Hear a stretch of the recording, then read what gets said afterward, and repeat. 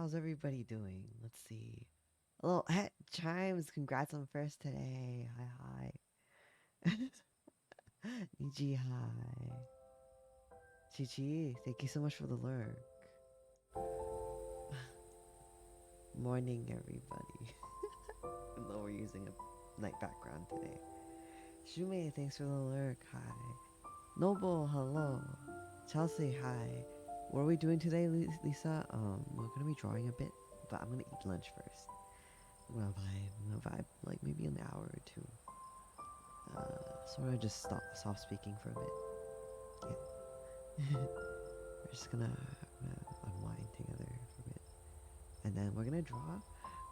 Probably gonna draw to the same background track. So vibes will not be that different. We'll still be kind of vibing like this. Yeah. Hello. Just got home, went straight to your PC. Nice, Lisa. Wait, you just got home? You finished work so early today. Welcome home. Is it ready to pass out?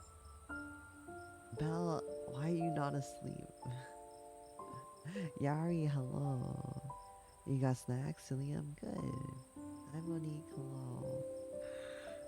Tika, big good. I posted a new video, oh god, this morning. Just been quiet with max volume right now. Wait, hold up. Hello? Is this better now? Cause I turned myself down because I was karaokeing yesterday. But is this better? Volume wise, everything okay? Yeah. Yeah, closer to the mic. Okay. Right here? Yeah. Yeah. Just anyway. Yeah, I'm about to check it out. Oh, yeah, I mean, I'll have to replace it if I ate the mic, and I don't think I can do that. I'll have to end stream. I'll have to end stream. I got chicken nuggies today. Again, I think we stayed up too late last night. Yeah, so yeah. You lowered the music, Stray Nuggies. Okay, hold up. Lower the music a little bit. Is this better?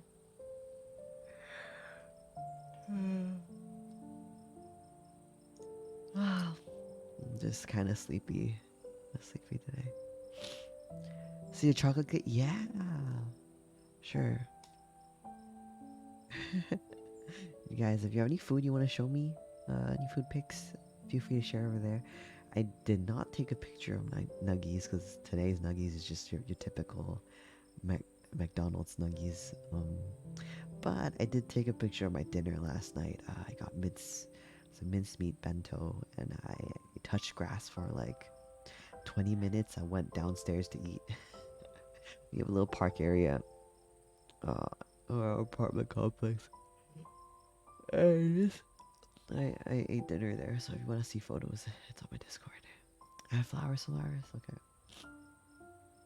Now we're back to warm Were Lion vibes today. No, oh wait, I should turn my redeems back on. I think I still have them off. Yeah, been a good boy, and I took care of myself when I touched grass. Remember to go outside. I mean, it does help your mental health a bit to just kind of be near nature, for a bit. I live next to a mountain, so it's lucky I got to breathe in some fresh air. Yeah, head pat. Yeah, okay. Smooch, Billy. 好，等一下，我会害羞啦。Oh my gosh. Okay, so Billy redeems Smooch. So you guys, are you ready for a kiss? Come here. I still can't get used to doing that live. But yeah.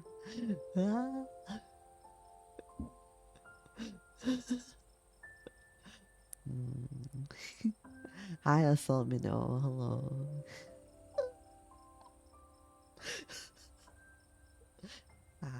yeah, head pat, Niji. How? Give me a second. I'm gonna do a head pat. Oh gosh. Yeah. Thank you so much for the head pat. Yeah. Thank you. Thank you.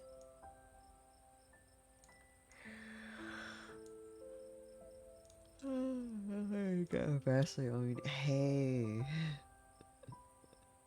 there's a reason why it's expensive. It's really embarrassing to do. Hmm. Yeah, I hope you guys are having a good day, and if not, let's relax together, okay? I was supposed to be eating nuggies. I just ended up yawning and talking to you guys. I should eat a bit. Sometimes I forget to eat. It's why I eat on stream, because you guys remind me that I gotta eat.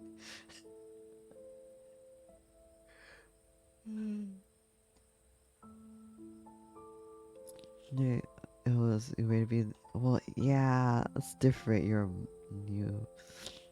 It's expensive to most people. 10K is a lot.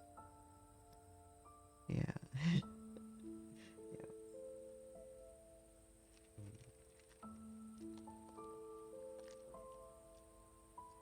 Yum, yum, yum. Okay, I shall put my nuggies on my table. I'm gonna move my tablet so I don't eat on top of it. But we're gonna work after. That's just what happened last night. Yeah, I was streaming till late. I was streaming till late, and I woke up and I realized that my mouse fixed itself this morning. I just had to restart my computer, so I had to have my computer off, and then it was fine, and I was like, all right. But there's another issue, you guys. Apparently, I only have 4 gigabytes of memory left on my computer, so I have to go buy a hard drive later on today, maybe at night. Yeah. Hi, hello. Hi, how are you doing? Hello, Neustadt. Come, will you? What? That's what you're rusty, yeah. My, hello, hello.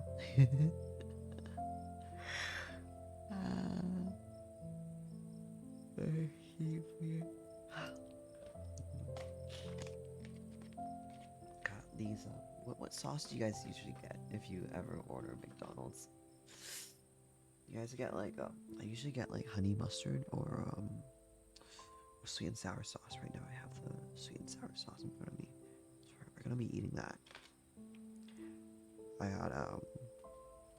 got the 6-piece nuggie set. Me. Hi, Rain. Hi. I just woke up not long ago. Yeah. Today's a streaming day, so I have to stream. It's nice to see you guys again. I felt guilty for not streaming on Monday last week, so I did a double stream yesterday. Yeah. Akari, hi. Yeah, how's everyone doing today? Chocolate sauce nugget? Nor.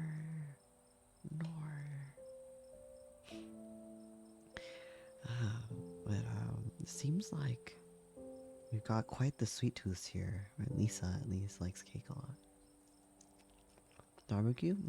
Yeah, I have sweet and sour. Barbecue's pretty good too. Mm. Um, I didn't tell anything that Kyle. Well,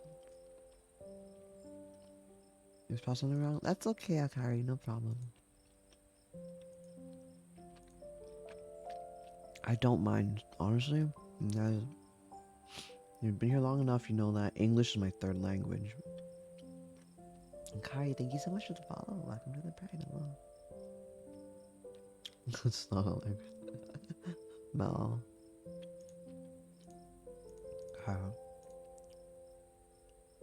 I have all my redeems back on now, or should be.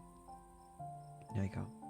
We're starting off with a Gothanisa model, but if you guys want to redeem my other models, they're up now. Yeah, hi Suki, hi. Ah, Solaris. Thank you for the 100 biddies.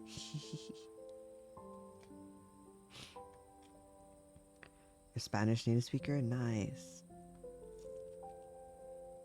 Mm.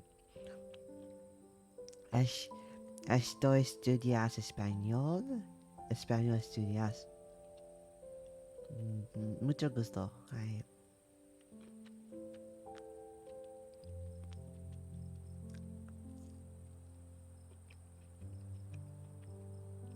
I'm learning Espanol, but I'm not super good at it yet.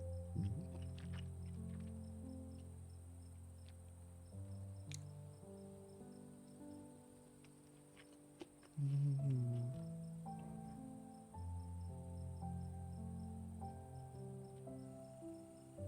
Oh, Daisy Daymare, hi.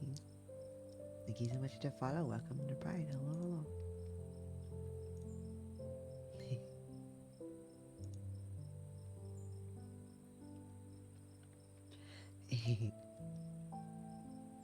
Just taking lunch really slowly. Want to vibe with you guys first before we do any work. Mm. Hi, dude.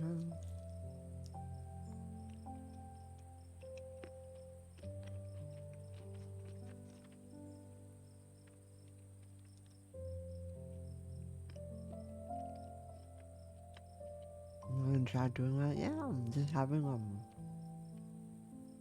my breakfast, but I think breakfast slash lunch. But everyone else is going to bed. So. Mm. Hey, there, Judy. Hello. How are you doing today? Hi, hi. Arman. Hi. Welcome, welcome.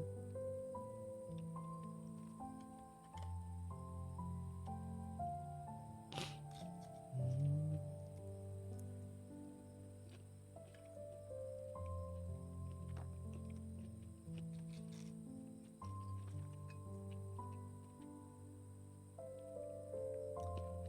People on the other side of the world, yeah. Mm.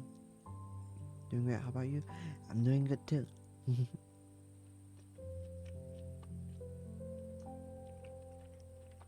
Mm. Did I say hi to Fausto? I think I did. Fausto, hi. Mm.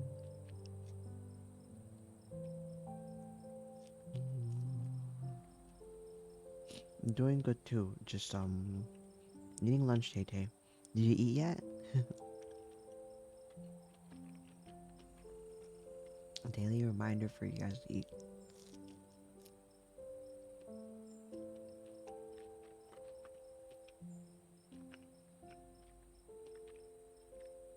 Have you guys gotten so like occupied with work that you forget to eat? It used to be like that. Like not eat until I finish work, but that was really unhealthy. Or more like I just forgot. You juggle too many things, you just forget. But it's not good. Cause there's a domino effect if you don't eat. Like you have low energy, you won't be able to be as efficient. Mm. Mm. It's 1:40 a.m. Wow, late, late, late. Hi, unicorn. Hi. No, you forget when people push you at work to finish a task before the end of the day. Ah, yeah. Mm. But do remember to eat dinner when you get home, huh?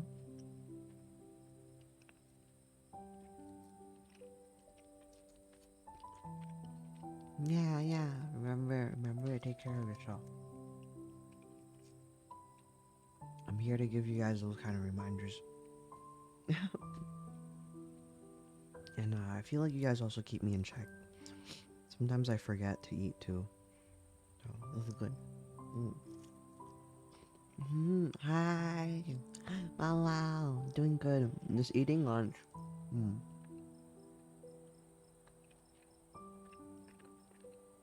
And then we're gonna I'm gonna keep working on Billy's lore video later.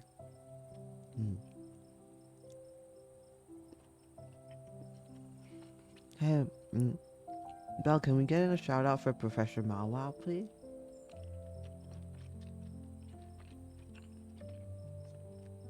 Yeah.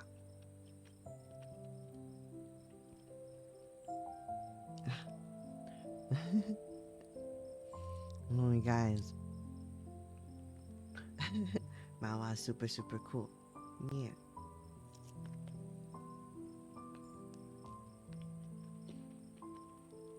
I miss playing DBD. I miss DBD with friends. Hmm. That's who's getting. Hello? That's not true. Not true. Hmm. Hmm. And give a shout out about. I have to wash my hands before I touch my keyboard.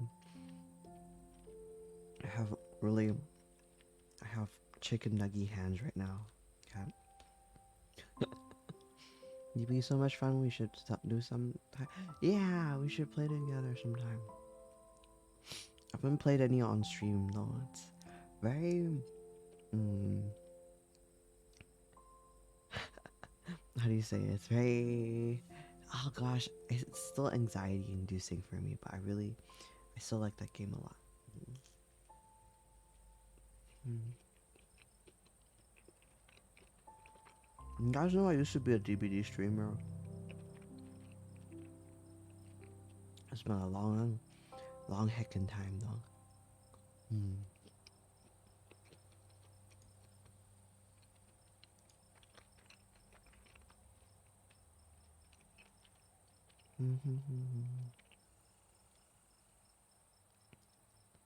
You guys like nugget chewing sounds? Mm. No, lowest I got to is like rank 6. I'm not that good.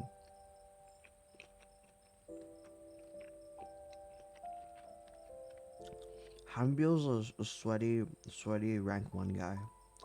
Mm. 这样太 mm, doing good, doing good. Mm, just eating dinner. Dinner? Lunch? Breakfast? Same thing, first meal of the day. Mm.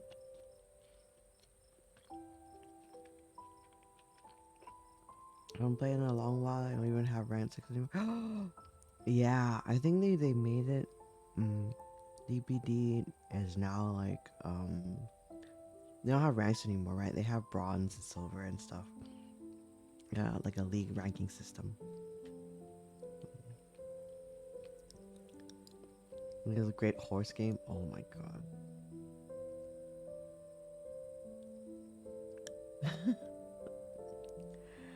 Uh,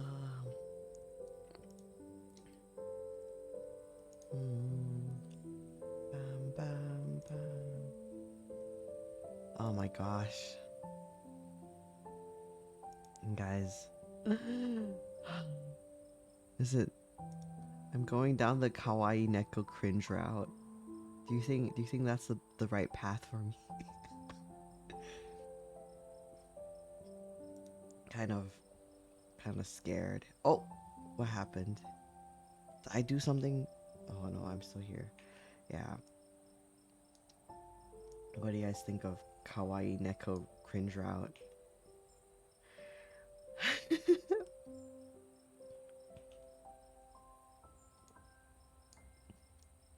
Kawaii cat boy comforts you for Saj. Hi Xian, hi. How are you? How are you today? I'm just um I I don't know. I'm just basically chilling. Chill, eating chicken nuggies and hanging out.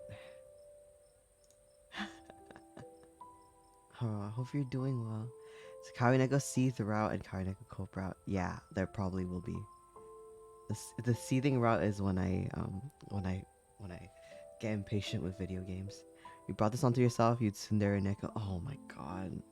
Yeah. What sauce? And sweet and sour sauce.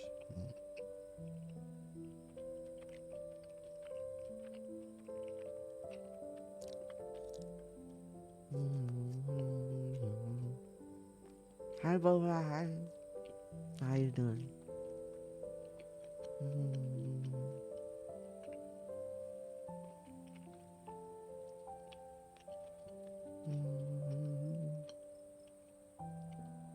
Oh God, not the chocolate, Lisa. Brew the SGS sauce. Man. It's sweet and sour, so it's double S sauce. Mm.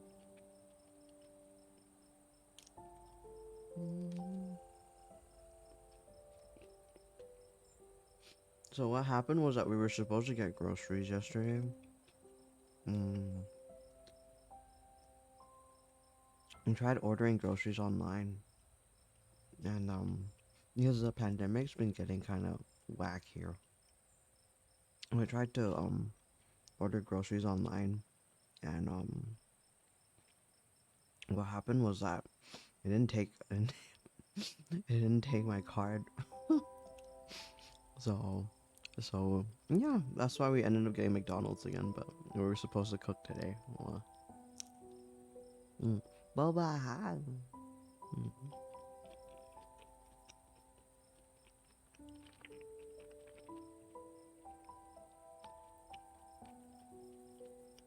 I'll steal your left socks and hide them. Oh, mm. Dude, always good. No see issue here. True.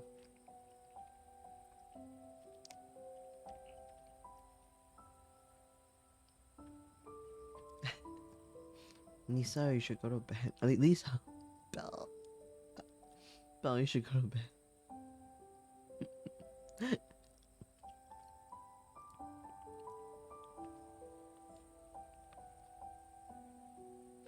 And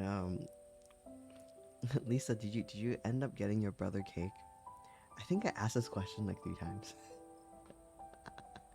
So it was Lisa's brother's birthday yesterday, I think.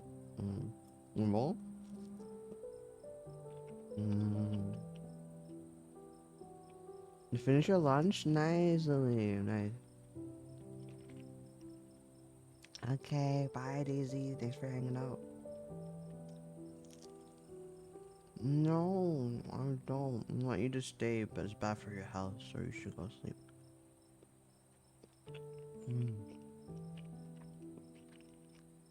I got him his cake for him and the family to share. I got one for myself. Oof. Yeah.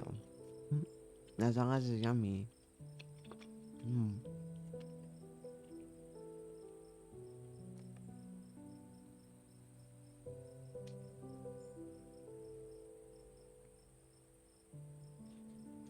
AM, it's not bad for health. Oh no. Are you staying up all day? Belle, did you sleep at night? Did you sleep at all last night? Mm. Mm. As well, Daisy. Alex, thank you so much for the follow. Welcome to the Pride. Hello.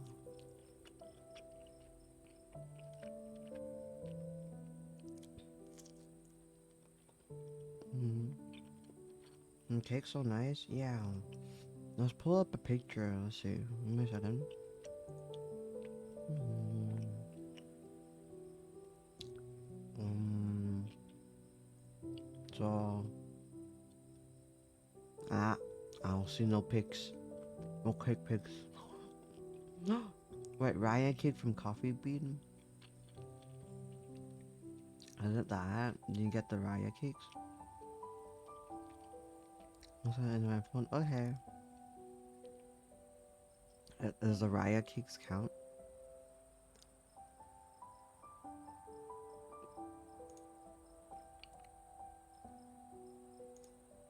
Mm.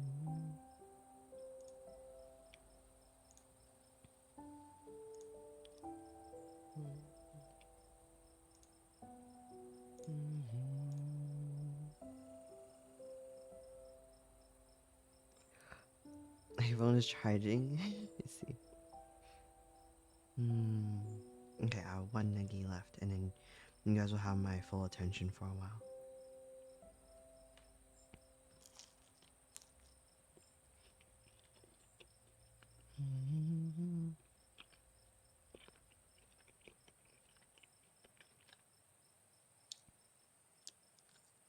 I'm gonna go wash my hands real quick.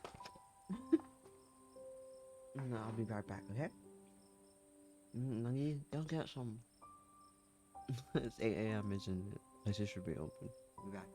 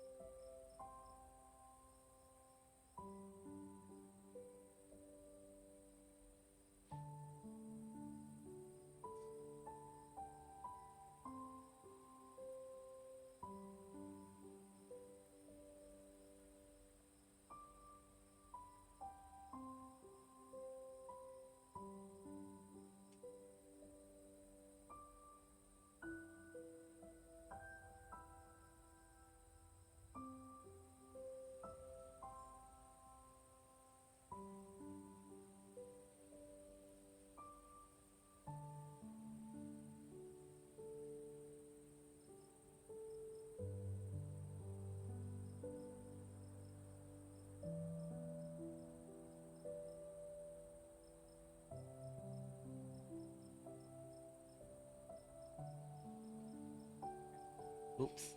I guess I didn't close my eye. Yeah. Oh no. That was my other video. Oh, I didn't want to drop the newest one. It was too embarrassing. I'm like, maybe I should post those kind of audios on Patreon, but I'm like, then I'll have nothing to show. Might as well just put them on YouTube first. Add flower, hello, okay. Jerry Meow, welcome to the Pride, hello. Let me add a flower real quick. Yeah, I was like,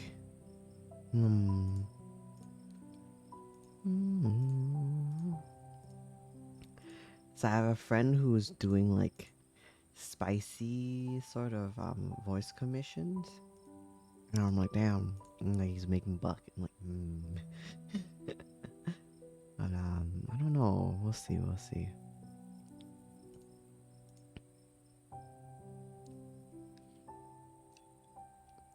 Eh? Wait, hold on. I'm trying to find the folder where I put the flowers. Give me 1 second. I feel like I say this every single stream. There you go. Yeah. All right. It's my hair now. I said I have a friend that's doing that. Like,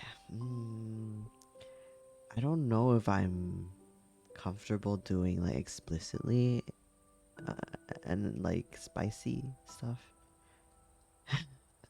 We'll see. I don't know. Like, I'm very new to ASMR. Just making it myself. So I need to kind of like gauge where I am with that. Where lion from, Billy? Ha, Li Xiao. Okay, well, I guess Onisan's going away. Bye bye.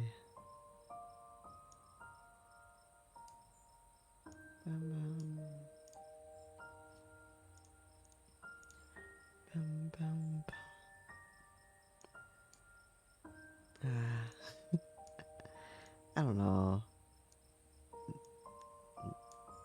There you go.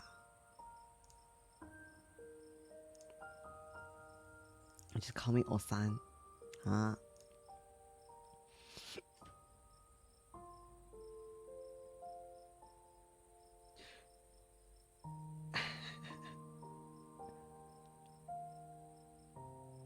Bam, bam.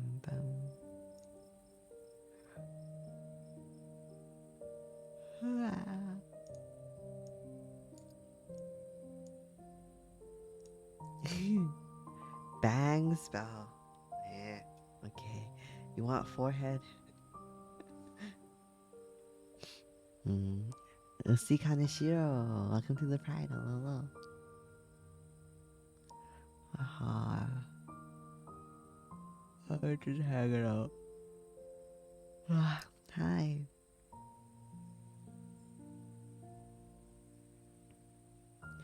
Ferris, hi. I Oh my gosh, I saw your comment on the YouTube video. Oh no. Well, I'm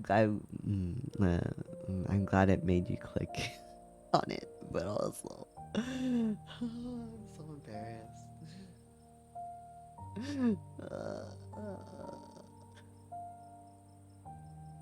No.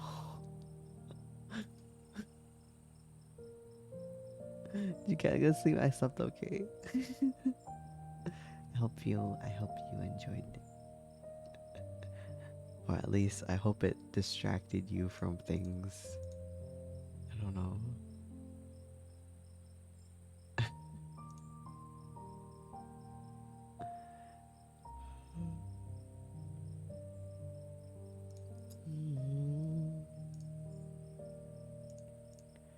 Oh, well, okay, embarrassed. Shh.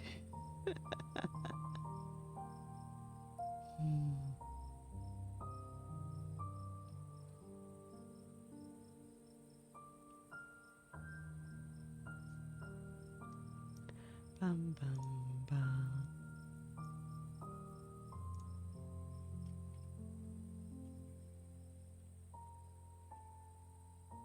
Bum bum bum bum.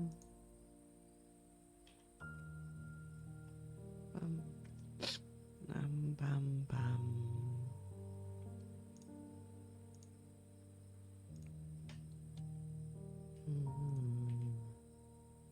Bum bum.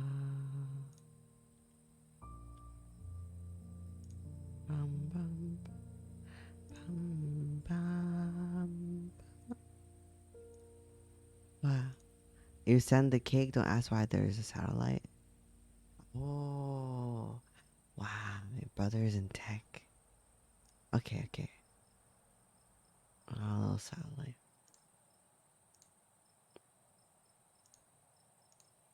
Hmm. Oh, I see. Oh, okay. Let me save image. Put it on stream to show you guys Lisa's cake. How about that? Mm,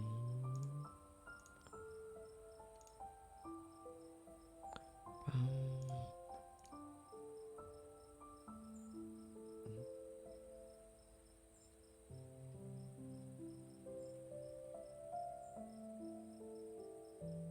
mm, mm.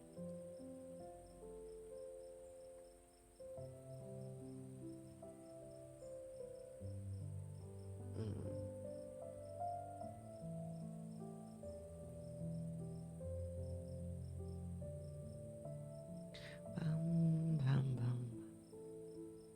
Mm. Pure truffle cake? Yeah, yeah. I'm adding it in right now. Mm. Bum, bum, bum, bum, bum, bum, bum, bum. Cake. Bum, bum, bum, bum, bum, bum. Mm-mm. Mm. Ah, bum, bum, bum, bum, bum, bum. Uh, this is Lisa's cake. It looks really good. Yeah. Pure truffle cake. And taste it through a picture. Yeah, I can. I can. Wait. Why does it show my mouse? Show my mouse in the screen. You guys see it? Hold up. Yeah, hi. Yeah, it's a cute cake. It's a cute cake. Guess what?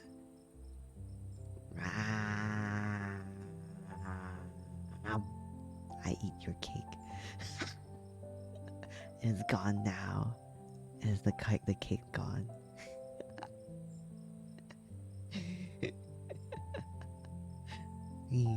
What? What? Never hydrate? Okay, I'm gonna drink some Wawa. Thank you. Okay, Ankler, hi. Tasty. Yeah.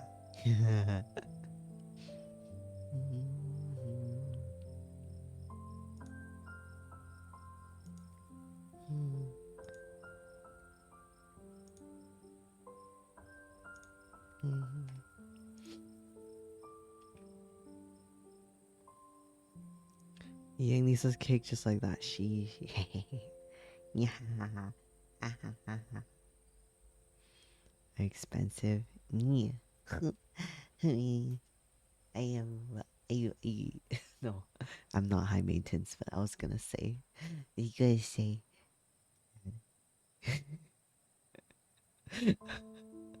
I was gonna say, yeah, I'm high maintenance. You gotta take care of me. JK, you don't. But. Why did I say that? Oh, so cringe. Ah, you love my avatar? Ah, thank you, Kawaii does. Thank you. I have fully embraced the cringe. I'm glad. This is my art. I did get help with the rigging. Yeah. Bam, bam, bam, bam. You sure to highlight his? Oof. No, I'm not. I, I, I'm very independent. I'm independent. Let's look better. Pastel filter. Hair. What do you mean all that hair product? I woke up like this. I woke up like this. Hey, hey, hey, hey.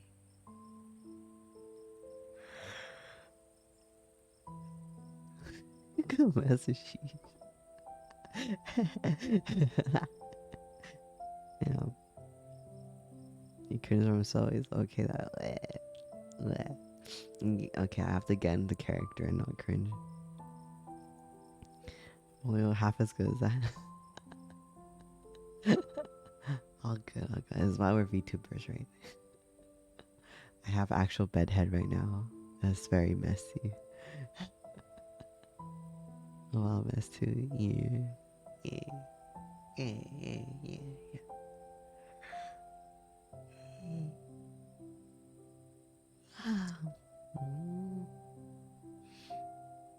I love Taiyo cringes a lot.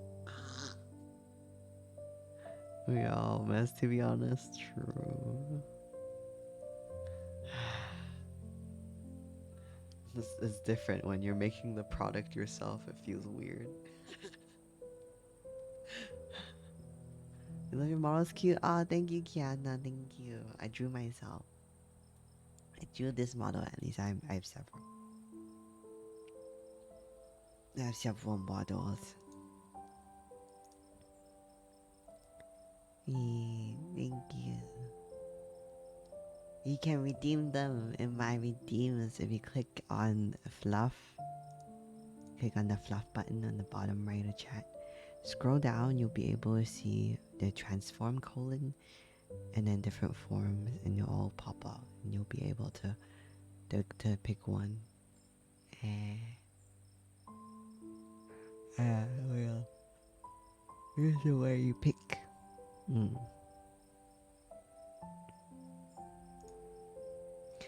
Ow.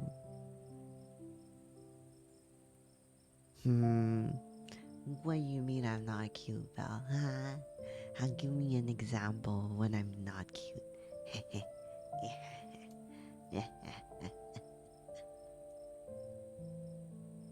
Hmm. Gao, gao, gao.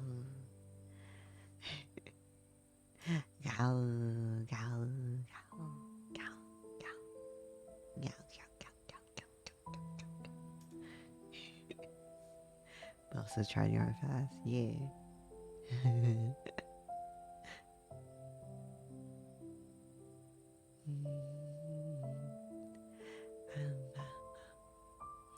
What? You said you like that.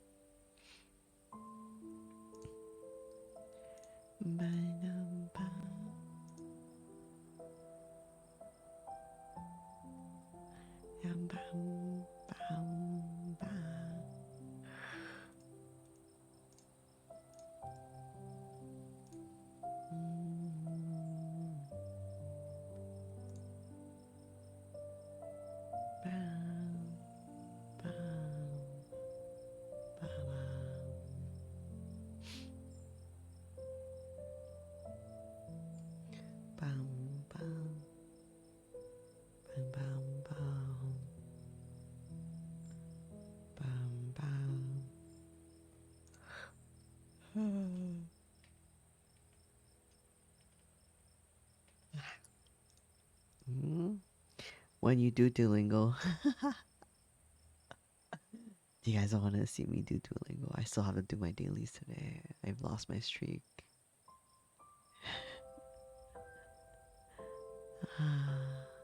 Sad.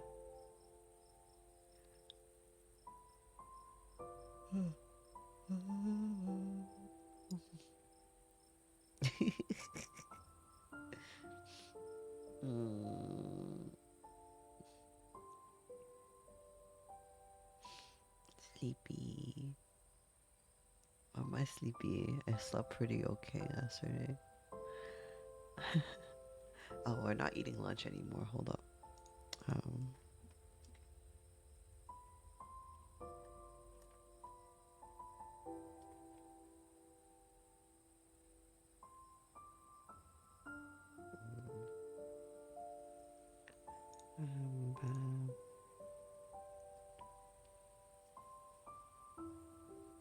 Bum, bum, bum, bum, bum.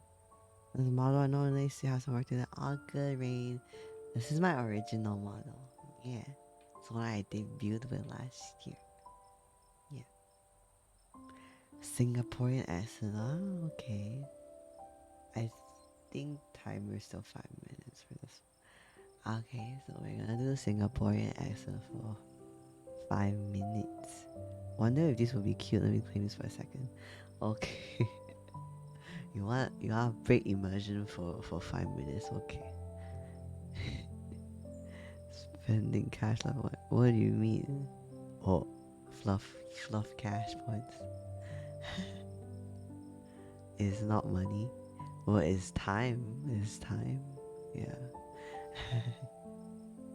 Yeah. Hi, Brady. How are you doing, huh? How are you this fine evening? Are you going to bed soon?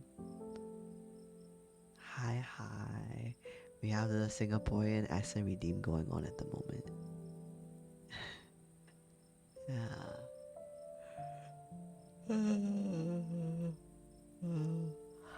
Oh, sleepy. Sleepy.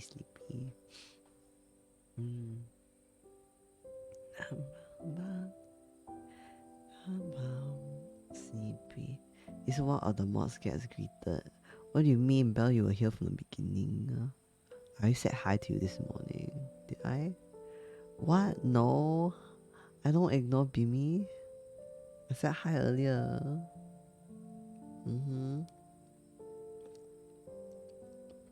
Yeah, I don't even remember the things I say. Hello. Dinner's not sitting really well, so I'm just vibing till you can say, okay, ready. I got you, dude. Got you. Hi.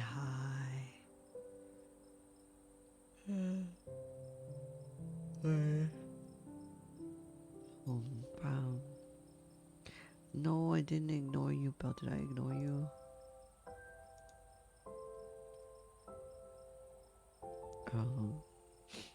Yeah. Bum. Hi, Rain. Hi, hi. Oh, give me 1 second. Mama Wereline, can you hear this? Can you guys hear this? Mama Wereline call. Give me a second.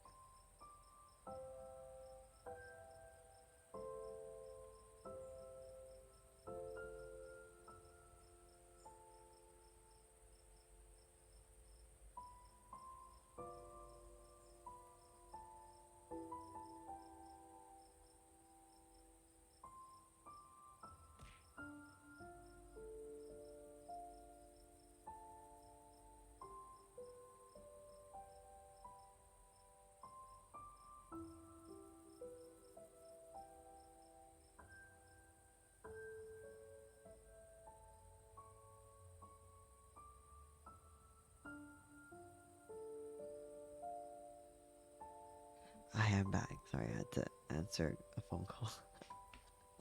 But I hear the kimchi. I was in kimchi. That was I think that was like a probes emote. Yeah, Sarah can tell you were dying. Yeah, sorry, I was answering a call, so I had to mute for a second before my mom doxes the heck out of me. Yeah.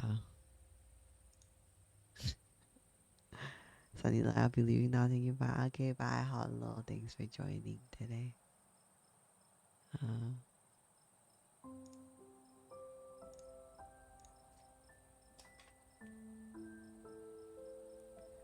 I want like mother, like son. Oh my god. Ready.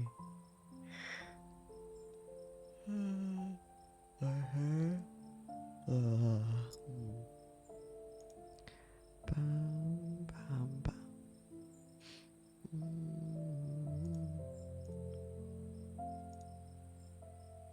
Did you sob violently? No, why you sob violently? The only time you hear me cry is with spicy food. Oh my gosh. Mm. Y'all are so sad. I'm so sad. More like bittersweet about a lot of things. But I've calmed down now. I've calmed down a bit. So much want to help the pig move along. Okay.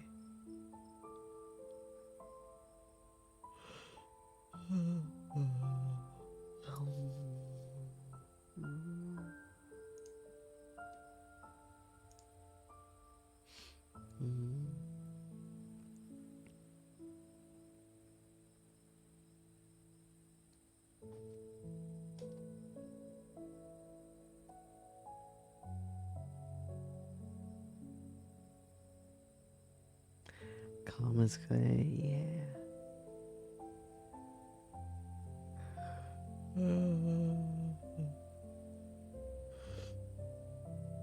I've processed everything and we are zen. We are go back to our usual calm streams.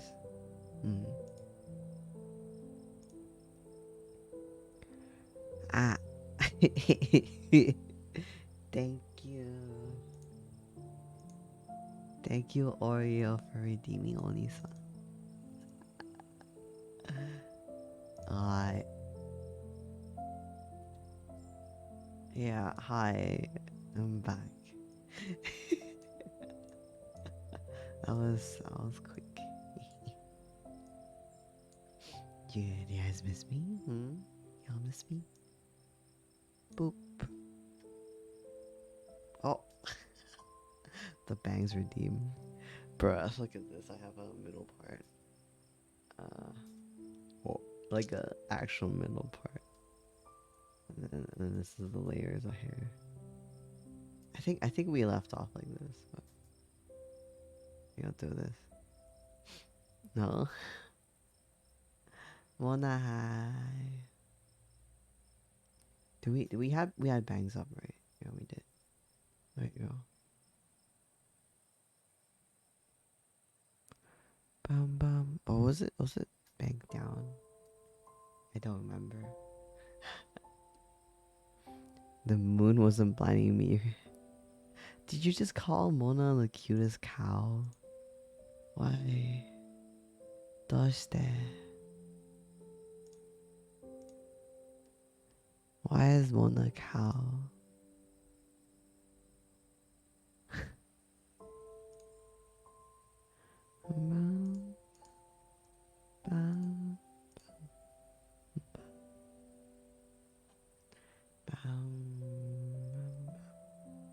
Okay, I will be very done with English. Well, I think with this model, I need to turn off the filter. There we go. Bam bam bam. Cows are acting cute and so is Mona. You see the evolution. Bam bam bam bam. Bam bam bam bam bam. Bam bam bam.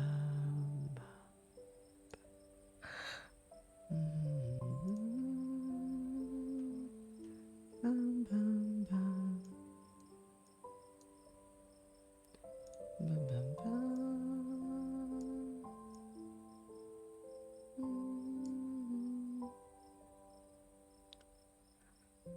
What are you googling? Turning into a cow while holding a hamster? Wait, is this Paprika? Have you guys ever watched that movie directed by Satoshi Kon where it's just basically it was basically a fever dream sort of anime? Yeah, it's Paprika, man. Wait, what's going on? Are you keeping secrets from Belle now, Brittany? Milk Tank does a cow Pokemon. I know. I remember. I think you can like milk your milk tank and it heals your other Pokemon. Don't remember which Pokemon version it was on, but I played that. Played a game where you could do that. Yeah. Eh? What? Mm-hmm. Aww. Is Mona gonna be a cow VTuber now? Will we be judging Belle? No.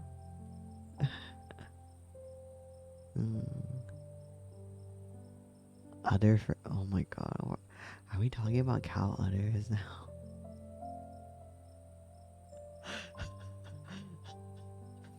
Do we wanna go there? Y'all want some cow juice? Is that it?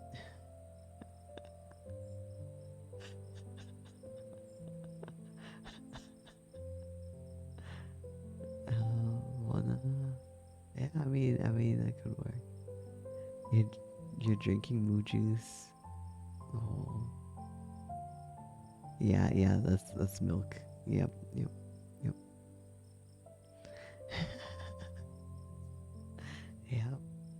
Exactly. Mm-hmm. Bow, bow, bow. Ba-da-ba. Not the cow liquid. Oh. Stretch imposter chat. Okay. Thank you. Really needed to stretch. Thank you. Did you hear my wrist like crack? Oh my gosh. Sometimes when you're sitting down for like long hours, you just forget to do that, you know?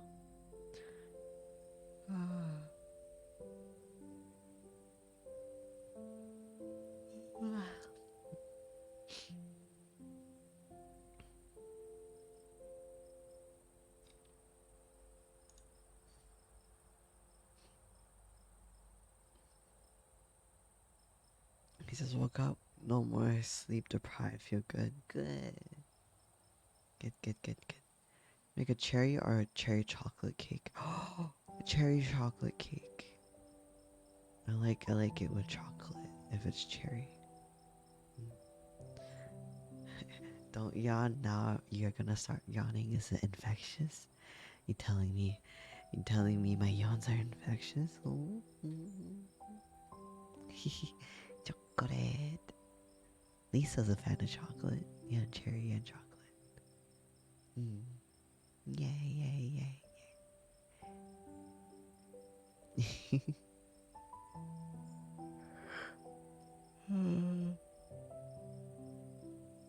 Yeah, share, share. You set your response on Discord. What does that mean? Where are you guys talking? We also have a Discord server you can join. If you're feeling the FOMO.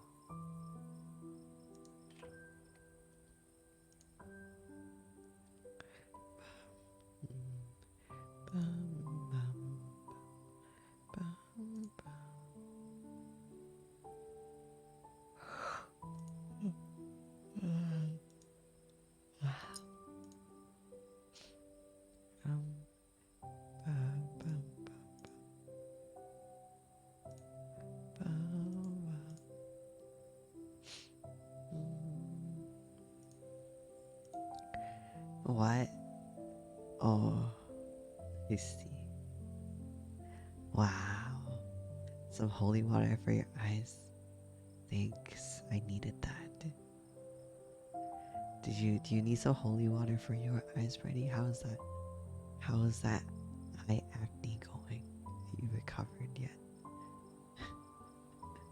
Some what? Hey.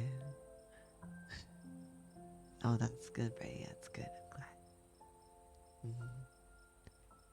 You finished your meds yesterday? I see, I see.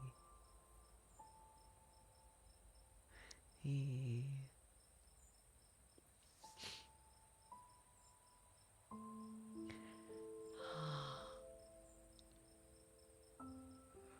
Oh, I think I know, I think I.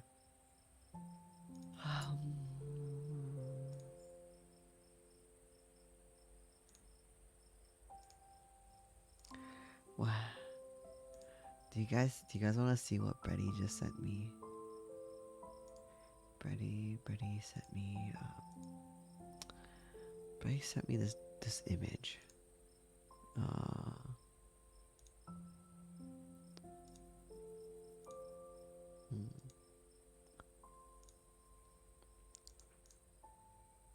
Oh, it's so big. Kawaii Das, thank you so much for the follow. Welcome to the Pride. Who else did I not greet?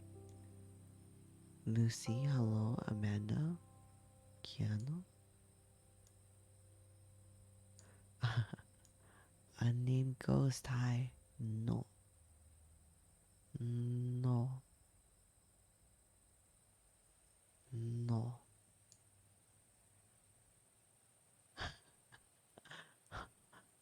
What is this reaction? What is reaction? It's a meme before everyone's time here. It's okay, Brady. We'll shake hands. It's although it's okay, we're both old, Brady. We're both fossils. I'm 201. I'm turning 202 this year. Well, I'll pass on here.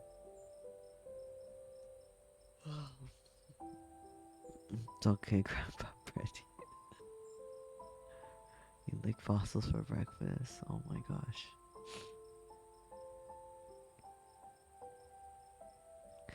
Crunchy fossil cereal, yeah. Anime girl, thank you so much for the follow. Welcome to the Pride. Hello, hello. A true geologist, yeah. That is true, Mariah. Mummy, hi. How are you doing, Mummy? You watched the Mummies movie when you were younger? I did.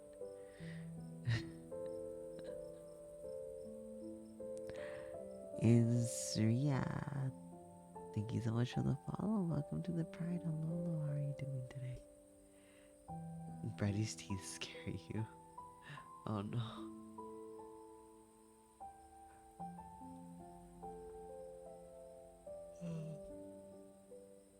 Oh, you were sleeping in, Freddy. I don't know. How about my teeth? Do you like my teeth? Wow, wow, wow. The mummy was legit. Yeah, like that movie. Like nap, Shion. Okay, yeah, no problem. Glad you like the vibes. Good, good. Sleep well. Sleep well. Have a good nap. Mummy is so good. Yeah, it is really good. I love the mummy. We get snuggled together. Ooh, okay, okay. Do you want me on your lap? Is that what it is?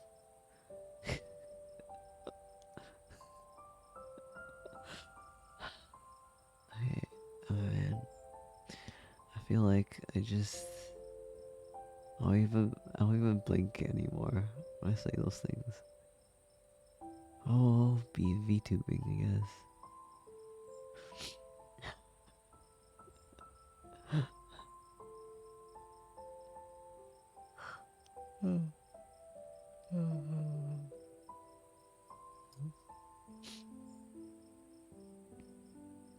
Bam, bam. This was very Taiyo Sash. You wanna spray me, Mona? Ooh, why not? Oh, oh, you counting the yawns now, Belle? Should I make a yawn counter?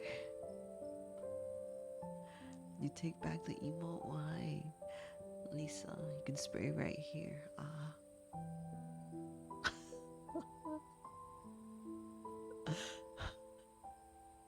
Every time you yawn, I yawn. Oh, let's yawn together.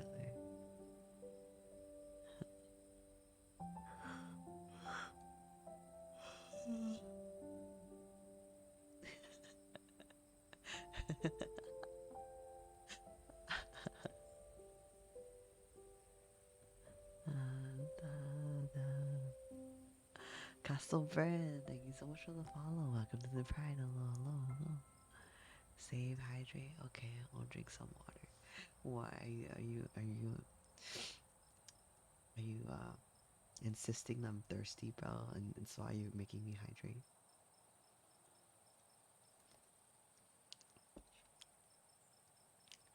Oh yeah, another bread.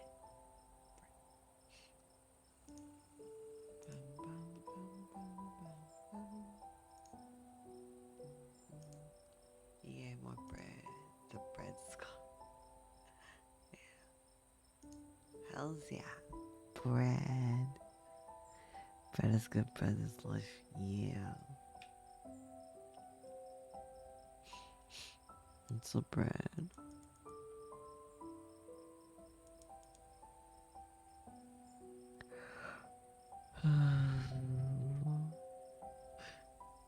You love bread so much? Me too, enough bread.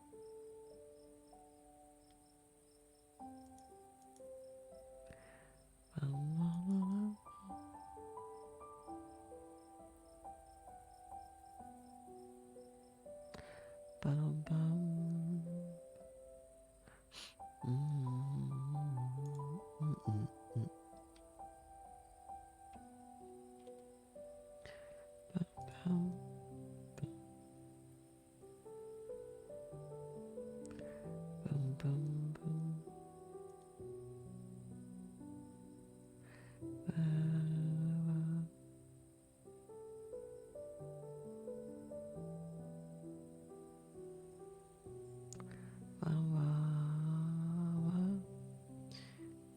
bum, bum. Peppernickel? Peppernickel? What's your favorite type of bread? I'm boring. I like white bread. I actually don't like. Do you guys want to know something? I don't actually like my bread toasted. I like it soft. Oh.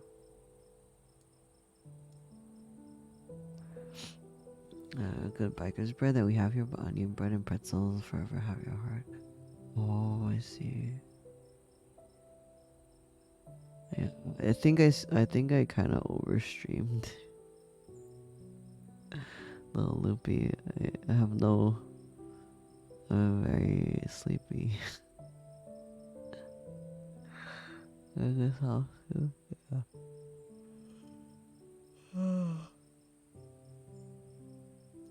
Let me see if I can find another background.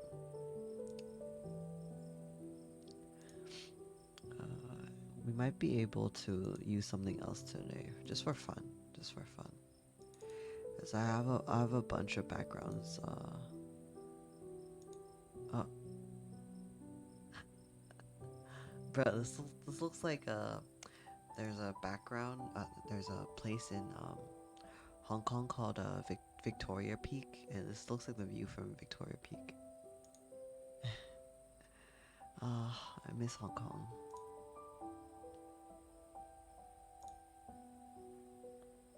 Let me just.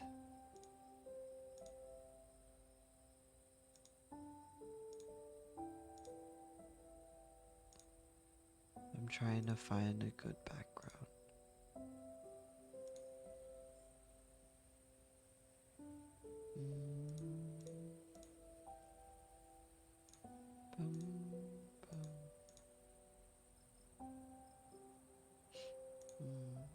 Whoa.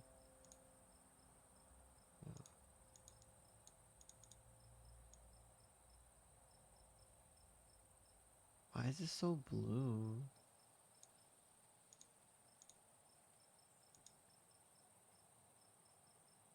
Can you guys see this?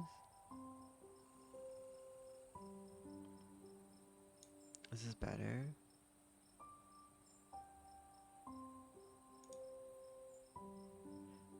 Yeah, tile stopped working. I'm brain dead right now. Wait, I just wanna chill with you guys and just vibe. There's too many things happening this week. I'm a little overwhelmed. This is so bright.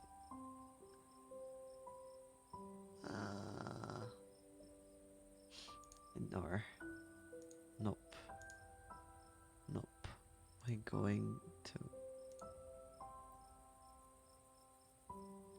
This is the background I use for the video, but at night.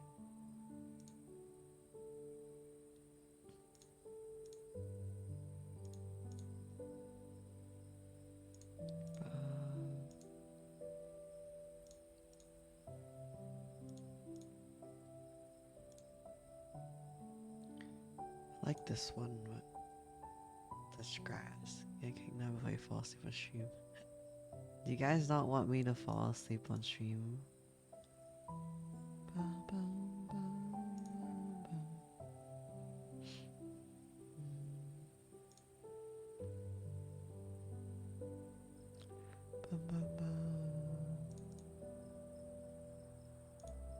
Oh.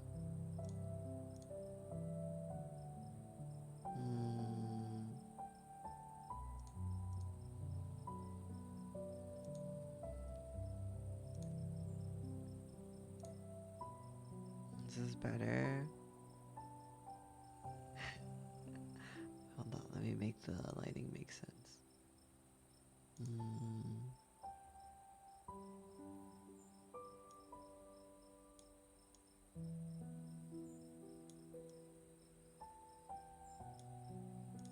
you go.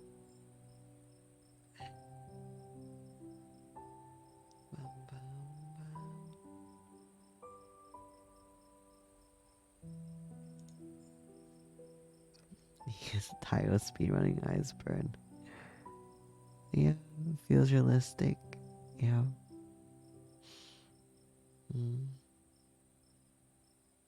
What do you know what a mod, Mel?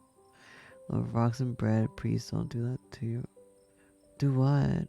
Egg, hi. You don't like grass? Grass is great to eat. Ew.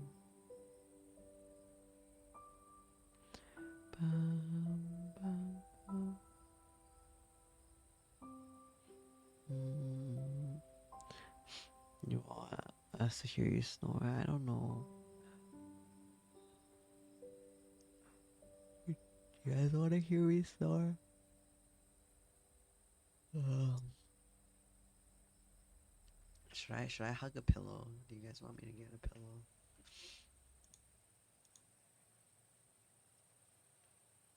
Mm.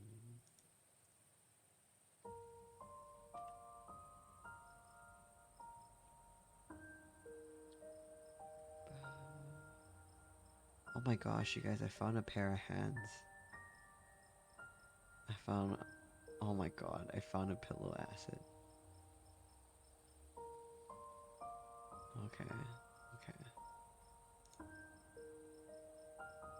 Okay.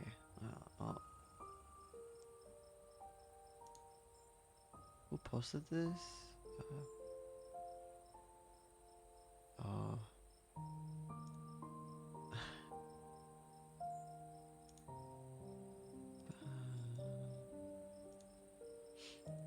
Oh, you like my voice? Pancake. Glad, thank you.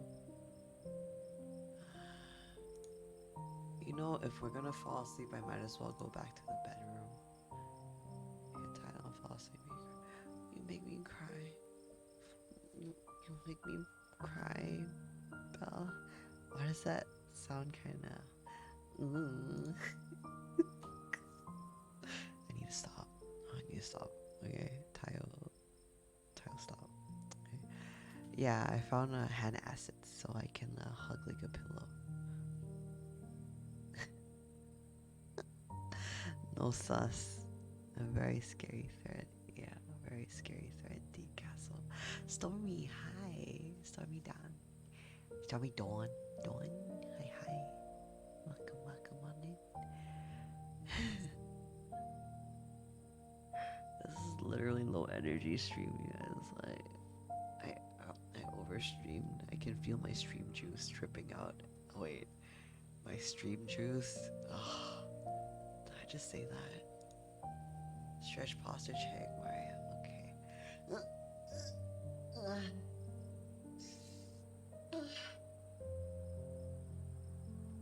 Yeah. Thanks.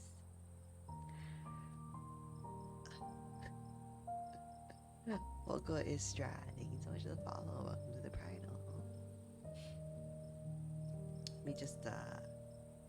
Let me edit this pillow acid real quick. I need to. Usually, what I do is I'll color the hands the same color as my mom.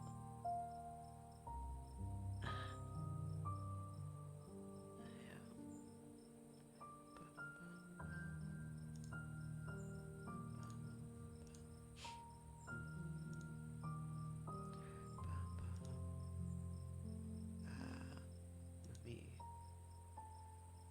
downloads the pillow. Gonna move that over. Move that over to my assets folder. Then boom.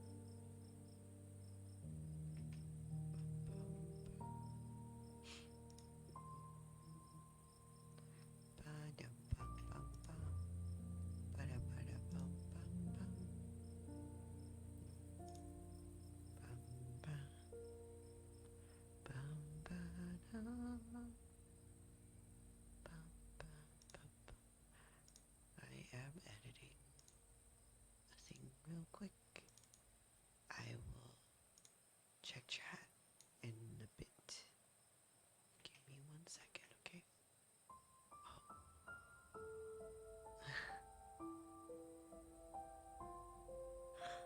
Oh, I shaking. Sorry. Do you know how you absentmindedly you like move your legs? I was doing the leg shake thing by accident. Okay, thanks. I'll stop now. It's the whole reason we shake it. Yeah, no. That's a bad habit. I don't do that much actually. I haven't done that much. But I guess I was just like the anxious. Yeah.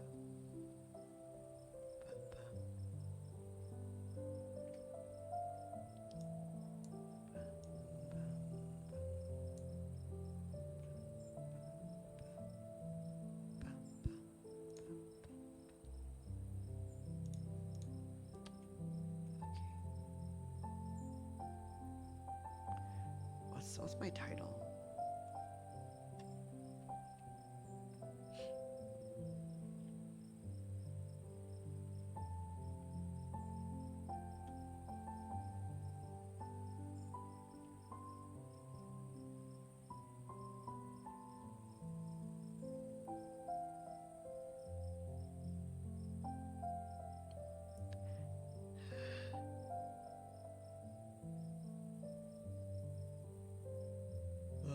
What do I would title this better?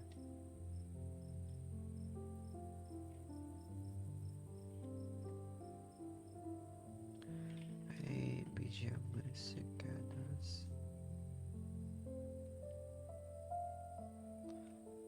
Date.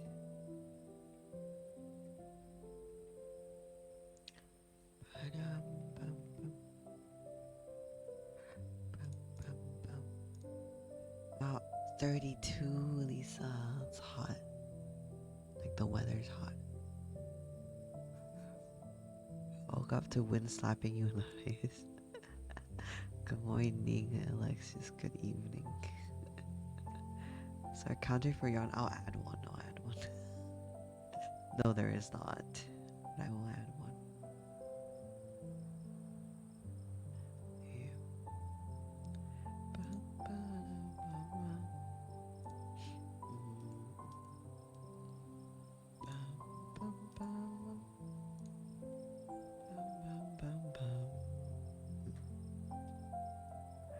Okay, let me. Oh, can you guys hear the traffic? I guess since it's an outdoor background right now, it's okay. Bum, bum, bum. Bum, ba-dum, bum, bum. It's 72. Is that no? Well, that's in Fahrenheit, right? You'll have to give me an estimate. I can't do Fahrenheit. You know, it might sound like an American, but I'm not one. It's hard for me to gauge certain things.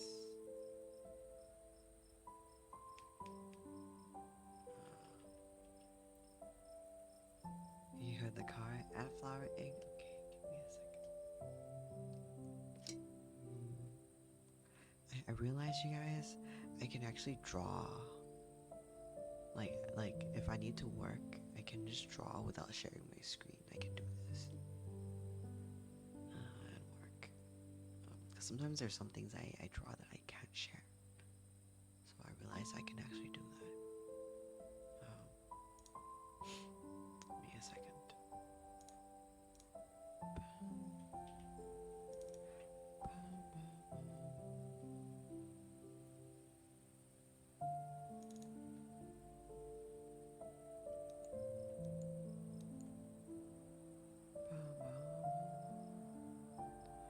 How do I pin the quick access? There you go.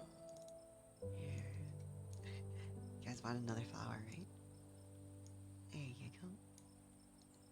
Ah, hey. Oop, more traffic ASMR.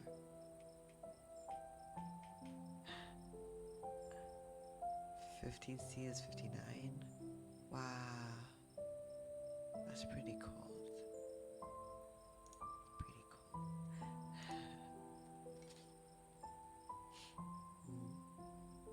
Taiyo in traffic ASMR. Yeah. So honestly, you guys, I realize I can have work sessions right now, like, you know, for some art that I can't stream. I can draw with you guys while talking like this too. Like, there's no issue with that. I might do that a bit more, then I can actually stream a bit longer. Yeah. Thanks for the love, Miyu. Hi, how are you doing? Yeah. Yeah. C-SCAT degrees. Oh my gosh. Are you telling Belle to get bad grades?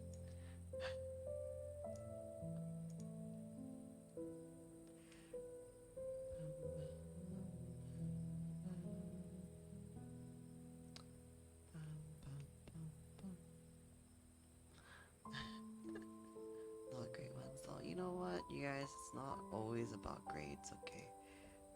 Sometimes I rather if you're a bit more like focal istra, thank you so much for the follow back. Sometimes in some situations, being street smart, or like understanding social situations can be more important than being book smart. You know, but it just depends on what field you work in, I think.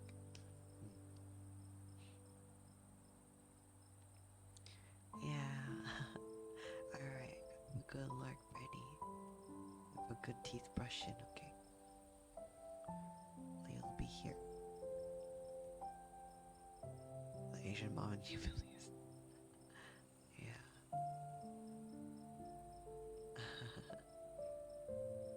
Yeah, Reddy's a good boy. He went to get his teeth brushed.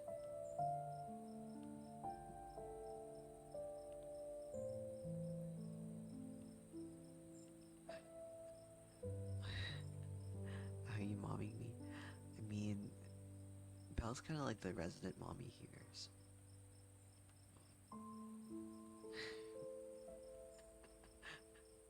Lisa, mama. Is Lisa also mommy? And tiger mom.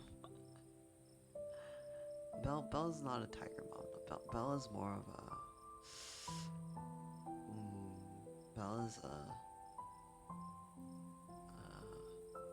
of a comfy mommy. Does that make any sense? Oh, very, very chill, very chill. You better be studying well in school.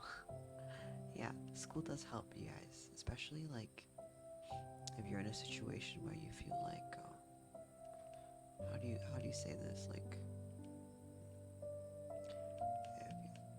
if you hear this tablet sound right now, this is me editing the asset.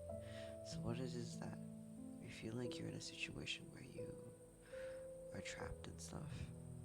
If you get good grades, if you can afford school and get good grades, even though it's very, very hard, I believe if you guys can do that, you'll be able to eventually change your own life.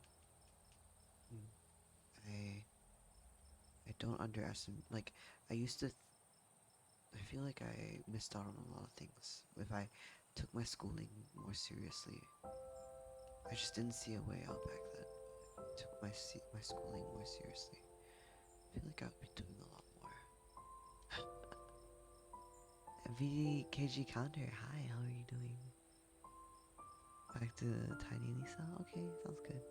You have a D in math, Castle? That's okay. You don't have to be good at math. You can be good at other things. Yeah.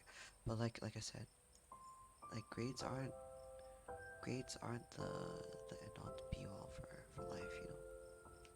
Like you're not gonna how do you say, I know there's a lot of pressure in school and stuff to do well, to succeed. It's just all very, very, very stressful. But at the end of the day, just know that, like, you know, you're gonna be good. You're gonna be okay. Nobody can predict the future, but you'll always have more opportunities after school. Okay? Just you know, I was at a point where I couldn't imagine myself even getting out of school. I felt so trapped when I was a student, you know? But, you know, at the end of the day, after a while, things do get better. You'll be able to kind of understand what kind of person you are, like a bit self-discovery, self-awareness, understanding what you want for certain situations, etc. Yeah, you'll develop that over time. It's a lifelong journey to get to that point. Yeah. Okay. They do when they decide whether you get full funding or not. Oh, that's different. That's a field that science in.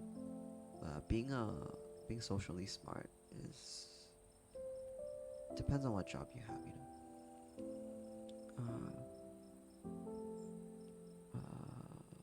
And just like finding where you fit in best, you know. There are people who do better calculating things, doing like math, like space stuff, physics, all that. Mm, like what? Sweet talk people in with code. Yeah. But some people, we understand a bit more. Like, how to deal with emotions, how to regulate those things, how to help other people regulate those things. That's also a thing people don't talk about much. It's a psychological sort of thing. So, hey Tara, hi. How are you doing? Hold up, I'm not modifying the hand accidentally, so I'm not super paying attention to chat. Let me see. Yeah, I'll make a yawn counter. Pinky swear I'll do it. Oh, I've been lurking the whole time. Nice, Tara. Nice. How you doing, Tara? How's your day? Hello, Tara. Tara is our resident bear, and Bella is our resident mommy. Freddy is our resident Brad. You guys, if you guys ever become streamers, always have to thank your mods. They basically everything you do is like volunteer work. I'm very thankful to have so many supportive people around me and chat too. This is like because of them, you guys can just sit back and relax and enjoy the stream without stressing too much about things. Yeah. And today has been busy. I see. Yeah. That's okay. It's okay, Lisa. I got you now. Got you.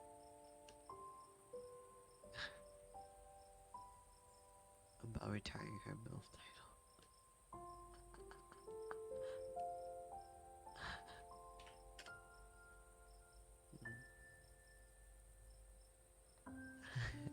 Yeah. VKG counter hugs. Lots of hugs. Today I may fall asleep for your stream. Okay, sounds good. Sounds good.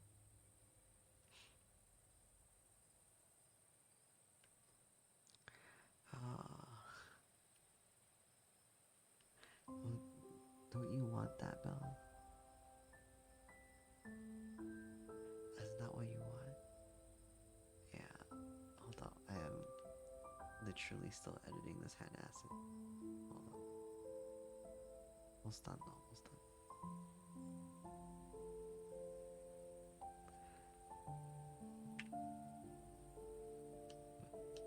Oh. Eh. Oh no, not me clicking the wrong button.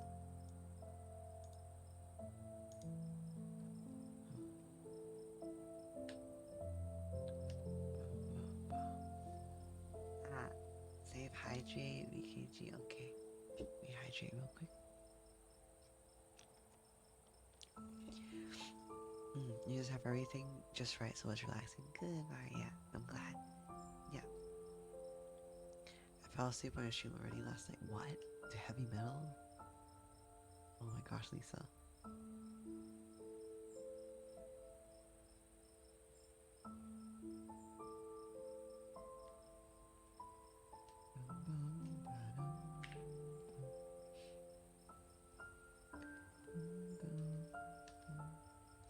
Did you fall asleep to heavy metal?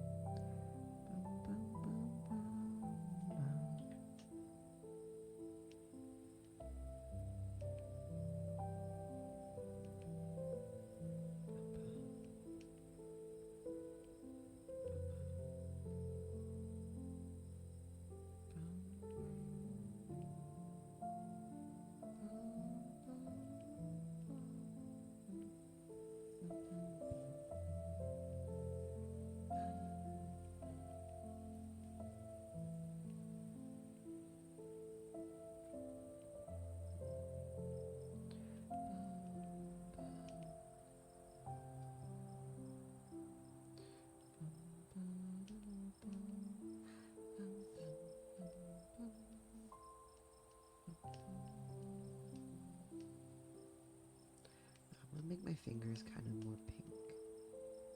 Now I'm adding color to, like, I'm kind of like darkening it a little bit, but like adding the flesh colors back on the tips of the fingers. Does that make sense? Because of what I'm doing. I'm done now. I'll export this.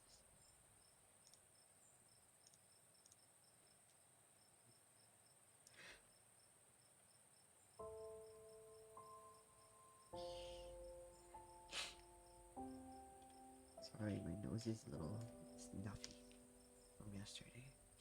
I woke up and my eyes look like Pepe. I had Pepe eyes this morning. What is Pepe eyes? My ugly crying.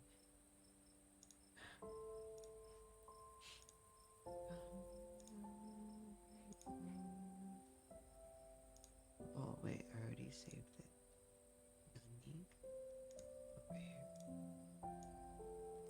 There we go.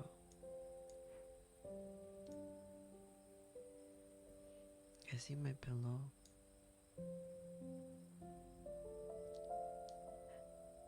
There we go.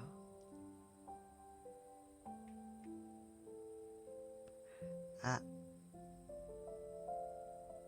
Why are my hands different color than my face? Hold on. I need to change something.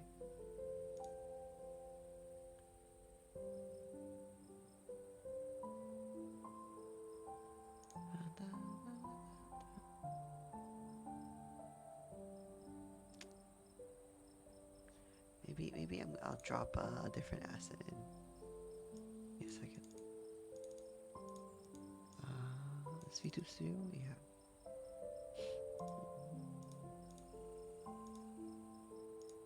Because right now it's the same color on my screen, but I don't know why it's different. Oh, it's the lighting. It's the lighting. See, if I bring this pair of hands in, and that's way too light, right?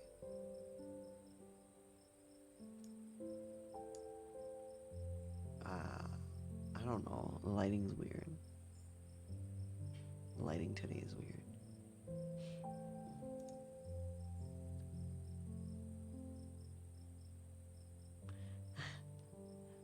Flesh.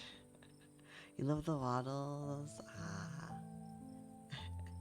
Nice. You like the wheeze? Good, good. It was 3 a.m. That is true. It was 3 a.m. metal concert. Oh, wait. Hello? Dora! Thank you so much for the resub. 11 months. Wow. It's almost a year. Gee. Yeah, all good. No. I turned it off.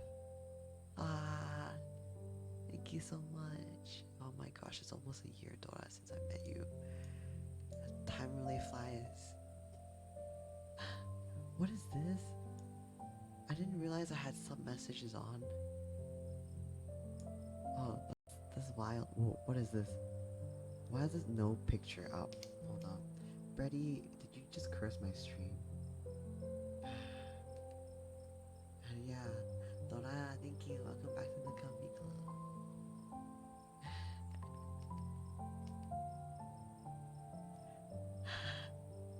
Oh, Elith, did you sub too? Welcome to the Comfy Club. Hi. Oh, 5 months. Thank you. Welcome back. Thank you for believing in me. 5 months ago, I wasn't this pretty 5 months ago, but you still believed in me. Thank you. Means a lot. What was I doing 5 months ago? Oh my gosh, it was January. It's May now.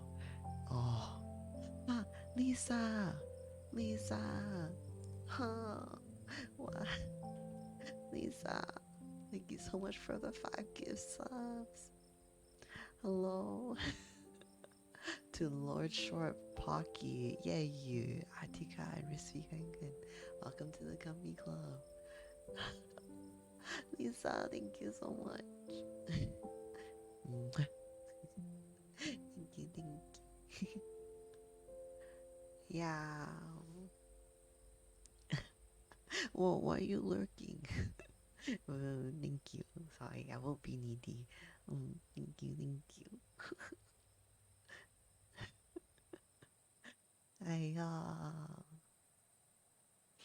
Google Play bounce below. But thank you so much, Edith. Means a lot to me. Thank you. Yeah. Ah, oh yeah, you were the one who did surveys to get Google Pay balance to sub to streamers, right? Thank you for going out of your way to do that. Yeah, I mean, your support means a lot to me. Thank you. It helps me continue to do this. Mm. And I hope that I'll be able to keep streaming for a long time. And so I'll be able to make more recordings, I hope, that are soothing. Can't really do much about the sirens at the moment, but mm, I am thinking about, do you guys think I should find a new place to move into? My lease ends on, I think my lease is like January 15th or something. So I can find a different place. Yeah, me and me and Oreo, we can move to like I try to find somewhere that's cheaper, that's not next to the road. And maybe it'll move a little farther from my parents. Like if I move south of this country, I might be able to have like no traffic. But I'm worried about flooding. If so, sure. Chimes, thank you so much for the flower. Give me a second.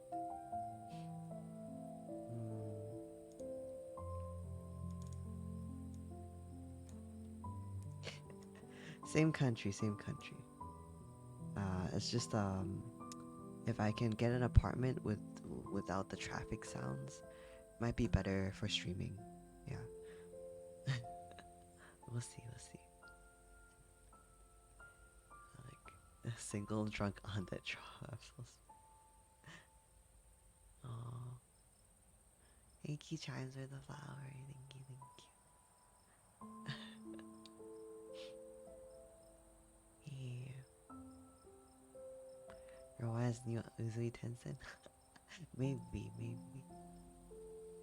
But yeah, thank you so much for the support, Lisa. Go take a nap now. I'll live stream. Okay, mommy. Have a good nap. And yeah. Funsies, English. Yeah.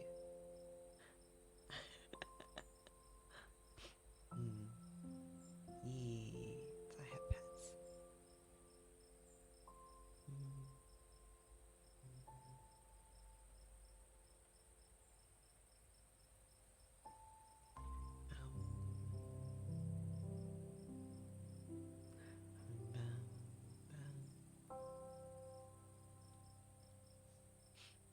Ah.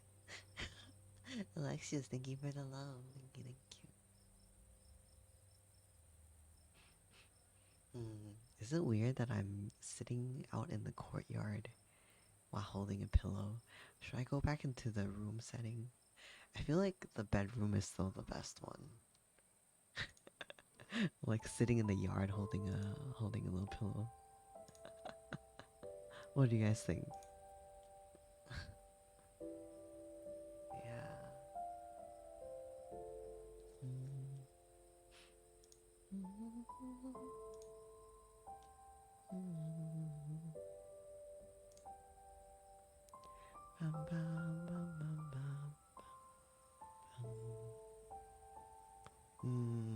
I'm thinking about the backgrounds right now. Which ones we should use? Which one we should go to? Yeah, maybe back to the bedroom one. This one? Yeah. Sweet Rose Tea, thank you so much for the follow. Welcome to the bride. Hello, hello. Dun, dun, dun, dun, dun. I should change the direction of the lighting.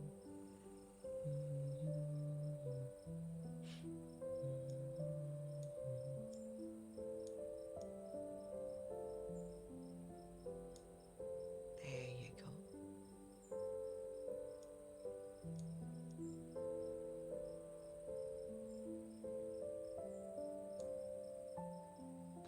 Bum, bum, bum.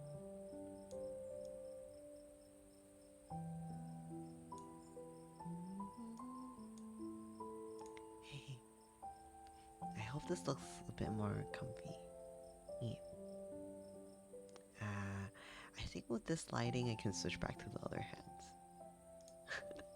This is gonna look kind of freaky. Gonna look kind of freaky. I remove my arms. Give me 1 second. I'll put my other arms back on.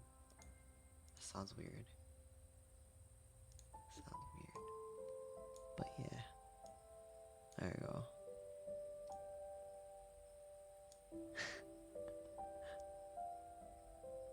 Oh wait, I think I know what the issue is.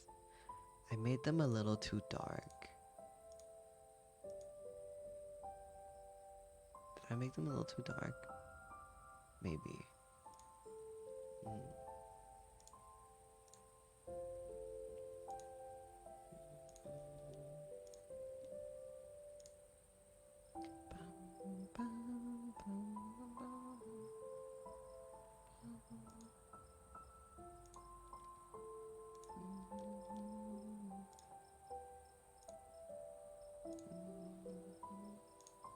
Okay, I saved over them. I'm gonna edit real quick.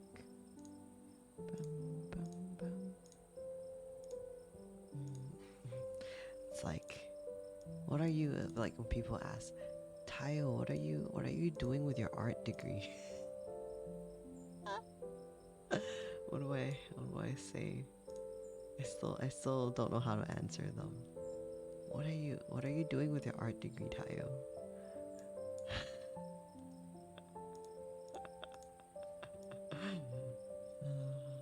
I got an art degree. Where did I get an art degree?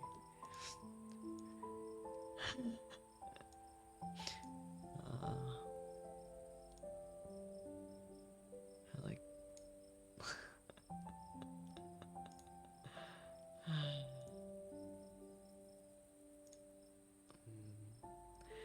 Must say Johan has engraved your brain forever. What? You mean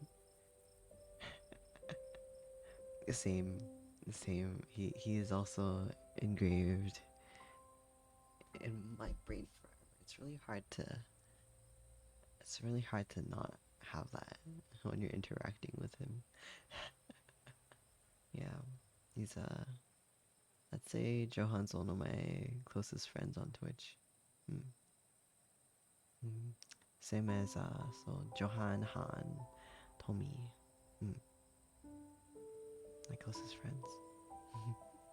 I've known them around, like, I would say for Tommy it's like I feel like I've known them for like 10 years, okay, for some reason. But Han too, I've known him forever. Johan as well. I don't know. Twitch, time passes by weird on Twitch, you know? You kind of feel like you've known them for a long time, even though it's only been like a year and a half. I have to bless your room for a second. Okay. Sounds good, Lisa. Did I miss a proposal? What do you mean? Yeah. Time is but an illusion, that's true, sweetie. I feel that too. Oh wait, was he here? It's like being in a backyard porch with pillow and blanket. Ah, chimes, you're right. It was, it was. You know what? Chimes is right. Should I go back to the porch? Do you guys want me to go back to the porch setting? I'm a little... You know, I could. Lasted a minute. Okay. I might zoom in on... So what I can do is... Yeah, so I'm reading chat a little slow. I'm a little distracted. A little distracted at the moment. But I can zoom in on the bed. So it looks like we're sitting on it.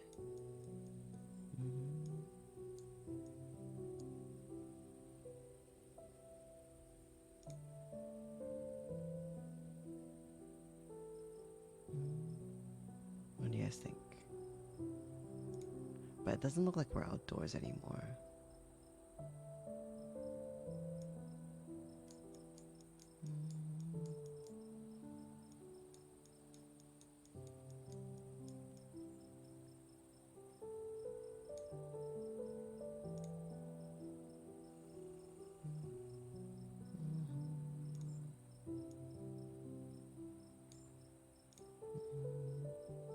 How about this? It looks like I have a vase on my shoulder.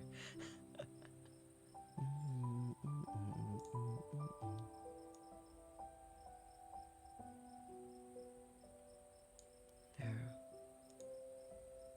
More pillows.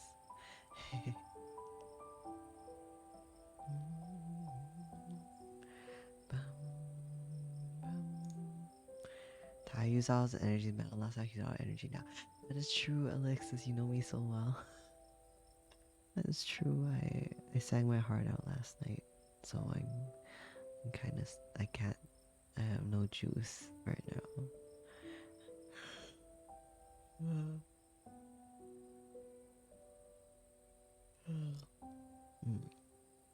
It's pretty.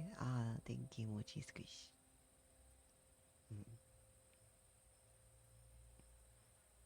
You fry easy. Okay. Okay, sweetie. Can I call you sweetie, sweets?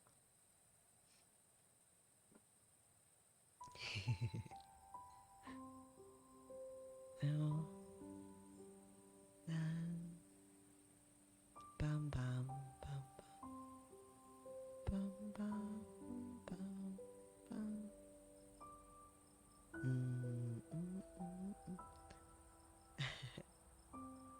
Yeah, I was messing with some settings.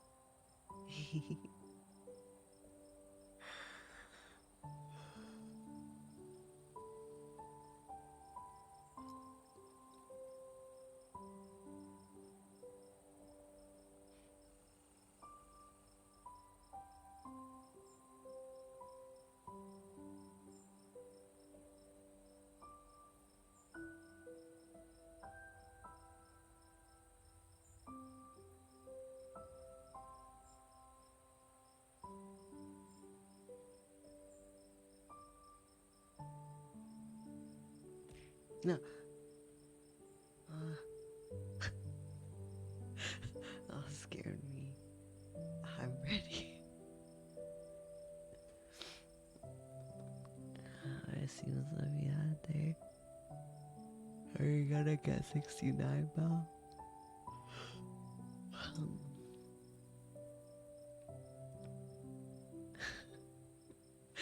No sleeping. Oh, hi.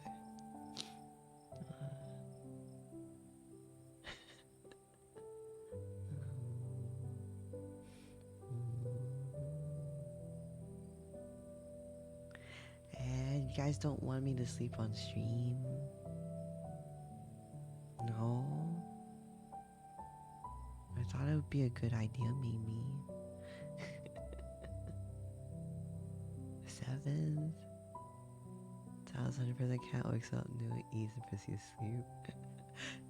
Lisa, you know my schedule. I stream, I work, I sleep, I stream, work, sleep. And then maybe I have like a few hours to like do laundry and clean. That's it. That's my life, you guys. I like live on Twitch. You're a resident cat boy on Twitch. Please, Taiyo, be cute. Really?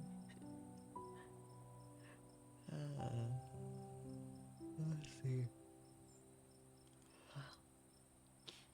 Ah, the VTuber, thank you so much for the follow. Welcome to the Pride. Hello. How are you doing today?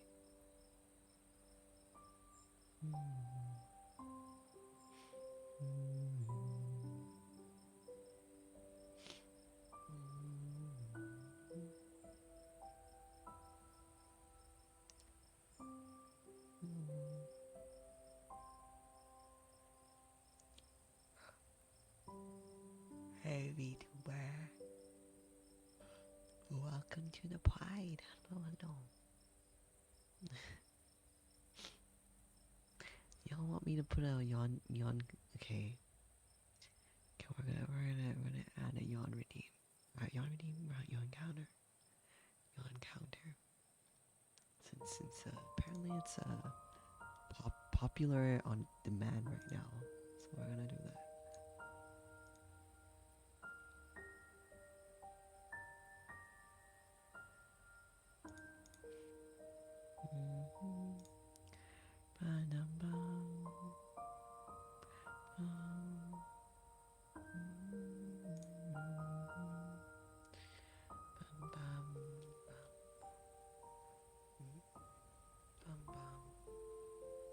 So I'm checking my stream elements right now.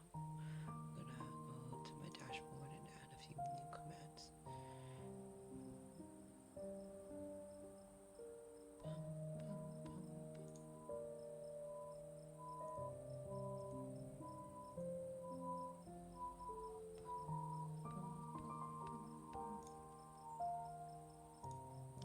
Okay, good night, Freddy. Sleep well. How many inches, chap? What do you mean, how many inches? How many inches am I to sleeping? Very close.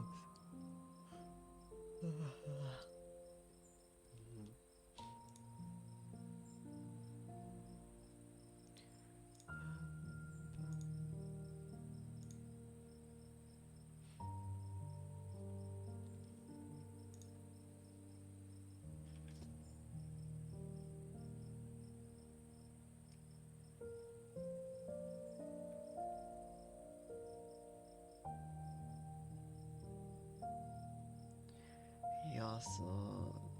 Okay, chap.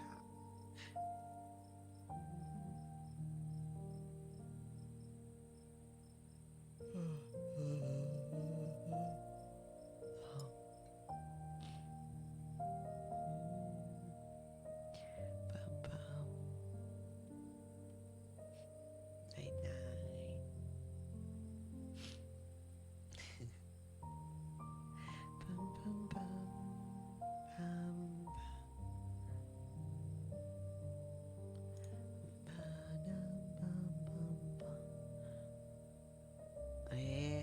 I held high. You're not obscure.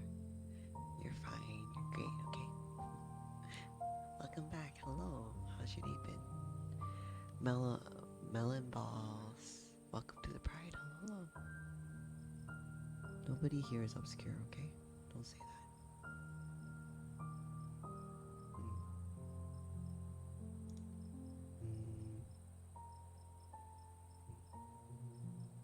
Hi, hi. My name is Dildo. Hi. Welcome, welcome. My name is Taiyo. I do a lot of art and game streams. I would say today we're doing just like a soft spoken kind of chill stream. I'm out of juice. The thing is, it's not. I don't feel like I'm burnt out. Like I feel good that I'm talking to you guys right now, but it is a low energy space at the moment. And new command.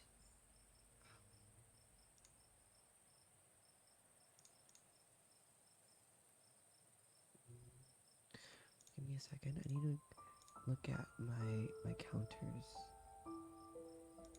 Count.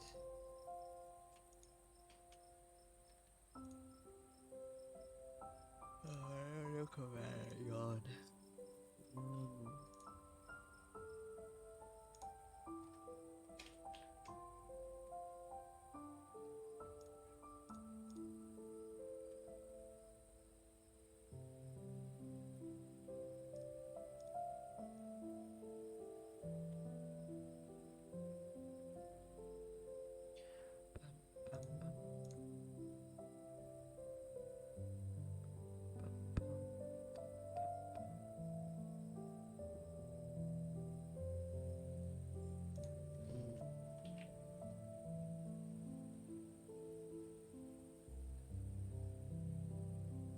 Counter.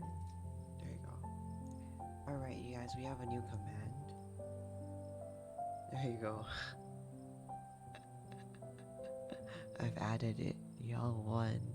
We have a new counter now.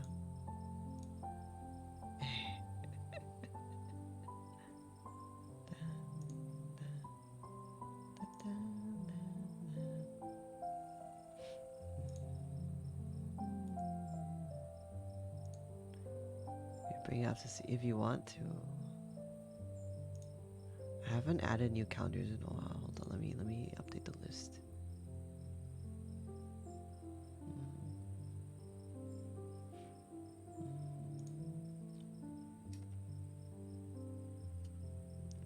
Death.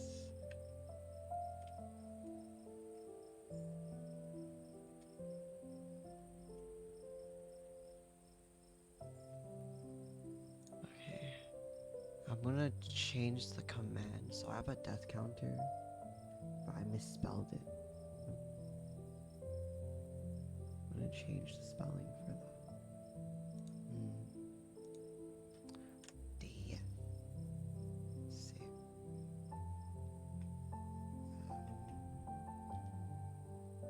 Yeah, we have a death counter for when I die in video games, but nobody uses it. Hi, Pump Buddy. Yeah. Hope you're doing very well too. How are you doing? Oh my gosh. Bella's like slowly counting the yawns.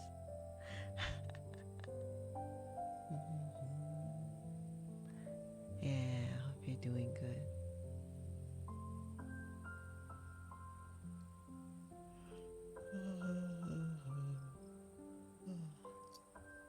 Cute bow.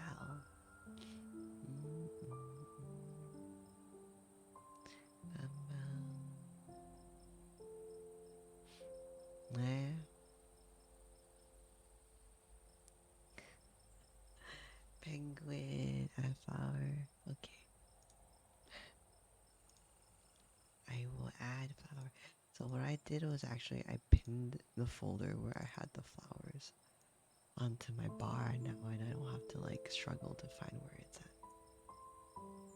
Hey, thank you for the flower.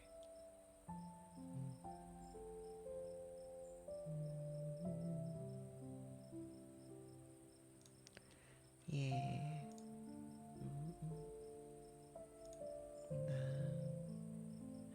It's 9 a.m. there. It's true, it's 9 where Belle is. They're so cute, can't take the lower cues. Ah. I think you're cute too, Pump Buddy. Chad is all very cute. Y'all sweethearts, you know that, right?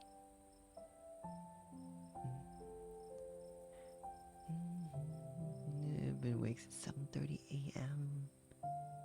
Belle, you wake up super early. Momo, yeah, Lisa. Hi. Did I say that right? I think so. Hi, Kika.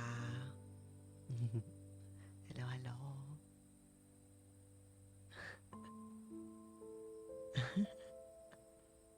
Yeah, wholesome hours.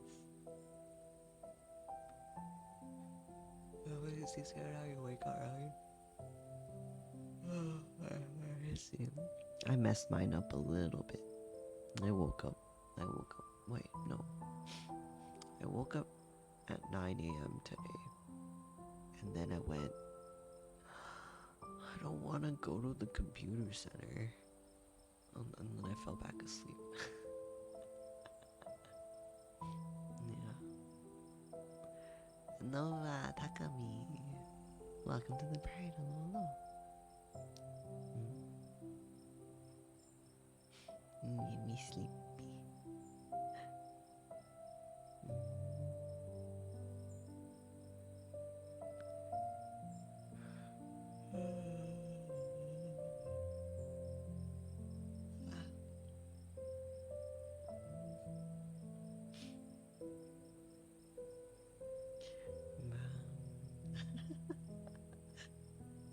Yeah, all adding to the yawn counter. Oh my god, it's already 15. 15 in a single stream. That many already?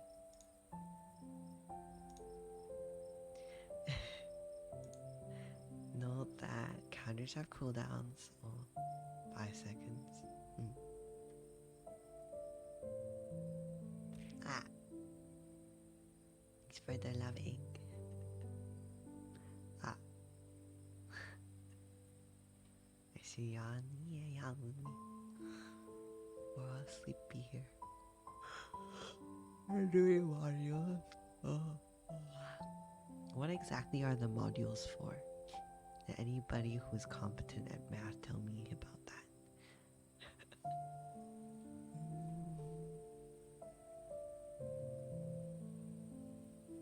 School, nice.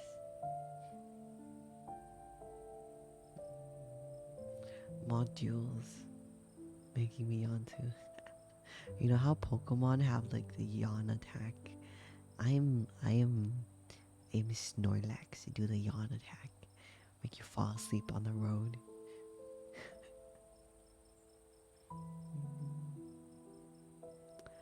You both yawn right up on previous stream? Yeah, I guess I did. Maybe Taiyo. Yeah, Noble, very sleepy. Noble, thank you so much for. Do you guys know Noble actually bought me a mouse?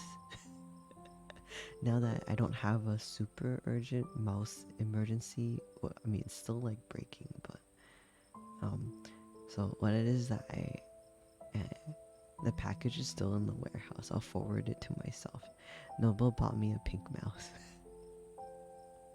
But I forgot to go on the shipping website to forward it. So I'll forward it right now. I'll probably get it like in a few weeks. Because I'm like really stressed out about the overseas shipping. Like there's like the customs are very strict. That's why I took Throne off of my my profile, because I was worried that a lot of things can't get into my country. Yeah. Do you miss a risky one? No. You're lagging on your yikes. Well, yeah, I'm your resident yawn Pokemon. Do you module don't mother would take your phone, computer, one of your grades to get low? I see. So the motivator to keep your phone is to get good grades. Okay, that's logical. It's very logical. Are you tired, Taiyo? Yeah, I'm very sleepy. Oh, wait, hold up. Mama, whille. Oh, okay, it's okay. Did you guys hear my phone ring? It was vibrating. I'll message her later. Told her I was streaming. See you guys. You can tell, you'd be like, hey mom, I'm streaming for X amount of time. And she'll just pretend it didn't happen. Now she'll still try to get in contact with me.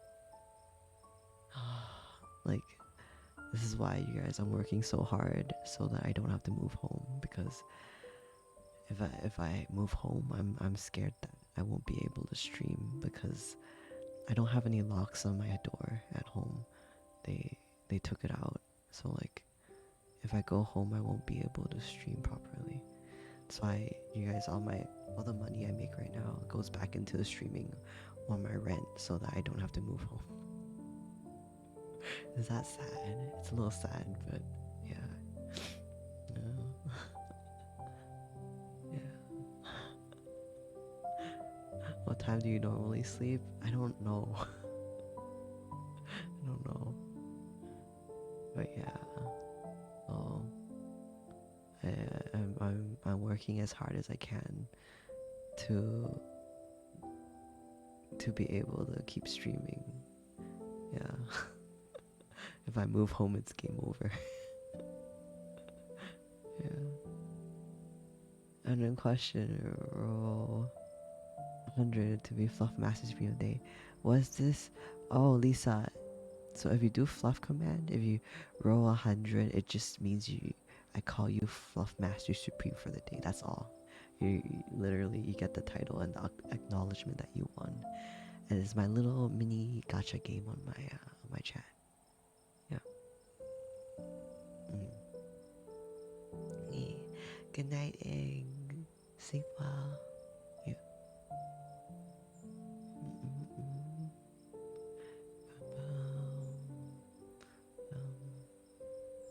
I 169 instead of 100. No. Do you guys think if I close down, is the stream lagging for you guys? Maybe if I close down Photoshop, it'll lag less. Give me a second. I'm gonna close some programs down. Is it lagging less now? Yeah, I have like I don't have enough memory right now. Got a fairy tale for us, Taiyo? Sure. Do you guys want me to read fairy tales? I can pull one up. Okay, I want to schedule actually an actual read along. We'll read the Untamed. I really want to read. I have the English copy. There's book 1 and 2. So we'll do a reading of the of Untamed 1 and 2, book 1 and 2. Yeah. But not right now. I'll schedule that. I'll make it like a big thing. Yeah. Oh, sweetie, you're so close. You're like 90, 96. Yeah. Oh, y'all trying to get Fluff Master. Yeah. Need a story time. Let's see.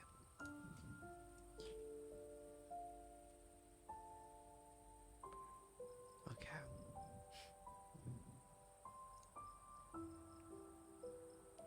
Okay. I'm on a story website. Okay. Do you guys want me to read Snow White and the Seven Dwarfs? I can read Snow White. Why does this feel like Snow White and her 7 mods? Okay, anyway, let me read this real quick. Yeah, y'all are cool. Okay, so Snow White and the 7 Dwarfs is a vintage fairy tale. Ooh, this is a vintage fairy tale. It may contain violence. Oh gosh. So this is the original version of Snow White, you guys. The one that might have a bit of... you're grumpy. Oh. Yeah, might have a bit of a... Yeah. If your child is sensitive to such themes. Okay. Okay, so you guys might be some violence. Just saying. Okay, let's go. Let's read Snow White to you guys. Once upon a time,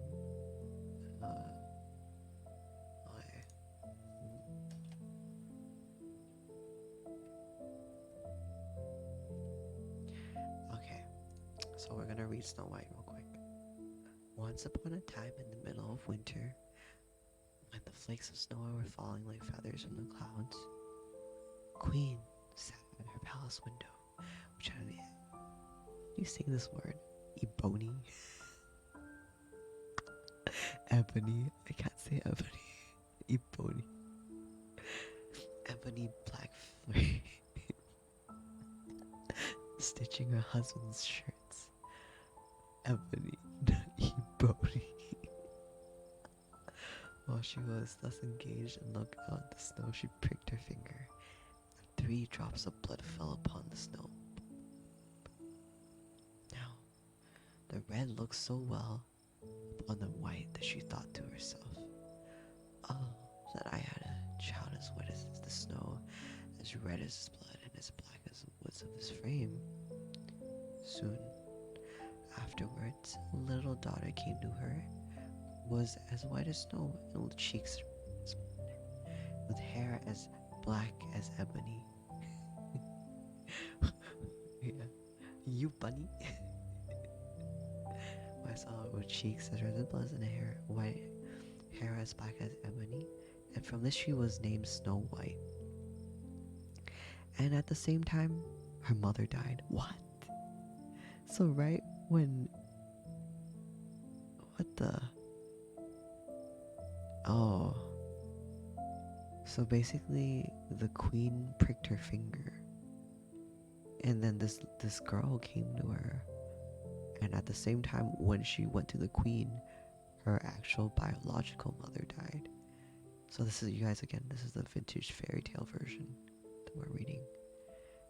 Yeah, Taiyo reading Snow White for... Yeah, actually, I've never read the original fairy tale. Yeah, Obby, hi, Obby. We're reading Snow White, the original fairy tale for it.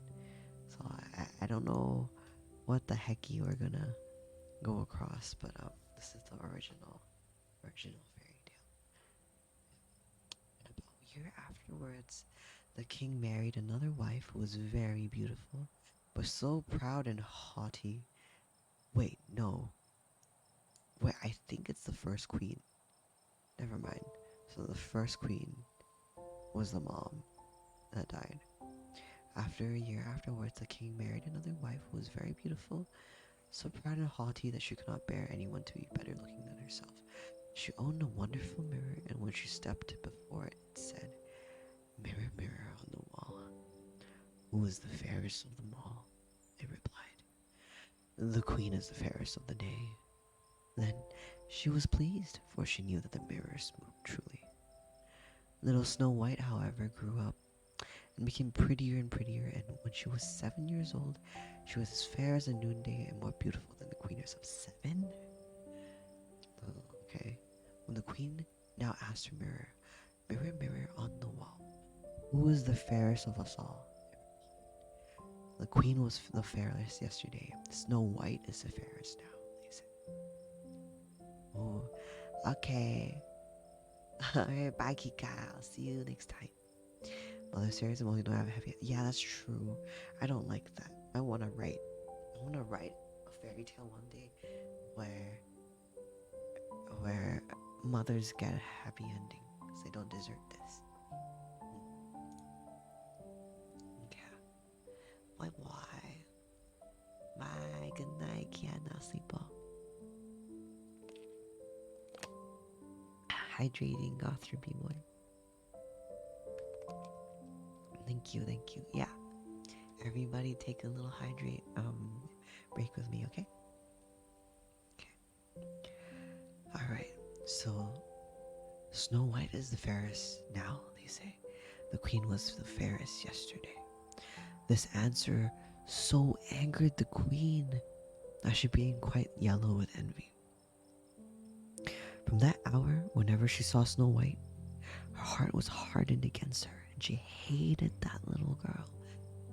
Her envy and her jealousy increased so that she had no rest day or night, and she said to her husband, "Take the child away into the forest.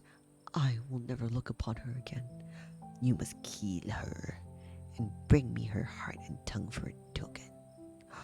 Oh no. Wait. When they said violence, I didn't know it was this violent. Oh no. Huntsman listened and took the maiden away.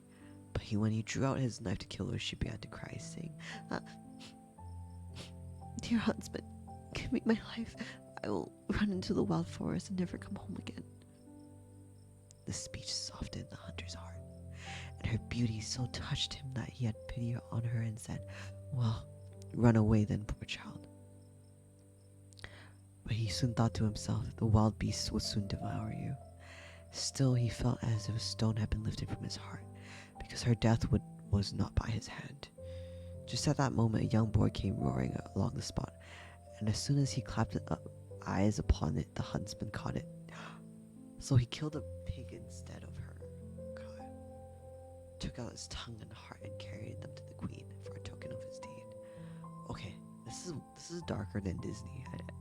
I only watched the Disney movie. Yeah, German fairy tales. Yeah. No, this is not The Hobbit. This is Snow White. But now, poor little Snow White was left motherless and alone, and overcome with grief, she was bewildered,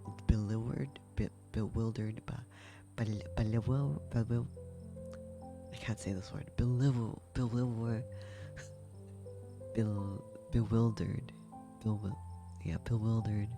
at the sight of so many trees, and knew not which way to turn. So, how am I gonna read a whole book when I can't read certain words? She ran till her feet refused to go farther. And as it was getting dark, she saw a little house near, and she entered it to rest. Bewildered. No. No. Okay. Well, she saw a house. Okay. So a little house near, and she entered into it. And in this cottage, everything was very small, but it was very neat and elegant. In the middle stood a table with a white cloth over it, 7 little plates upon it, and each plate having a spoon and a knife and a fork. There were also 7 little mugs. Against the wall were 7 little beds arranged in a row. Each was covered with snow white sheets. Oh, is that why her name is Snow? Well, it's because her skin's also like Snow White. Yes. Yeah. The only times I just even a paragraph. Yeah. And little Snow White, being both hungry and thirsty, ate a little morsel of porridge out of each plate and drank a drop or 2 of wine out of each mug, for she did not wish to take away the whole share of anyone. After that, because she was so tired, she laid herself down on one bed, but it did not suit. She tried another bed, but it was too long. Fourth was too short, it fit too hard. Oh, it was Goldilocks? But the 7th bed was just right.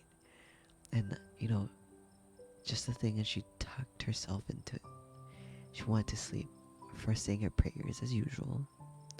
And when it became quite dark, the owners of the cottage came home. 7 dwarves who dug for gold and silver in the mountains.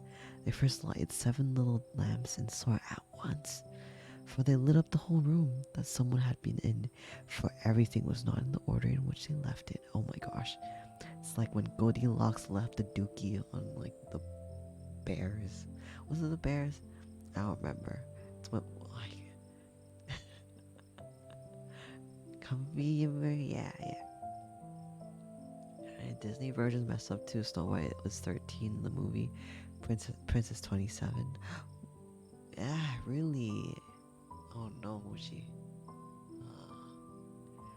first asked, "Who has been sitting on my chair?" The second, "Has been eating on my plate?" The third said, "Who has been nibbling at my bread?" The fourth said, "Who has been at my porridge?" The fifth said, "Who has been meddling with my fork?" The sixth grumbled out, "Who has been cutting my life with my knife?" The 7th one said, "Who had been drinking out of my mug?" Then the first, looking around, began again. "Who has been lying on my bed?" he asked, for he saw that the sheets were tumbled. At these words the others came and looked at their beds and cried out too, "Someone has been lying in our beds." But the 7th little man, running up to his, saw Snow White sleeping in it, and so he called his companions, who shouted with wonder and held out their 7 lamps, so the light fell upon the little girl. Oh my god, Belle. Oh heavens, they said. What a beauty she is. What is that? The first thing you do when you see an intruder in your home is to shrimp? Okay.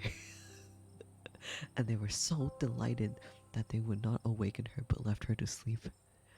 Oh my gosh. I wish I was that pretty.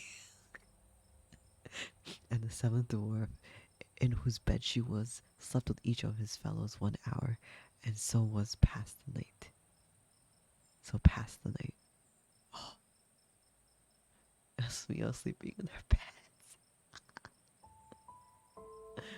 Oh my gosh. They're like, okay, well, this person just like ate all of our food and is sleeping on our bed, but okay, she gets a pass because she's pretty. As soon as morning, as soon as morning dawned, Snow White awoke and was quite frightened when she saw the 7 little men. 7 little men. But they were very friendly and asked her what she was called. Yeah, it's true. My name is Snow White, was her reply. Why have you come into our cottage? They asked. Then she told them how her stepmother would have had her killed, but the huntsman had spared her life. Now she wandered about the whole day until at last she found their house. When her tale was finished, the dwarf said, Will you look after our household? Be our cook, make the beds, wash, sew, and knit for us, and keep everything in neat order. If so, we will keep you here and you shall want nothing. Oh. Yes, with all my heart and will. And so she remained with them and kept their house in order. I guess they wanted housekeeping. Cuteness can get away with most of everything. Really, Noble? Really? It's time for this fluff master to go. Alright, good night. Night, Lisa. Did you get 100? Oh my gosh. Bye. Thanks for stopping by, Lisa. Mwah.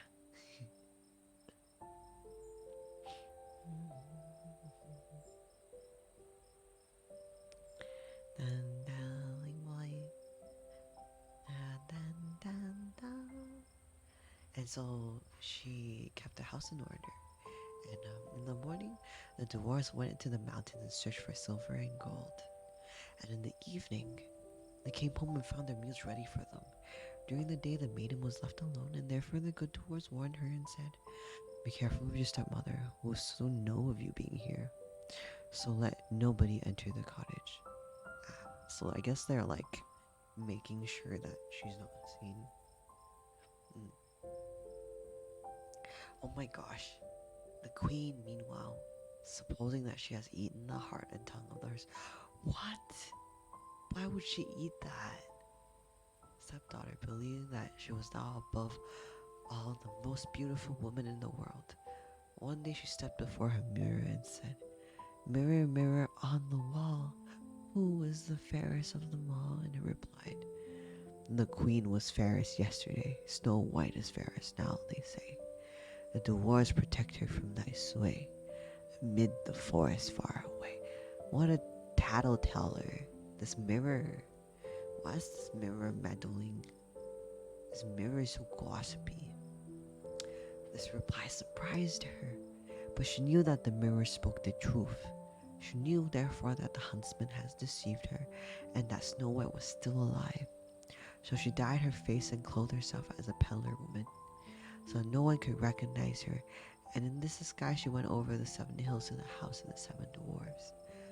She knocked at the door of the hut and called out, Fine goods for sale, beautiful goods for sale. Oh my gosh. Yeah, the mirror snitched on her. Oh, server story reading? That's really cool. Lisa and Pomponiga. Congratulations for being Fluff Master Supreme of the day. I'm sorry I missed the message earlier. I was reading. Okay. Snow White peeped out of the window and said, "Good day, my woman. What have you to sell?" "Fine goods, beautiful goods," she replied. "Stays of all colors," and he held up a pair which was made of many colored silks. "I may let in this honest woman," thought Snow White. She unbolted the door and bargained for one a pair of stays. Oh no, she let her in? "You can't think, my dear, how they become you," explained the old woman. "Come, let me lace them up for you." Lullaby singing? Oh, no, that's my job. I sing you guys lullabies. "You can't think, my dear, how they become you? Come, let me lace them up for you." Snow White suspected nothing and let her do as she wished, but the old woman laced her up so quickly and tightly that all her breath went, and she fell down like one dead. Meow. Oh my gosh, so she put like, is it a corset? I don't know what she put. I think clothes. Now, thought the woman to herself, hastening away. "Now I am most beautiful of them all." That's kind of scary. My job is taking a nap soon, as the corset is. "Don't worry, Taiyo, have a good time here." "Okay, good, Pumpkin. I'm glad. I'm happy you could help." At eventide, not long after she had left, the 7 dwarves came home and were much frightened at seeing the dear little maid lying on the ground and neither moving nor breathing, as if she were dead. They raised her up, and when they saw that she was laced too tight, they cut the stays to pieces, and presently she began to breathe again. And little by little she revived. When the dwarves now heard what had taken place, they said, "The old peddler woman was none other than your wicked stepmother. Take more care of yourself and let no one enter when we are not with you." Yeah, of course, I was 7-year-olds. Yeah, right. Meanwhile, the queen had reached home, and going before a mirror, she repeated her usual words. "Mirror, mirror on the wall, who is the fairest of us all?" And replied as before, "The queen was fairest yesterday, Snow White is fairest now, they say. The dwarves protect her from thy sway amid the forest far away." As soon as it has finished, all her blood rushed to her heart, for she was so angry to hear that the Snow White was yet living. But now she thought to herself, "Will I make something which shall destroy her completely?" Thus saying, she made a poison comb, by art she understood. Then disguising herself, she took the form of an old widow. She went over the 7 hills in the house of the 7 dwarfs, and knocking at the door, she called out, "Good wares to sell today." Is this a warning story about not answering the door to strangers? Snow White peeped out and said, "You must go farther.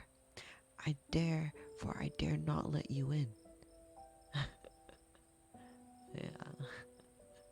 I've seen how women dress in the old times, not very comfortable, healthy. Yeah, that is true.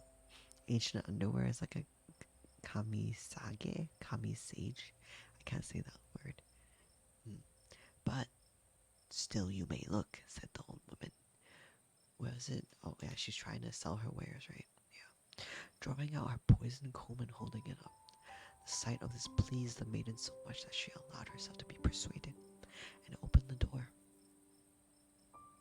As soon as she has bought something, the old woman said, "Now, let me for once comb your hair properly," and Snow White consented. But scarcely was the comb drawn through the hair when the poison began to work, and the maiden fell down senseless. What? So is Snow White bald now? Because there was poison in the comb. So if she combed her hair with the poison comb, would that mean she's bald? Is she bald now? Like this emo? Is she bald? You pattern of beauty, cried the wicked queen. It is now all over with you. And so saying, she departed. Fortunately, evening soon came, and the seven dwarfs returned, and as soon as they saw Snow White lying like dead upon the ground, they suspected the queen again. And discovering the poison comb, they immediately drew it out. What? Wait, so they stuck the comb in her hair, and it basically froze her in place. Snowballed. Snowballed and the seven... Snowballed and the seven scalps. Anyway, so they discovered the poison comb and they drew it out, and then the maidens very soon revived and told them what all that happened. So again they warned her against the wicked stepmother and bade her to open the door to nobody. This version, is this a German version? I don't really know. I mean, it's obviously I'm reading it in English, it's not German, but give me 1 second, I'm gonna drink some water.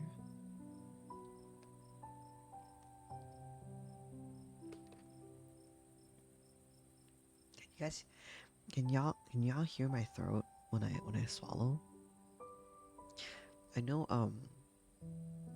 Felix has a microphone that lets you guys hear it, but I don't know if you guys can hear me swallowing my drink.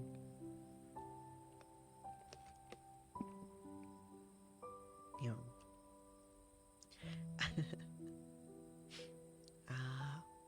Ran, welcome to the party. Hello. Okay, so she came out like they took the comb out of her hair, and then again they were like, don't do that again. You know she's gonna try to kill you again. Made her to open the door to nobody. Meanwhile, the queen, on her arrival home, had again consulted her mirror, received the same answer as twice before. This made her tremble and foam with rage and jealousy. And she swore that Snow White should die if it cost her her own life. Why? Why is this queen so toxic? What? Give me 1 second.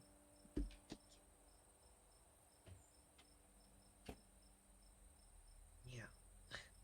I got some snacks. Oreo brought back some fried fish snacks. It's like, you know those fishes with what's it, the eggs in the belly? Yeah. I guess he made some and he brought some over. Let's see. This made her tremble and foam with rage and jealousy, and she swore that Snow White should die if it cost her her own life. Thereupon she went into an inner secret chamber where no one could enter, made an apple of the most deep and subtle poison. Oh wait, this was in Disney. This part was in Disney. Outwardly, it looked nice enough and had rosy cheeks, which would make the mouth of everyone who looked at it water. But whoever ate the smallest piece of it would surely die. And as soon as the apple was ready, the queen again dyed her face, clothed herself like a peasant's wife, and then over the 7 mountains to the house of the 7 dwarfs she made her way. Ooh. Is this Old English? Some of the phrasing is a little different. So just because Snow White's father gave her more attention. Oh, I see. Maybe. But I don't think that is true. I feel like jealousy is a human emotion, right? I think life is like learning how to handle these stuffs. I don't know. Yeah, I guess but the thing is, like, if the king is like not nice to, naturally you would be nice to your daughter, right? But I guess the wife was just jealous. Oh. The queen never loved the king, she just wanted the throne. Did she just want access to that mirror? She just wanted that mirror to call her pretty. Guess what, you guys? Maybe the queen should have became a Twitch streamer. Maybe she wouldn't have this kind of issue. Lex, Lex. Hello. Thank you so much for the raid. We're reading Snow White actually right now. Lex, welcome raiders. My name is Tara Rise. I do a lot of art and game streams. Recently we've been doing a lot more ASMR. Lex, hi. Welcome raiders.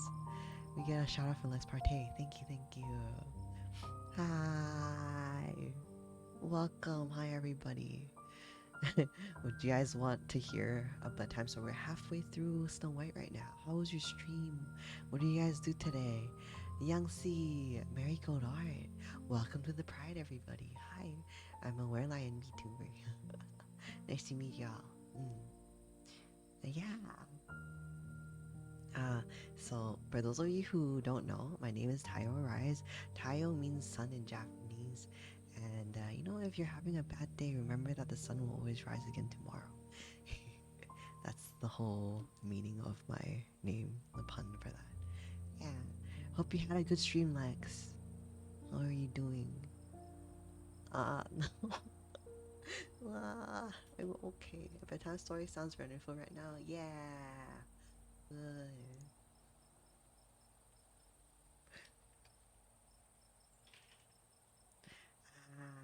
What did you guys do today? Let me know. Hmm. Ah, ah. Fuji, thank you so much for the gifts up to Lex. Thank you, thank you. And welcome to the Comfy Club, Lex. I hope you enjoy emotes for a month. Thank you, Fuji. Yeah, yeah, yeah. Jupies! Hi! Welcome, welcome! Orca and Sky Starly too. Hi, hi. Yeah. Wait, hold on. Let me look at the shout out. What did you guys do today? Wow, wow, wow, wow. Slime Rancher. Oh my gosh. Do you guys know Slime Rancher is also one of my favorite games? It's been a while since I had the time to play it though. Put in jail even though Lex was being the sussy one. I see. Thank you, Bobo. It's the Onisan model. It's actually a pre-made model. Yeah, it's drawn by Lithia and Teru, and I made some changes to make it look like me. Yeah, yeah, yeah. Yeah, it's such a cute game. Can't wait to Savage 2. Wait, it's coming out this year. Oh gosh, I gotta have to also take a look at that. Yeah, thank you for the flower. Thank you. All right. Lex, thank you again for the raid. If you need to lie down or fall, feel free to do so. I'll take care of your. If you're an attorney, what would you call your peeps? I'll take care of your little attorneys. I'm not super sure.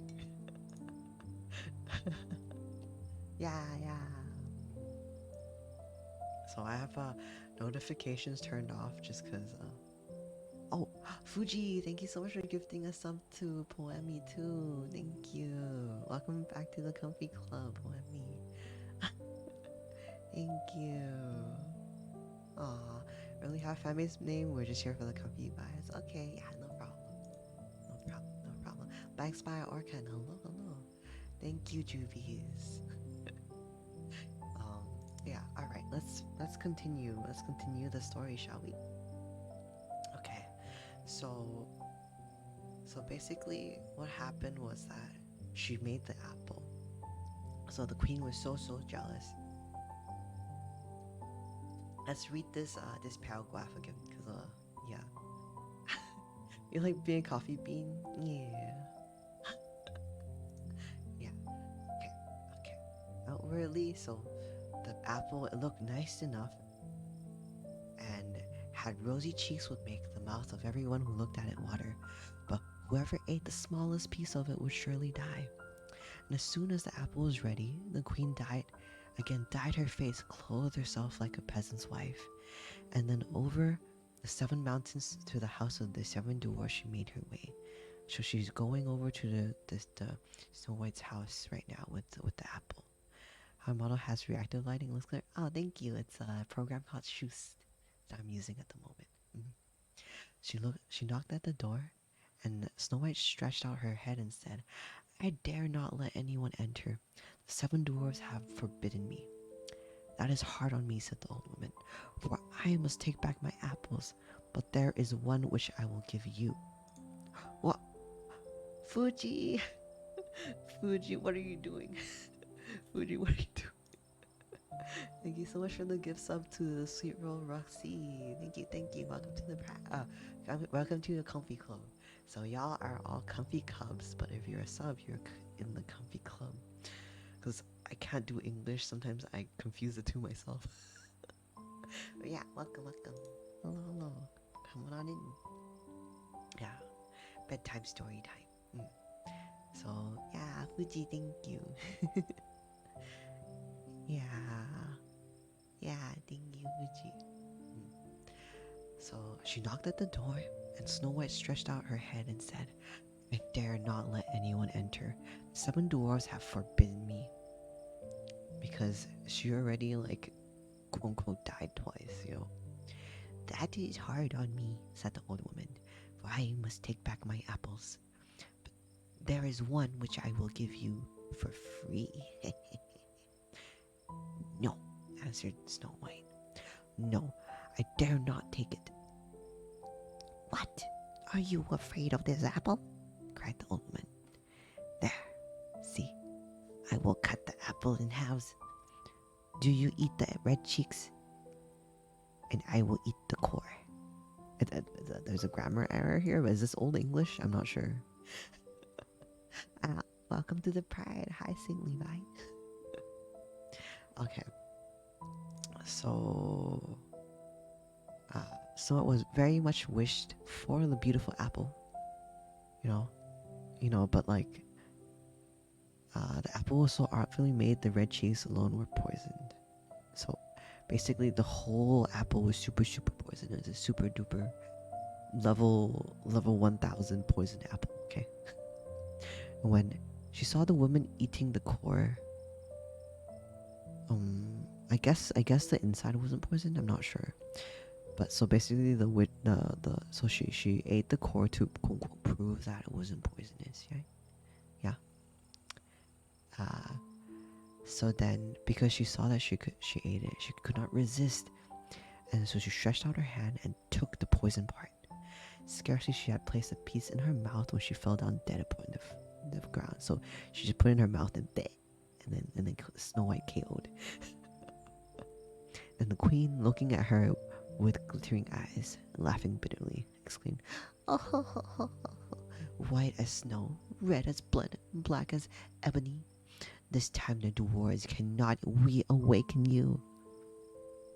And so when she reached home and consulted her mirror, "Mirror, mirror on the wall, who is the fairest of us all?" it answered, "The queen is the fairest of the day." And then no more other comments. Not like last time. Head pat, 亚丽莎好。等一下哦 Give me 1 second. Let me do the head pat real quick. Wait, hold up. I think my model's locked, so I can't pull the head pat out. There you go. Thank you so much for the head pat. Yeah. 谢谢. Thank you. Okay. Okay, let's go back to that story.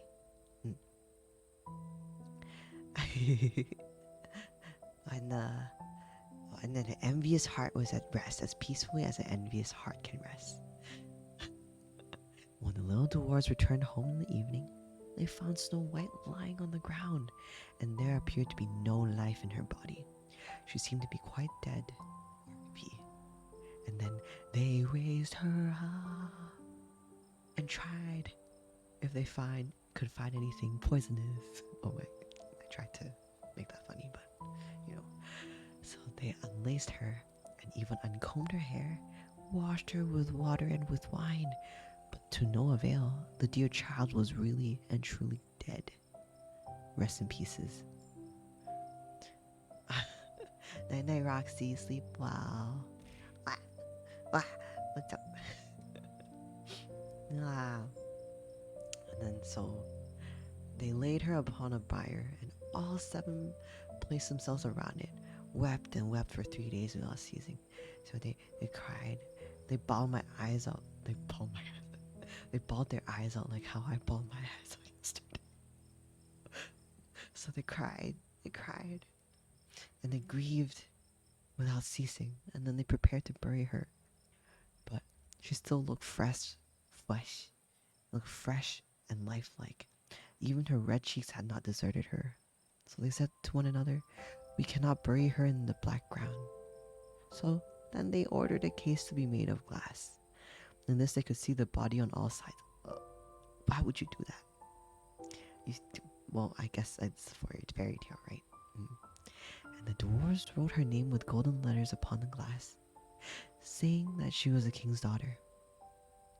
Now, they placed a glass case upon the ledge on a rock, and one of them always remained by it watching. So I guess they wanted her to wake up. Oh, Roxy, thank you so much for the gift sub to Random Penguins. Welcome to the Comfy Club. To check for stab wounds? Oh, maybe. Dark. Thank you, Tepefa. Thank you. So, even the birds bewailed the loss of Snow White. I guess it's like in the scene in the cartoon where they all the forest animals were sad. First came an owl, then a raven, and last of all a dove. Mm.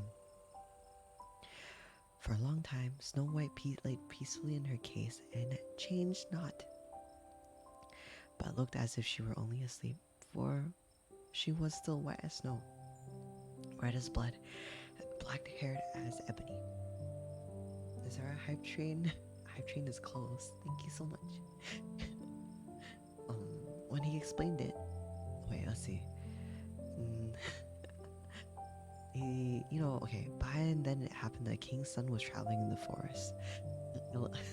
It's funny how the dwarves had to label this is a king's daughter on her glass case. So I guess she was like labeled that, and then the prince is like, a king's son was traveling in the forest, came upon the dwarf's house to pass the night. He saw the glass case upon the rock and the beautiful maiden lying within, and he read the golden inscription. No. When he had examined it, he said to the dwarfs, "Let me have this case. I will pay what you like for it." Oh. But the dwarves replied, "We will not sell it for all the gold in the world." "Then give it to me," said the prince, "for I cannot live without Snow White. You just met her." "I will honor and protect her for as long as I live." "You haven't even talked to her yet." When the dwarves saw that he was so much in earnest, they pitied him. I mean, I would too. And at last gave him the case, and the prince ordered it to be carried away on the shoulders of his attendants. Presently it happened that they stumbled over a rut, and with a shock that the piece of poisoned apple which lay in Snow White's mouth fell out. So I guess so they tripped, and so the dwarves tripped and fell. Oh no, the attendants of the prince did a little dookie, and fell and dropped her casket, and so she unchoked her apple. Okay. And then so she opened her eyes, and she raised the lid of the glass case, and she was like, "Where am I?" Good old love at first sight. Yeah. Do y'all believe? Do y'all believe in love at first sight?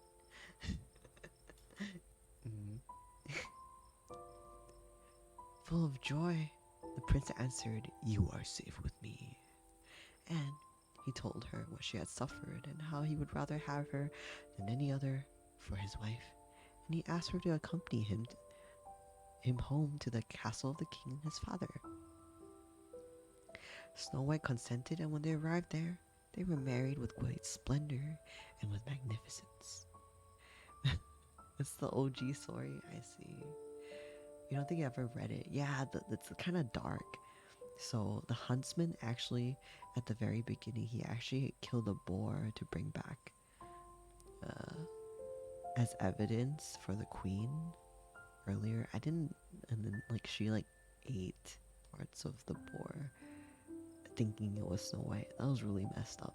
I was like, that's a little spooky, you guys. Yeah, full of joy. The prince said you're safe with me. Ah, plant me. Thank you so much for the 100 biddies. Thank you, thank you. Wow, plant me. Thank you. Uh, Snow White's stepmother was also invited to the wedding. No. Are they all related? Is that why she's at the wedding? And when she was dressed in all her finery to go, she stepped in front of a mirror and asked, "Oh, I guess she did never saw the bride. Mirror, mirror on the wall, who is the fairest of us all?" And it replied, "The queen was the fairest yesterday. The prince's bride is now, they say. He only loves her because she's pretty." Do you guys remember that Lana Del Rey song? That Lana Del Rey song?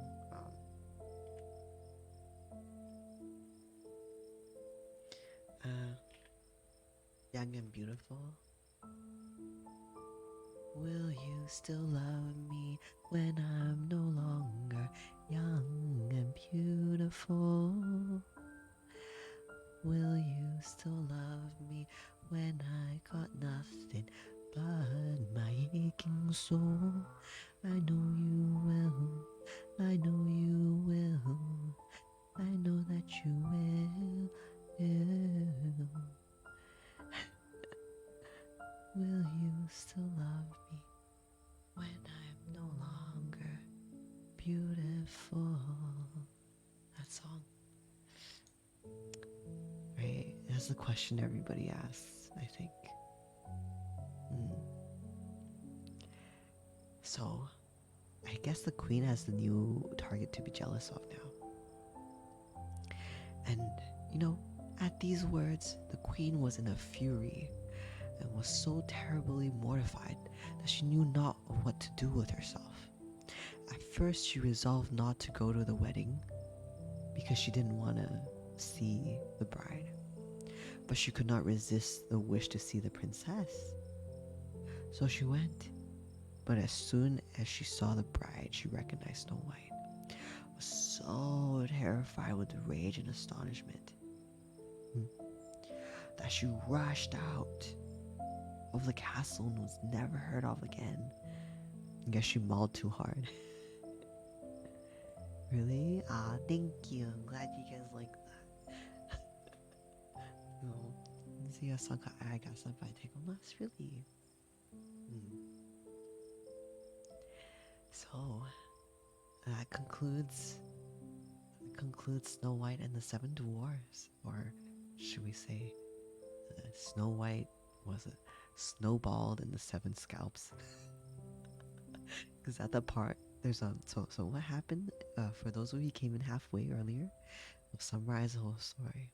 So basically, Queen wanted daughter, pricked her finger, have daughter, very pretty. Queen die. King marries, has second wife.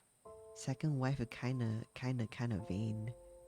And it talks to a mirror. Mirror tells Queen she's not as pretty as her stepdaughter.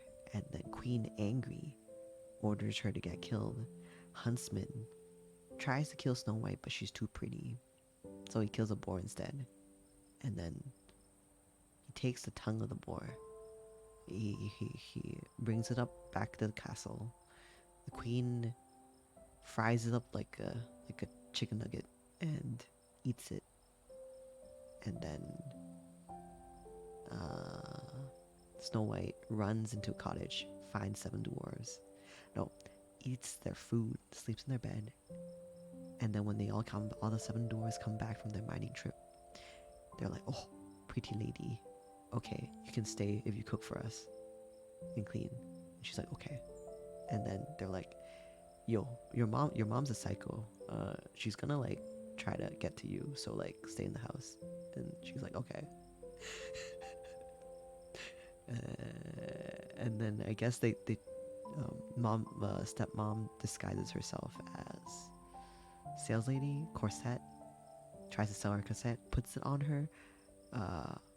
She opens the door, and she gets suffocated. And then dwarves come back, unlaces her from the corset. Look, your mom's gonna like do this again. Like, don't, like, your stepmom's gonna do this again. Just be careful, okay? And she's like, okay. And then stepmom asks the mirror. Mirror's like, yo, your daughter's still alive, man. You're your stepdaughter. Stepmom's like, yo, okay, I'm gonna like do this again. And she brings in the what was the second item? The second item was brings in I forgot, the comb, the poison comb. That's why we said Snow White snowballed in the 7 scalps, because it was a poison comb. I guess it was like lodged onto her head or something, and then she got poisoned. And then I guess she didn't suffer any hair loss when the dwarves pulled it out of her. Yeah. All the trouble with the glass slippers. Yeah. We can do Cinderella next. The YouTuber hobby make you wanna. Yeah. Legit law, alright. You can. It's fun. Do it. Yeah. And so basically, that's really, yeah. So after that, third time was the apple, and then so she died, and then they were like, oh, she's too pretty to bury. We're gonna put her in a glass case. And there were no signs of decay, so like and then the dwarves put basically a label saying, oh, this is the Snow White is the king's daughter, from royalty, like, I am royalty, a tag on the glass case. Years later, this prince stops by. Oh, look, why is there like this royalty in the middle of the woods? Also, she's really pretty. I'm going to marry her. About to take the coffin away, servant trips and falls, makes Snow White unchoke the apple, and then they get married happily ever after. Queen finds out, she gets really jealous, she rage quits life. Yeah, the end. I guess that's it, huh? Yeah. And yeah, there are a lot of tutorials on YouTube you can look at. Yeah. Yeah, she rage quit. So what story tale do you guys want to listen to next? I think maybe we'll do Cinderella next. I think this website has Cinderella. Yeah. I think. No. There, I read Little Mermaid. It was very depressing. The sea foam thing. Cute fairy tales to read. So Cinderella.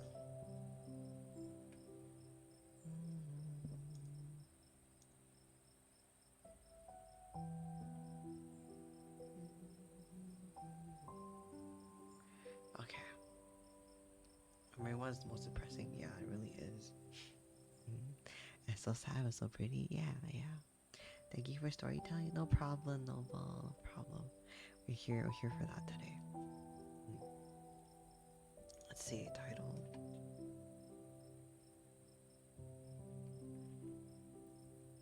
I think this is the Grimm brothers. I think. But the Grimm brothers are kind of grim, if you get my drift. Let's see. Yeah, I think this is the Grimm brothers. Oh, I didn't say that at the end, but we'll just say Cinderella.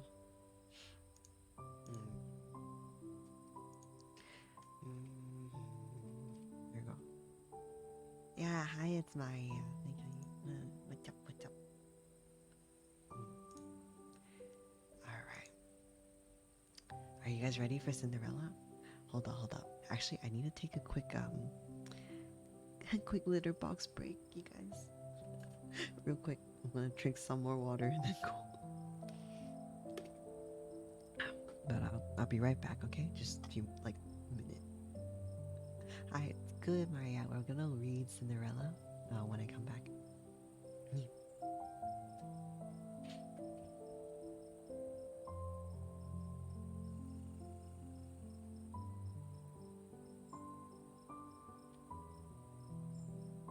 They never close when I try to like get them closed. My my apologies. I can do this okay with my other models. It's really hard.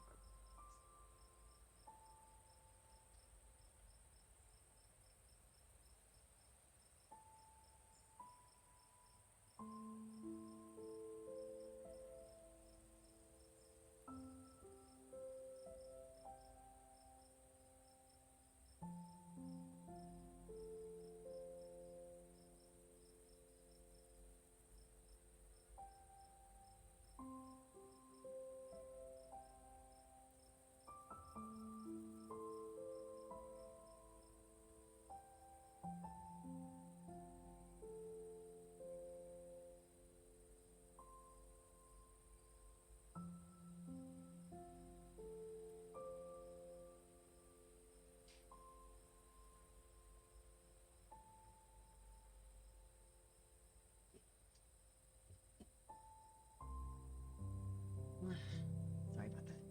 Yeah.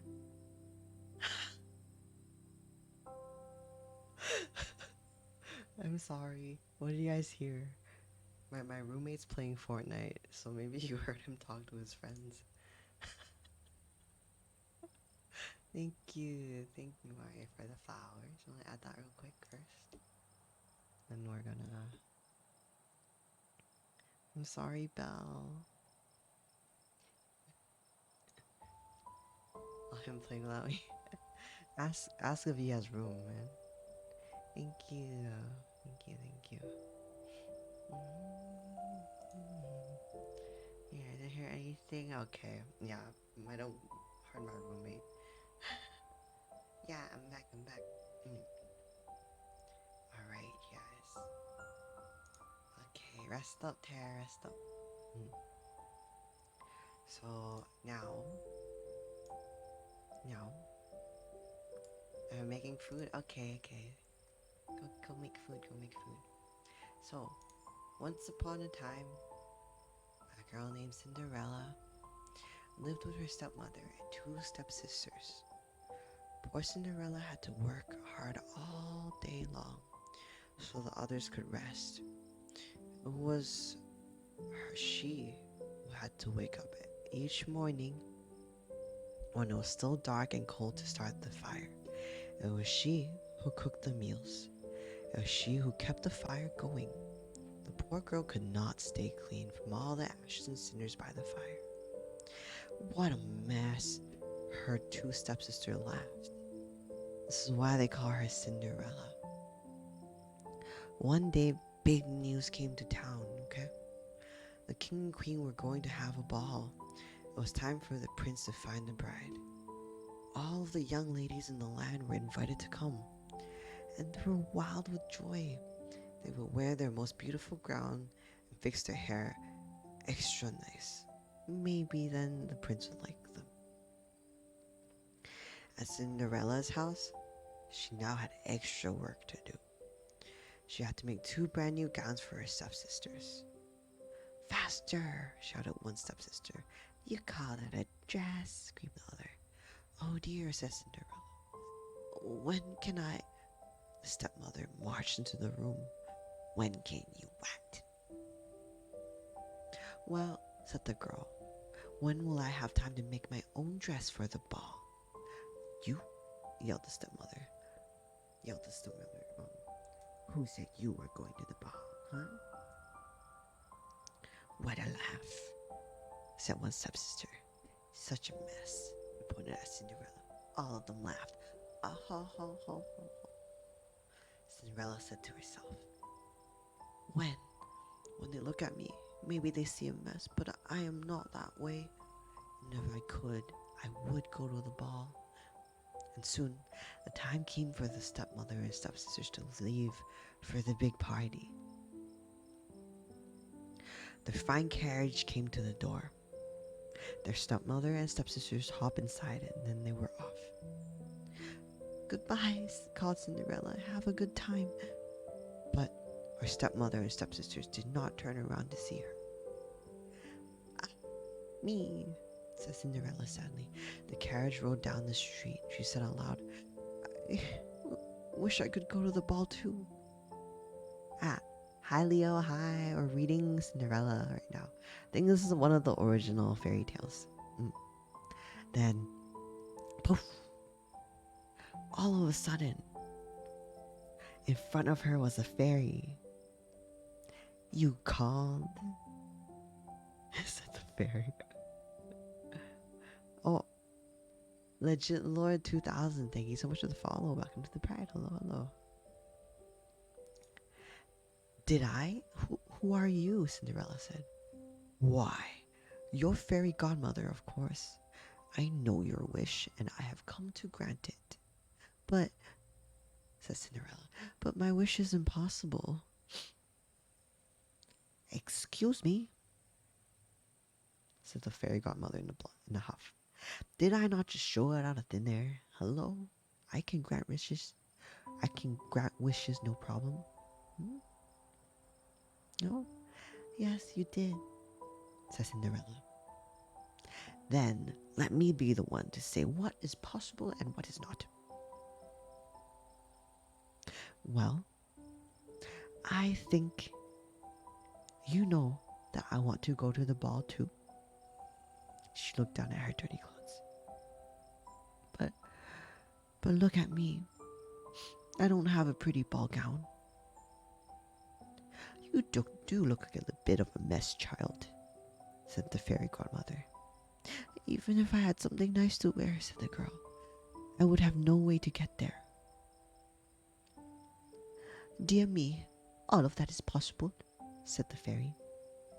With that, she tapped her wand on Cinderella's head. Pew, pew, pew. Bing! Fairy glitter noises. At once, Cinderella was all clean. She was dressed.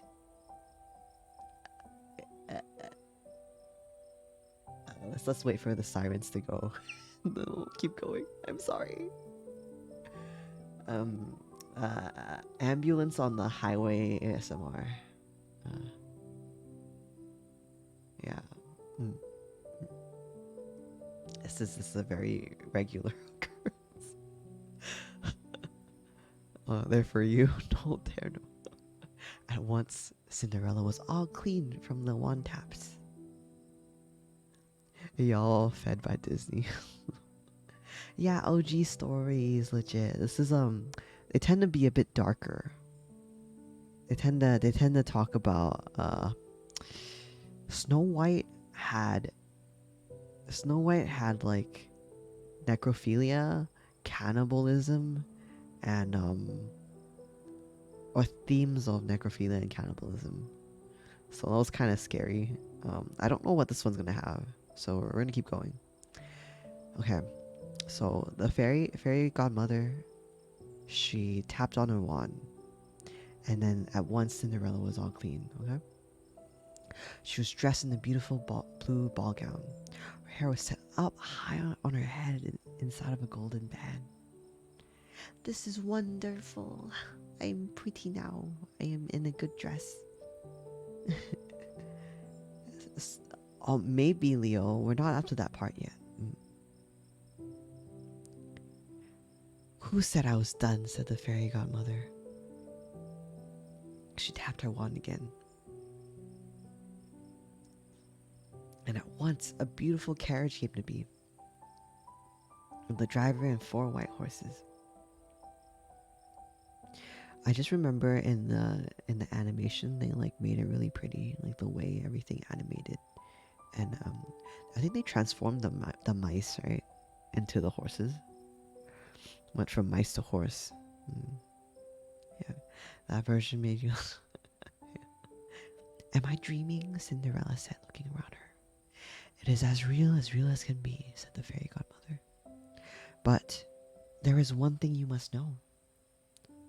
What is that? All of this only lasts till midnight. Tonight, at the stroke of midnight, it will all be over. Everything will go back to how it was before. Then, I must be sure to leave the ball before midnight, said Cinderella. Good idea, said the fairy godmother. She stepped back. My work is done. And with that, the fairy godmother was gone. Cinderella looked around her. Did that even happen? But then she blinked and she looked around. And there she was standing still in a fine gown with a golden band in her hair. And there were her driver and 4 horses before her waiting. Coming, called the driver. I wonder, do you guys know if this driver is paid? did he just materialize out of thin air? Like, does he have a family? Does he have kids? Does he... Anyway, she stepped into the carriage and they were off. Lo, hi. Mizuki, hi. Tengen supposed to beat up the horses. I need to watch Jujutsu Kaisen. It's on my anime watch list. Over at the ball, the prince did not know what to think. Why do you have that sad look on your face? The queen said to her son. Look around you, all over. You could not ask for finer maidens than these. I know, mother, said the prince. Yet he knew something was wrong. He had met many of the young women, and yet after he said hello one by one, he could find nothing more to say. Look! Someone pointed to the front door. Who is that? All heads turned. And, who was that lovely maiden stepping down the stairs? She held her head tall and looked as if she belonged. She owned her strut. But nobody knew who she was. There is something about her, said the prince to himself. I will ask her to dance. And then, so he walked over to Cinderella and asked her, Have we met? Said the prince. I am pleased to meet you now, said Cinderella with a bow. I feel as if I know you, said the prince. But, of course, that is impossible. Many things are possible, said Cinderella, if you wish them to be true. Then the prince felt a leap in his heart. He and Cinderella danced. And when the song was over, they danced again. And then they danced again and yet again, and soon the other maidens in the ball grew jealous. Why is he dancing all the time with her? They said. How rude. But all the prince could see was Cinderella. They laughed and they talked and they danced some more. In fact, they danced for so long that Cinderella did not see the clock. Dong, said the clock. Dong. It doesn't ring 12 times, so we rang twice. Dong, dong, dong, dong, dong, dong, dong, dong, dong. 12? Yeah, so anyway, it happened 12 times. And then Cinderella looked up. Oh.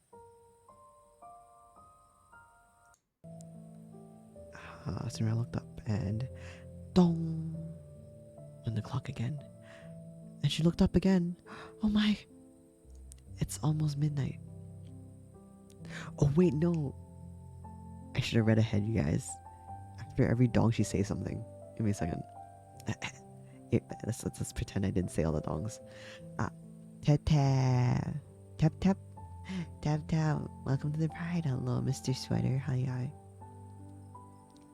Was a prepping to about Jesus Christ. I forgot his name. Jujutsu. Yeah. Anyway, dong. Rung the clock. Why does that matter? Said the prince as he twirled her around him. Dong called the clock. I must go, said Cinderella. Dong went the clock. But we just met, said the prince. Why leave now? Can I have your number? Dong. Ran the clock. Cinderella's like, I G2G. I must go. Later, G2G GG's. Goodbye. What else do you guys say nowadays? Sayonara. So she ran to the steps and she rushed out.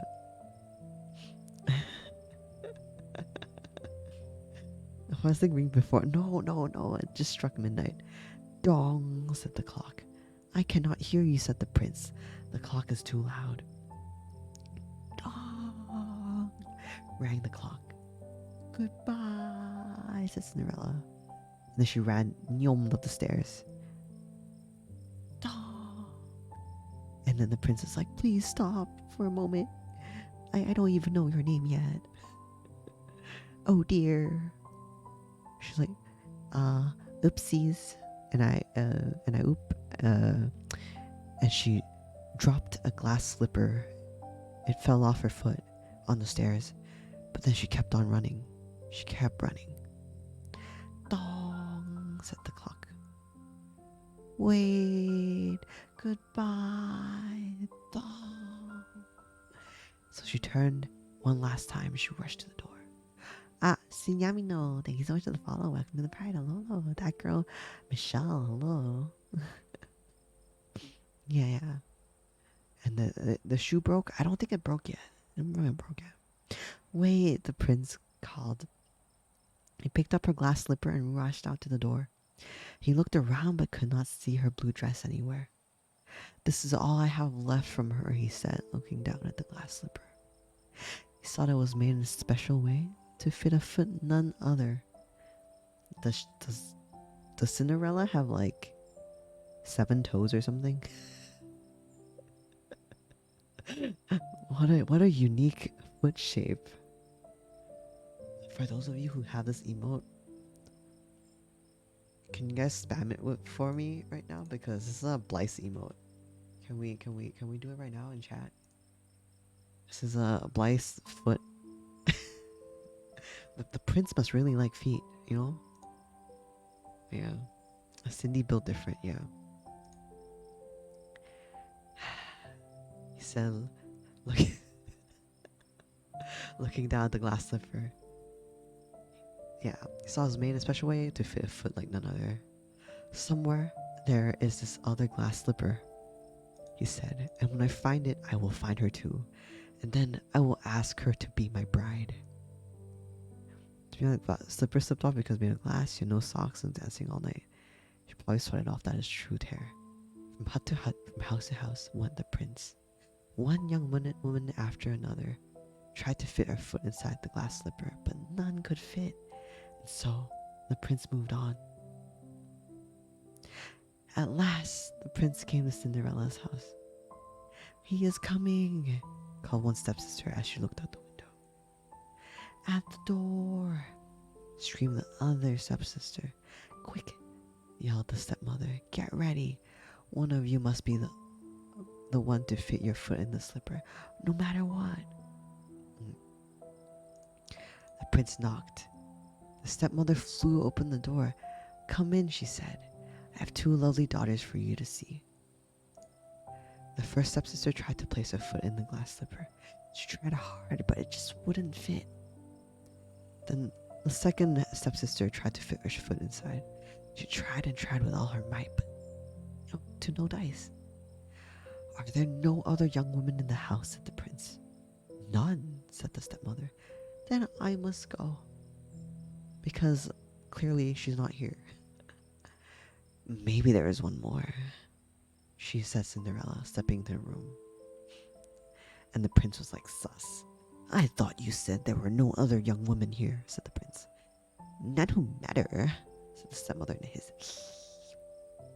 Come here, said the prince.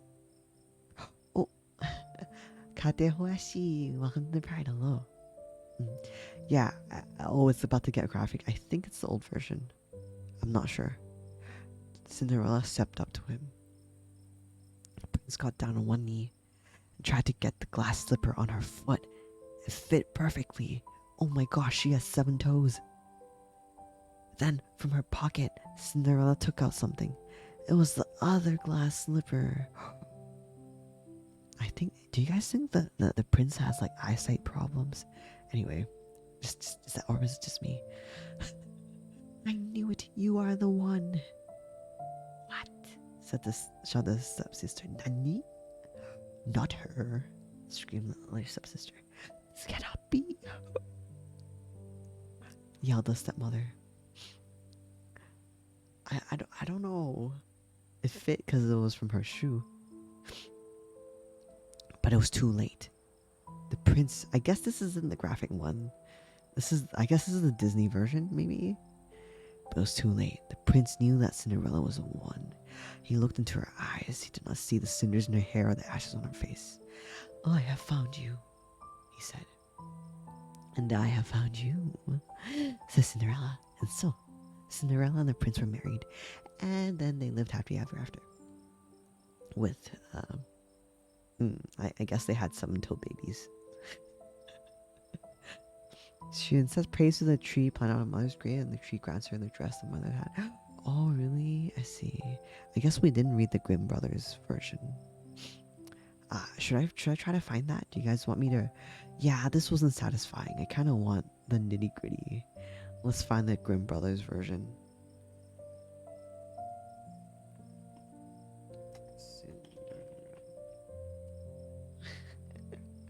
Yeah, let's find the nitty gritty version.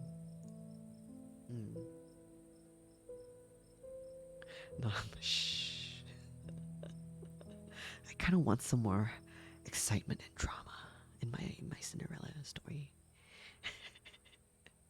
I like the ending for the Grimm Brothers version. You like that version? Okay, yeah, we're gonna read it right now. Right. Cinderella, Jacob and Wilhelm Graham.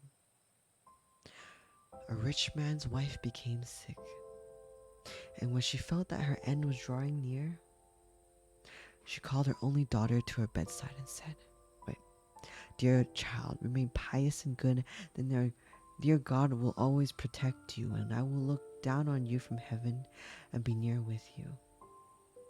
With this, she closed her eyes and died. Sorry, that was too soon. I didn't expect it. Okay, let me drink some water real quick. She died in the first 20 words.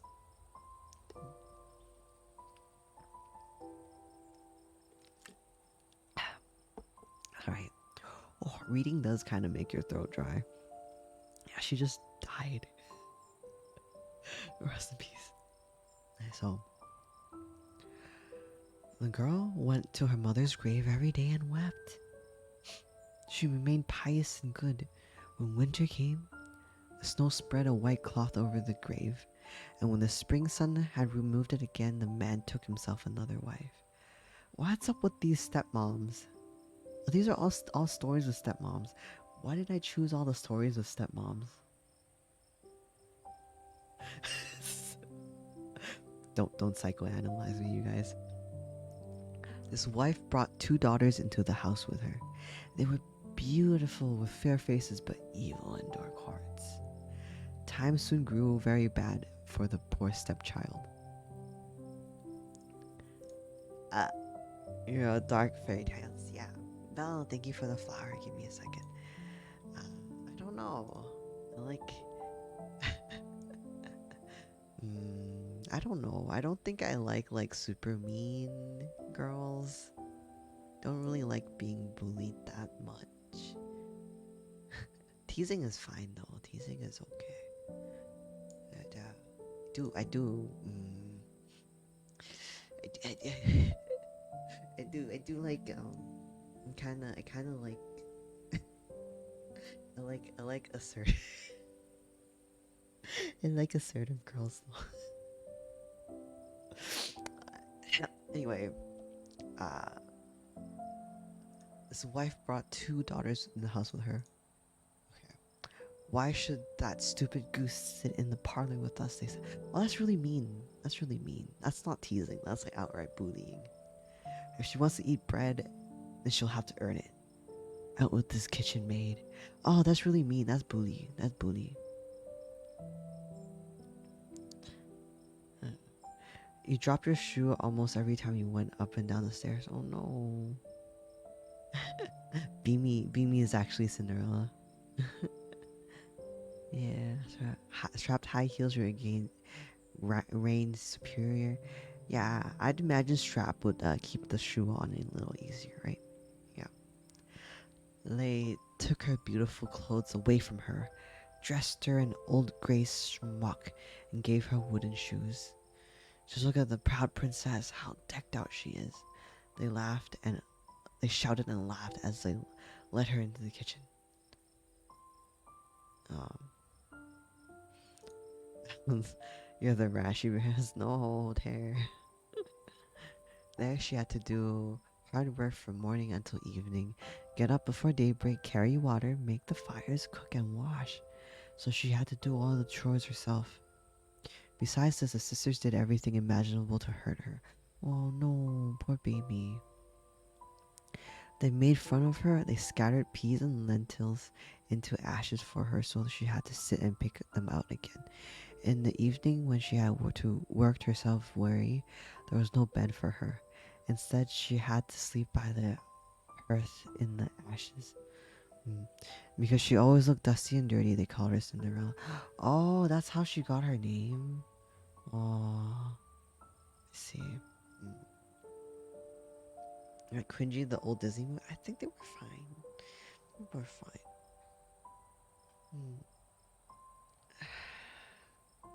One day, it happened that the father was going to the fair, and he asked his two stepdaughters what he should bring back for them. Beautiful dresses, said one. Pearls and jewels, said the other. And you, Cinderella, what do you want? Father, break off for me the first twig that brushes against your hat on your way home. So he brought beautiful dresses, pearls, and jewels for his two stepdaughters.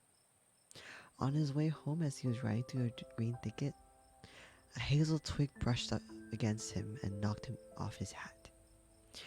Then he broke off the twig and took it with him. Is that like a lucky twig? Why did he do that? Arriving home, he gave his stepdaughters the things that they had asked for. And he gave Cinderella the twig from the hazel brush. Oh, wait, no, she asked for it. Okay. So I guess the dad is not the issue in this fairy tale too. It's the Grimm brothers version, yeah. Her name is Ella. She was covered in Cinderella. I guess she could she can be under my umbrella. Ella, ha ha ha ha. Anyway, now ha ha ha ha. Cinderella thanked him, went to her mother's grave and planted the branch there. And she cried so hard, and she wept that her tears fell upon it and watered it. It must be a very, very salty plant. It grew and became a beautiful tree.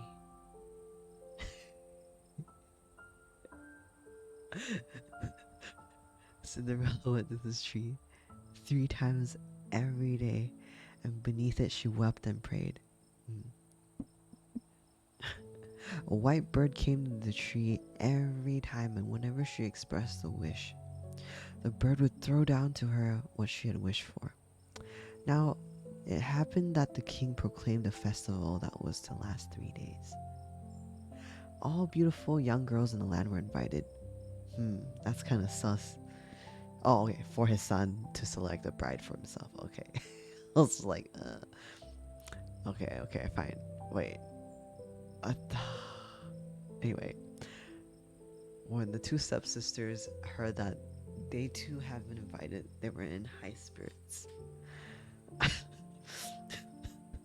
They called Cinderella, saying, Comb our hair for us, brush our shoes, and fasten our buckles. We don't know how to dress ourselves, so we need your help. We're going to the festival at the king's castle. So Cinderella obeyed but wept because she too would have liked to go to the dance with them. She begged her stepmother to allow her to go. You, Cinderella? She said. You, all covered with dust and dirt, you want to go to the festival? You have neither clothes nor shoes, and yet you want to dance? However, because Cinderella kept asking, the stepmother finally said, I have scattered a bowl of lentils in the ashes for you. If you can pick them out again in 2 hours, then you may go with us. The girl went through the back door in the garden and called out, You tame pigeons, you turtle doves, and all you birds beneath the sky. Come and help me to gather. The good ones go to the pot. The bad ones go into your crop. 2 white pigeons came in through the kitchen window, and the turtle doves, and finally all the birds beneath the sky came whirring and soaring in, and lit around the ashes. The pigeons nodded their heads and began to pick, pick, pick, pick. And the others also began to pick, pick, pick, pick. They gathered all the good grains into the bowl. Hardly an hour had passed before they were finished, and then they all flew out again. The girl took the bowl to her stepmother and was happy, thinking now that she would be allowed to go to the festival with them. So, is the moral of the story hire animal slaves to help you? All these birds just fly in and do her chores for her. Oh, right? How's he still not have a fiance? Yeah. All the ages, you guys. All the fairy tale, like all the ages in the fairy tale. Fairy tales are like kind of off. But the stepmother said, No, Cinderella, you have no clothes. You don't know how to dance. Everyone would only laugh at you. So then Cinderella began to cry. And then the stepmother said, You may go if you're able to pick out 2 bowls of lentils out of the ashes for me in 1 hour. Thinking to herself, she'll never be able to do that. And so the girl went through the back door into the garden and called out, You tame pigeons, you turtle doves, and all you birds beneath the sky. Come and help me to gather. The good ones go into the pot. The bad ones go into your crop. 2 white pigeons came in through the kitchen window. And then the turtle doves. Finally, all the birds beneath the sky came whirring and swirling in and lit around the ashes. The pigeons nodded their heads and began to pick, pick, pick, pick, pick again. So what is that? So basically, she went, turtle doves, I choose you. And they were like, okay, we'll be your Pokemon slaves. And the others also began to pick, pick, pick, pick, pick. And they gathered all the good grains into the bowls. Before half an hour had passed, they were finished. And then they all flew out again. The girl took the bowls to her stepmother and was happy, thinking now that she would be allowed to go to the festival with them. But then the stepmother said, It's no use. You are not coming with us, for you have no clothes and you don't know how to dance. We would be ashamed of you. You would be a shame on the family. With this, she turned her back to Cinderella and hurried away with her 2 proud daughters. What? What happened? How do you say seafood in Cantonese and butt in Cantonese? Okay. I'm doing this Maojin because he needs a clip. Okay. So, a little trivia for you guys who don't know how to say seafood. Well, seafood in English is seafood. Seafut in Cantonese is it means butt. So if you want to eat seafut, if you're gonna eat seafut, it means you want to eat some butt. Um, there you go. Is that good enough for you? Okay, let's go back to the story. uh, so a stepmother said, "You don't know how to dance. You'd be ashamed on the family." And then she turned her back on Cinderella, hurried away with her two proud daughters. Yeah. So we're gonna eat butt. Maybe after stream. Um, Now that no one else was at home, Cinderella went to her mother's grave beneath the hazel tree, and she cried. "Shake and quiver, little tree, throw gold and silver down to me. I need money." And so she was like, Give me subs. Oh, great hazel tree at my mother's grave. Give me subs." The birds threw a gold and silver dress down to her. Oh, they literally just threw the dress at her. And the slippers embroidered with silk and silver. Do you think these birds are magpies? Do you think they stole the dress from somewhere else? Um. Oh my god, hair. She quickly put on a dress and went to the festival. Uh, and then her stepsisters and her stepmother did not recognize her. They thought she must be a foreign princess, for she looked so beautiful in the golden dress. They never once thought it was Cinderella, for they thought that she was sitting at home in the dirt, looking for lentils in the ashes.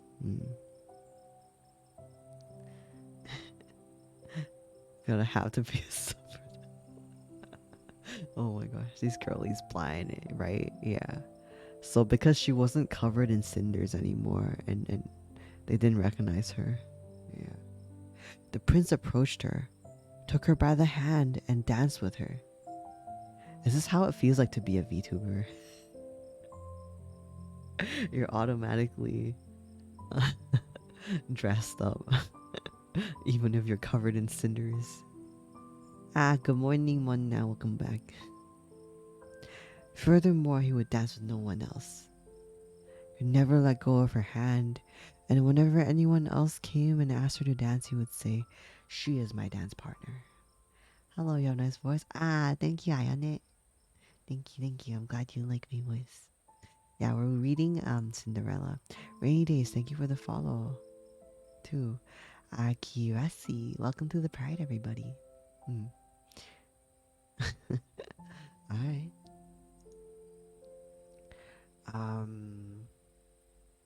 So, and yeah, he'd say, "She's my dance partner. I don't want anyone else." And then she danced till evening, and she wanted to go home because she was tired. But the prince said, "I will go along and escort you," for he wanted to see whom the beautiful girl belonged to, or like where she lived, I guess. However, she eluded him. She was like, "Nyom," and jumped into the pigeon coop. The prince waited until her father came, and then he told him that the unknown girl had jumped into the pigeon coop. The old man thought, could it be Cinderella? He had them bring an axe and a pick so that he could break the pigeon coop apart.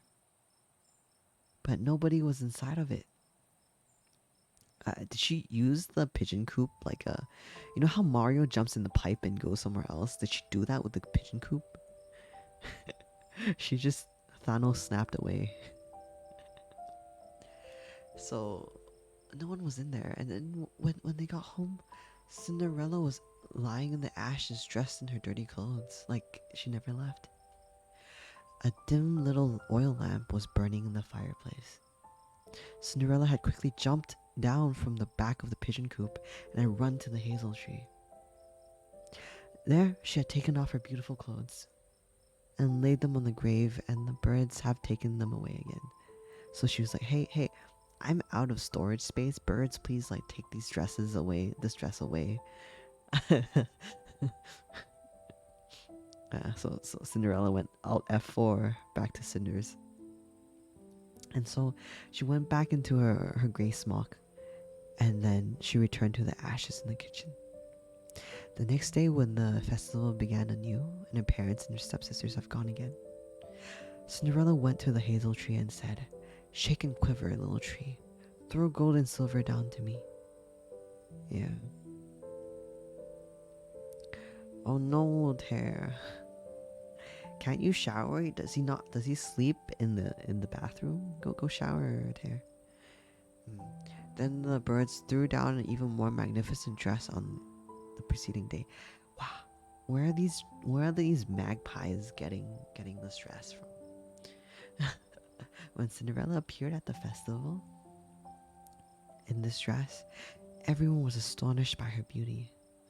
The prince had waited until she came,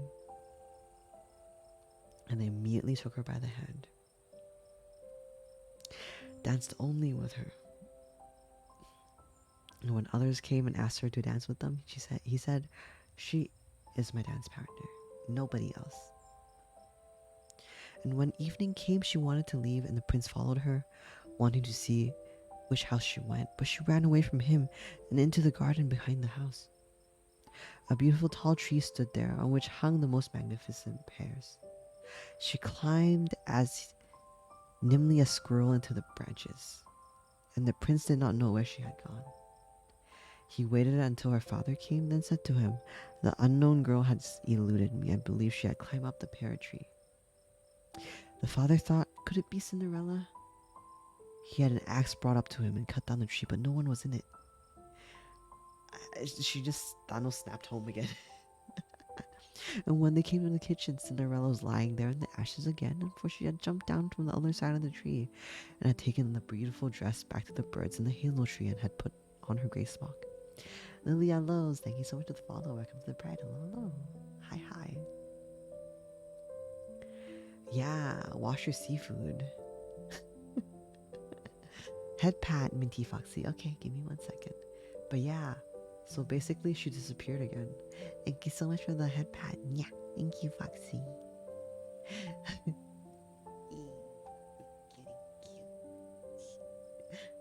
Okay. Bum bum bum bum. And then she ran away from him. Yeah. And then the father was like, "Could it be Cinderella? Could it be my daughter?" He had an axe brought to him and cut down the tree, but nobody was in it. Yeah, okay, we read this part already. And yeah, she put her dress back on. On the third day, when her parents and sisters have gone away, Cinderella went again to her mother's grave and said to the tree, "Shake and quiver, little tree, throw gold and silver down to me." This time, the bird threw down her a dress that was more splendid and magnificent than any she ever had. So I guess she got her live 2D upgrades. And the slippers were made of pure gold. Golden slippers, so they're not glass, they're golden, this one. Yes. You want a flower? Aki. Okay, give me 1 second. Let me add a flower real quick. Maybe Twilight isn't so bad. You're right. Hey, I think Twilight got a lot of hate because it was the first time a story targeted towards like otome audiences, or like stories that target a certain demographic got big, you know. And so Twilight got a lot of hate because people were not familiar or say like mainstream. Most guys don't understand why. Most guys, not all guys, but like most guys would not understand why a series like that would do well, you know. Um, um, yeah. I mean, as somebody who's played his share of otome games and stuff, like, Twilight's just something like that. Like a little nice little boyfriend fantasy, right? Yeah. Anyway, when evening came, Cinderella wanted to leave, and the prince tried to escort her. Wait. Oh, we didn't read the previous um paragraph. This time, the bird threw down her dress. Okay. The more splendid, magnificent, the slippers were pure gold. When she arrived at the festival in this dress, everyone was so astonished that they did not know what to say. The prince danced only with her, and when anyone else asked her to dance, he would say, "She is my dance partner." Yeah, that's the favorite. Now I guess hate for logical reasons like toxic relationships. Yeah, that is true. And racial injustices. Yeah, as it should. That is true. When evening came and Cinderella wanted to leave, then the prince tried to escort her. She ran away from him so quickly that he could not follow her. The prince, however, set a trap. He set a trap. He had an entire stairway smeared with pitch. What is pitch? It's like some medieval super glue. Pitch is medieval super glue. Okay, gotcha. When she ran down the stairs, her left slipper got stuck in the pitch. The prince picked it up. It was small and dainty and of pure gold. I wonder if this Cinderella had 7 toes. Not sure. Next morning, he went with it to the man and said to him, "No one shall be my wife except for the one whose foot fits this golden shoe." Twilight needs to hurry up and be free to once I get my hands on it. What are you gonna do with it after red hair?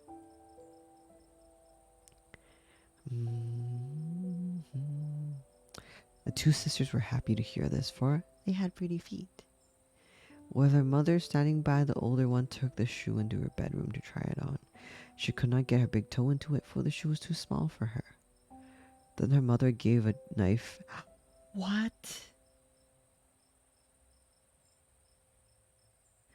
Oh, okay, so I guess this is the Grimm Brothers version.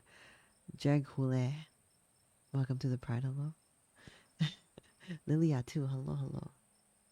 Yeah. So the mother gave her a knife and said, "Cut off your toe." Oh. When you are queen, you will no longer have to go on foot. Oh. Ouch.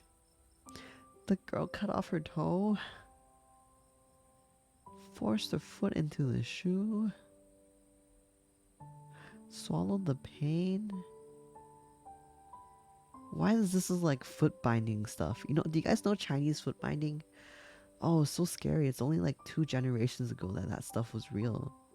Like, I went back to my grandmother, like ancestral home, like that, around that area. There were like people who still lived like that way. I saw really old women, and they had foot binding. This is like, it feels like that, like Chinese foot binding. Scary. Queer things. Welcome to the Pride. Hello. Yeah. Man. So, they only wrote. Yeah, so scary. I don't like this. I don't like the feeling of this story. So yeah, she went out to the prince, and he took her on his horse as his bride and rode away with her. However, they had to ride past the grave, and there on the hazel tree sat 2 pigeons crying out, "Rookity-doo, there's blood in the shoe. The shoe is too tight. This bride is not right."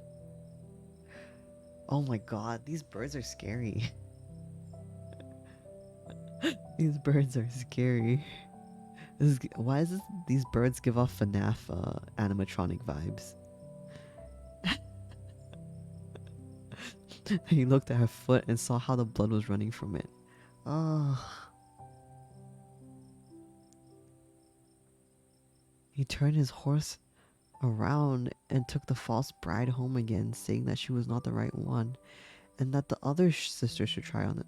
Why specifically from this family? Oh, that's so scary. Went to her bedroom and got toast in the shoe all right, but her heel was. Oh. Her mother gave her a knife and said, "What's wrong with his mom? His mom bad. Like cut off a piece of your heel. When you're a queen, you will no longer have to go on foot." So the mom literally gaslight her daughters to cut her feet off, parts of her foot off for power. Yeah. The girl cut the piece of her heel, forced her foot in the shoe, swallowed the pain, went out to the prince. He took her on his horse as his bride and rode away with her. When they passed a hazel tree, and two pigeons were sitting on it, and they cried out, "Rookity-dee-goo, rookity-goo, there's blood in the shoe. The shoe is too tight. This bride is not right." Again. Again. He looked down and saw her foot and saw a buzz running out of her shoe. How it stained her white stocking all red. Yeah. Then he turned his horse around and took the false bride home again. Dude, are they washing these shoes? Like, are they washing this shoe? Not even that. That looks painful. This is not the right one either. He's just returning them how you return shoes to he's just returning them like used goods, man. Oh, I don't like this version. It's so dark. Okay, uh, I debated myself. I was like, I want to read something darker. Now this is really dark. He said, "Don't you have another daughter?" Pigeons are really evil. Yeah, they are evil. No, said the man. Why did she call Cinderella deformed? There is only a deformed little Cinderella from her first wife, but she cannot possibly be the bride. What the heck?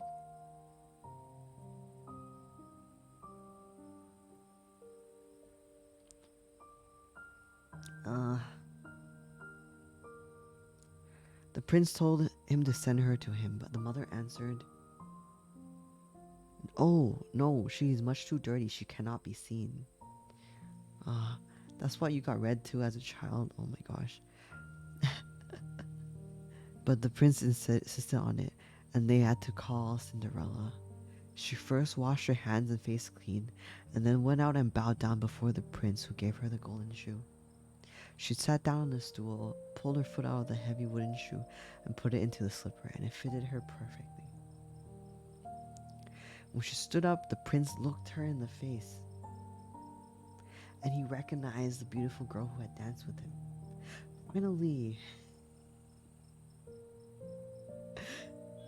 are you?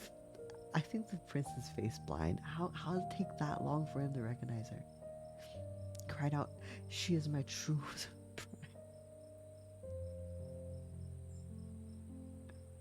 like all of these stories.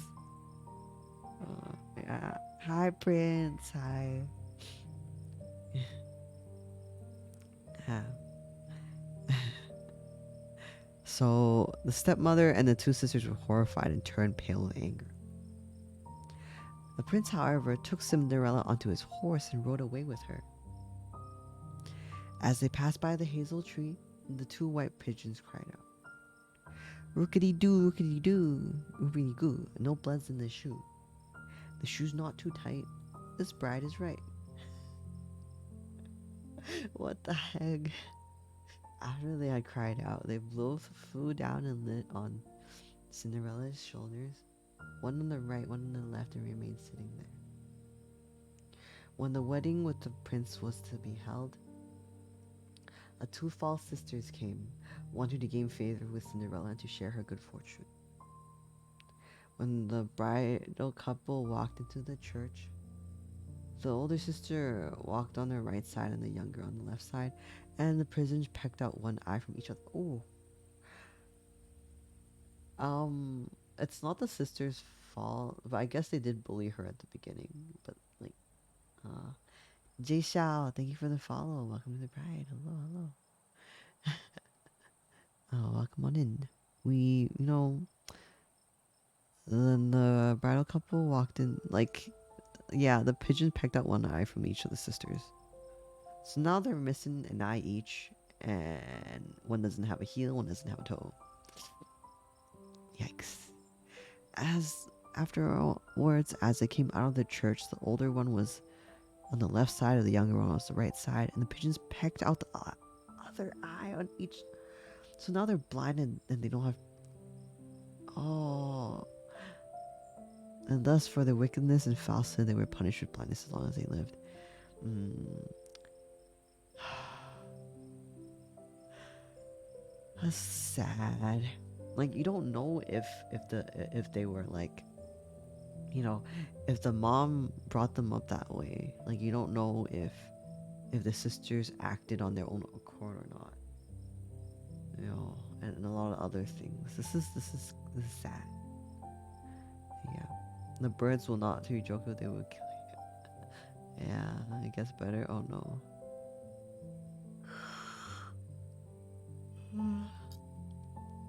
Yeah. Bum, bum, bum, bum. Ah. Yeah, I guess I did.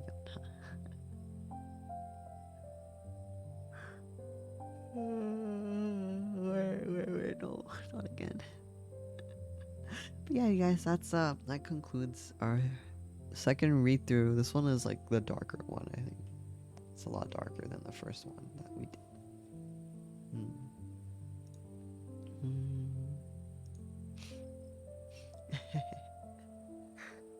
It is all good.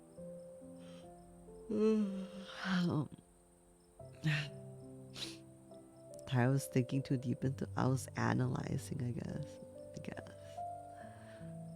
Because your job after all, yeah. It's my turn. Oh, okay. So,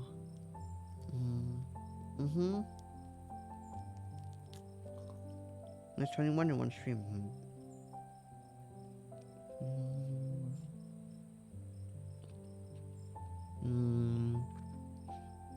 Let's read another one.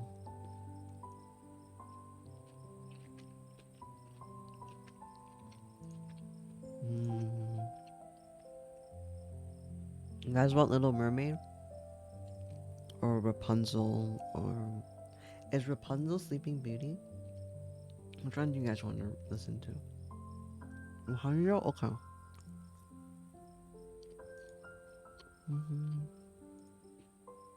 Okay.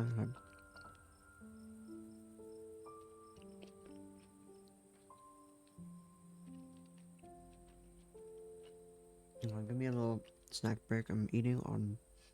This is a little like those fried fish things. My roommate brought some in for me. I know he had time to fry this earlier, before he played Fortnite.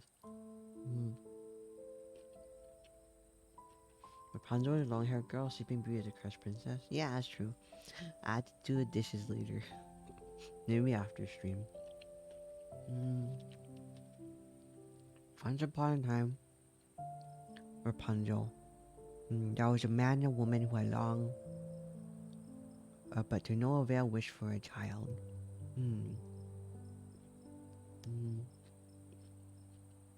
Yeah, he's really nice. Okay. Go make that strawberry chocolate cake. Oh, cherry chocolate cake. Okay.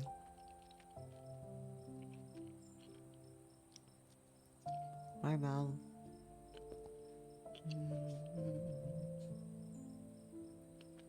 Chocolate cake, yeah.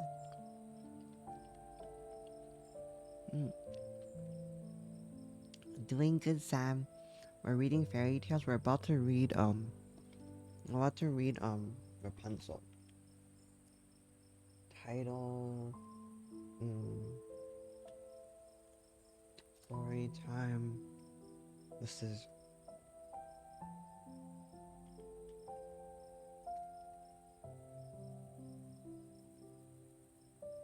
reading the Grimm Brothers version.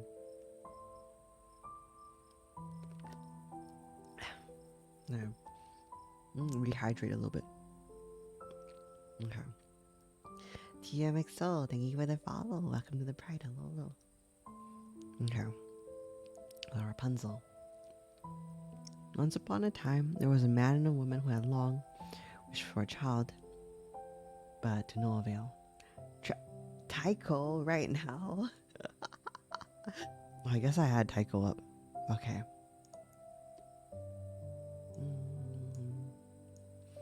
Alright, guys. I guess we're reading with Taiko. Oh.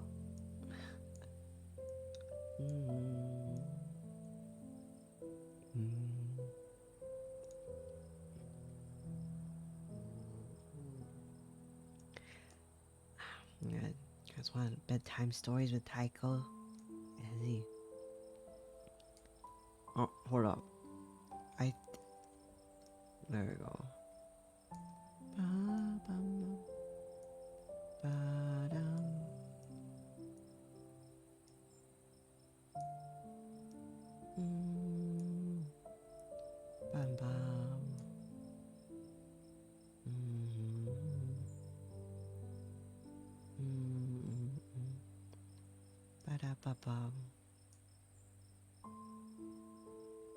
So, for some reasons, the flowers don't track unless they're on my ear. So, I have to do this. Now, let me get the pillow back too.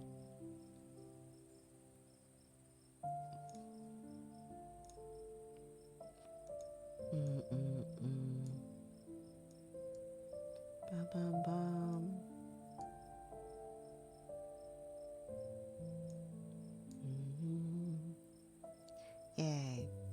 Are y'all cozy? Let's see.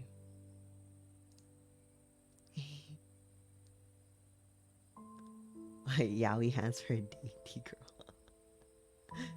I think they're actually originally girl hands for that's it.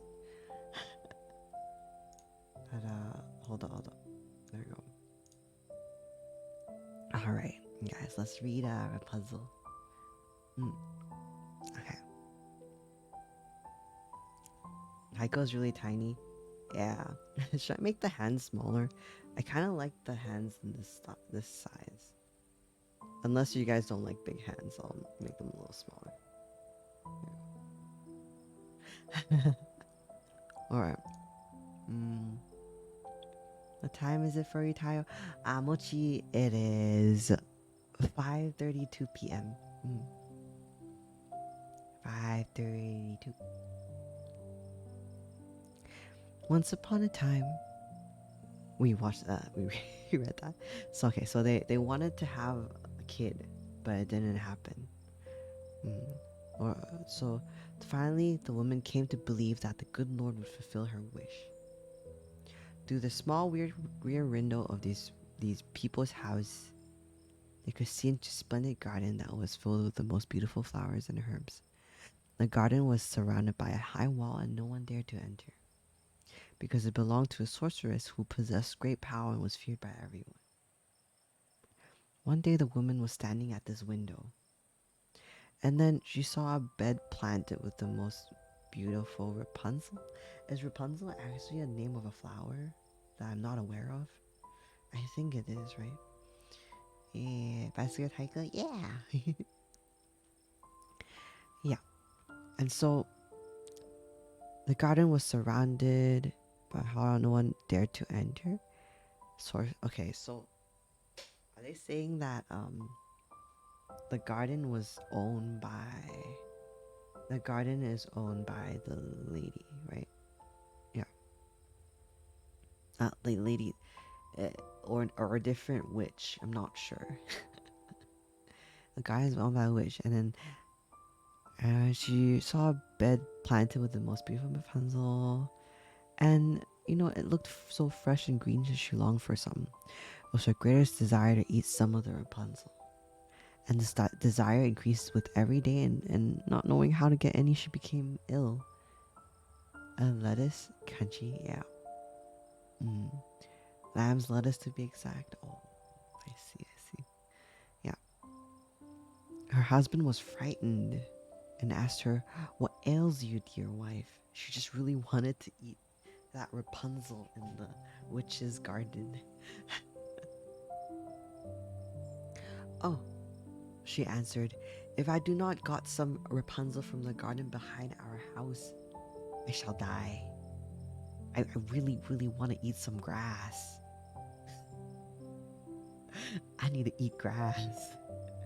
Not just touch grass, I have to eat grass, or else I'm gonna die."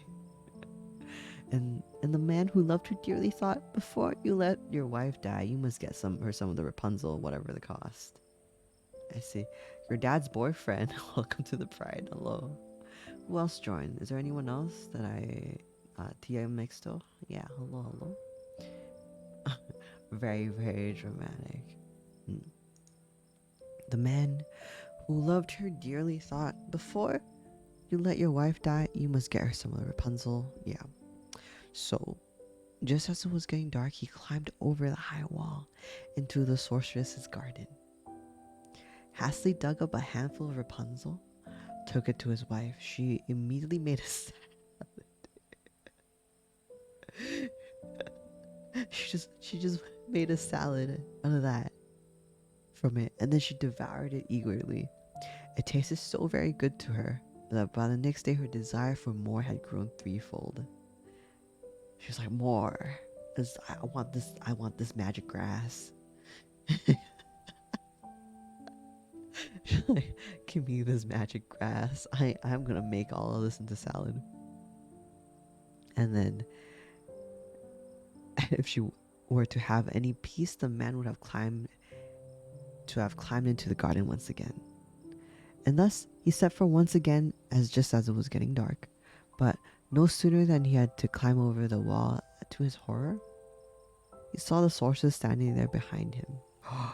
Oh no. How can you dare? How can you dare? How dare? She asked with an angry look. "To climb into my garden and like a thief steal my Rapunzel? And unforgivable. You will pay for this." "Oh," he answered. "Let mercy overrule justice. I came to do this out of necessity. My wife saw your Rapunzel from a window, and such a longing came over her that she would die if she did not get some to eat." The sorceress's anger abated somewhat, and she said, "If things are as you say, I will allow you to take as much Rapunzel as you want. But under one condition. You must give me the child that your wife will bring to the world. It will do well, and I'll take care of it as a mother." But didn't they really want kids? In his fear, the man agreed to everything. Really, this guy? Well, I guess he was scared. Fear makes you do irrational things. Yeah, she just wanted a baby. Yeah, it's true. In his fear, the man agreed to everything. And when the woman gave birth, the sorceress appeared, named the little girl Rapunzel, and took her away. Rapunzel became the most beautiful child under the sun. When she was 12, the sorceress locked her in a tower that stood in a forest, and that neither had a door or a stairway, but only a tiny window at the very, very top. When the sorceress wanted to enter, she stood below and called out, "Rapunzel, Rapunzel, let down your hair to me." Rapunzel had splendid long hair as fine as spun gold. And when she heard the sorceress's voice, she untied her braids round and round the window hook, and let her hair fall 20 yards to the ground, and the sorceress climbed up to it. A few years later, it happened that a king's son was riding through the forest. As he approached the tower, he heard a song so beautiful that he stopped to listen. It was Rapunzel, who was passing the time by singing with her sweet voice. And the prince wanted to climb up to her and look for a door in the tower, but none was to be found. And he rode home, but the song had touched his heart that he had returned to the forest every day and listened to it. One time, as he was thus standing behind a tree, he saw the sorceress approach and heard her say, "Rapunzel, Rapunzel, let down your hair." Then Rapunzel let down her strands of hair, and the sorceress climbed up them to her. So you want to cut your hair off? Oh no. Oh, I do like short hair. Long hair, short hair, all good. Sleepy time? Yeah, sleepy time, Lucky. Sleepy time. Rise the ladder to the tower, and then sometimes I'll try my luck. And then the next day, just as it was beginning to get dark, he went to the tower and called out, "Rapunzel, Rapunzel, let down your hair." Okay? Let down your hair because, yeah. So I guess he's using the hair as rope to climb up. The hair fell down and the prince climbed up. At first, Rapunzel was terribly frightened when a man such as she'd never seen before came in to her. However, the prince began talking to her in a very, very friendly manner, telling her that his heart has been so touched by her singing that he could not have no peace until he had seen her in person.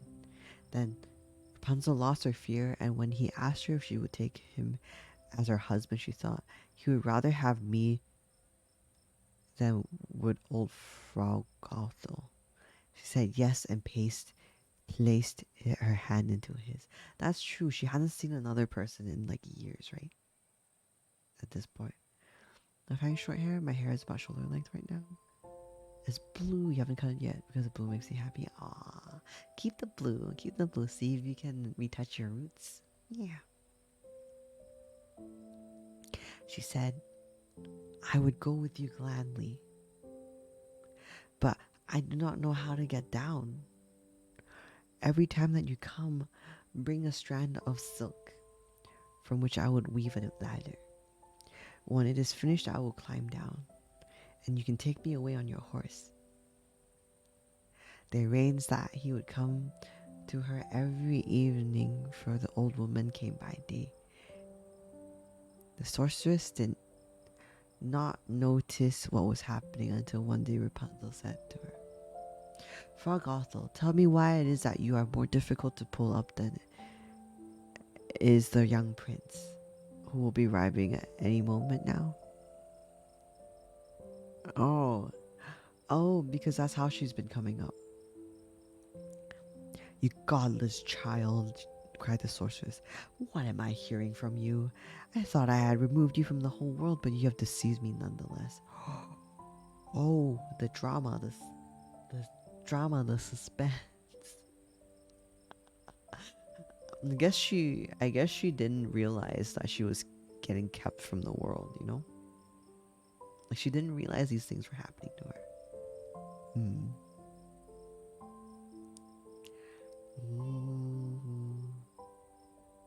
Yeah, you really want to cut it? Yeah, that's okay too. That's okay too, Mochi. But just be so naive, yeah. And so, in her anger, she grabbed Rapunzel's beautiful hair, wrapped it a few times around her left hand, grasped a pair of scissors with her right hand, snip, snap, and cut it off. And she was so unmerciful that she took Rapunzel into a wilderness where she suffered greatly. Oh no. On the evening of the same day, she sent Rapunzel away. The sorceress tied the cut off hair to the hook at the top of the tower, and when the prince called out, "Rapunzel, Rapunzel, let out your hair," Did you let down the hair?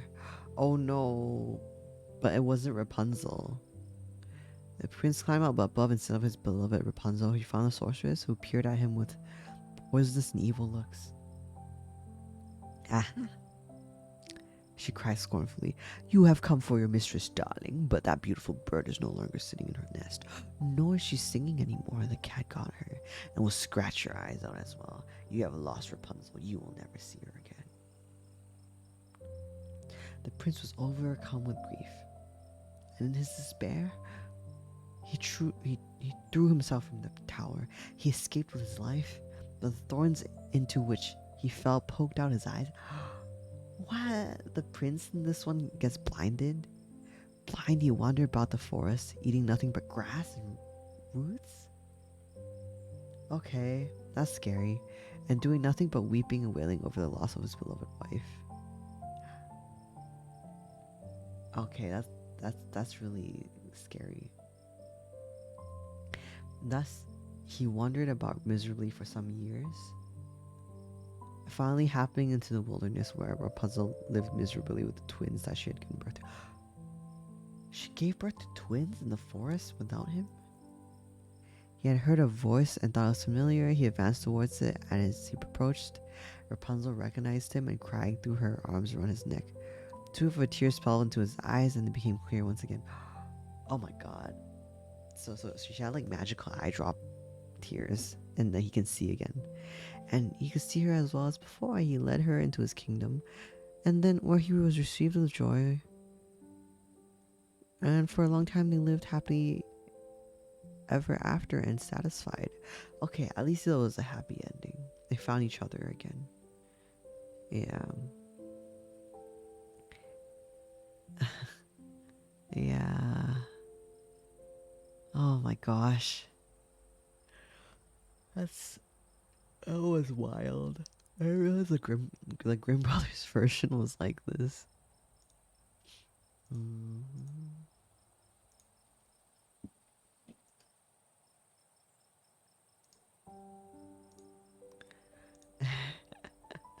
Yeah. Oh, Alexa's really keeping track of. Better than Sleeping Beauty, really? Have you read the Sleeping Beauty version? Mm. Mm-hmm.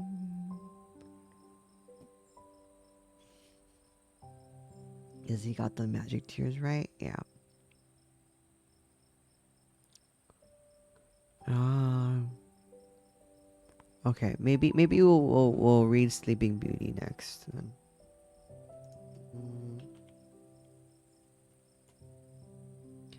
Bum, bum, bum, bum. Mm. Oh, this is the 50th story. Oh. Is it scary? Oh, it's called Little Briar Rose. Okay. Mm. Mm, mm, mm. Then what should we read? What should we read instead? Because I know Little Mermaid is very sad.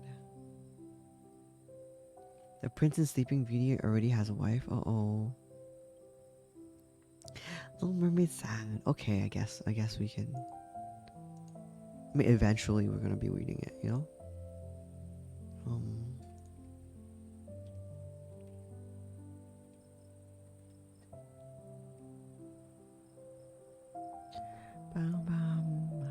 Hansel and Gretel. Maybe let's read Little Mermaid first. I'm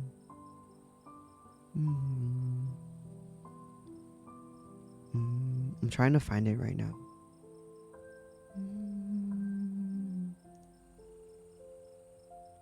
Grimm Brothers, Little Mermaid. Is Little Mermaid Grimm Brothers? Little Mermaid story. I'm trying to find a version of it. I think I passed one earlier.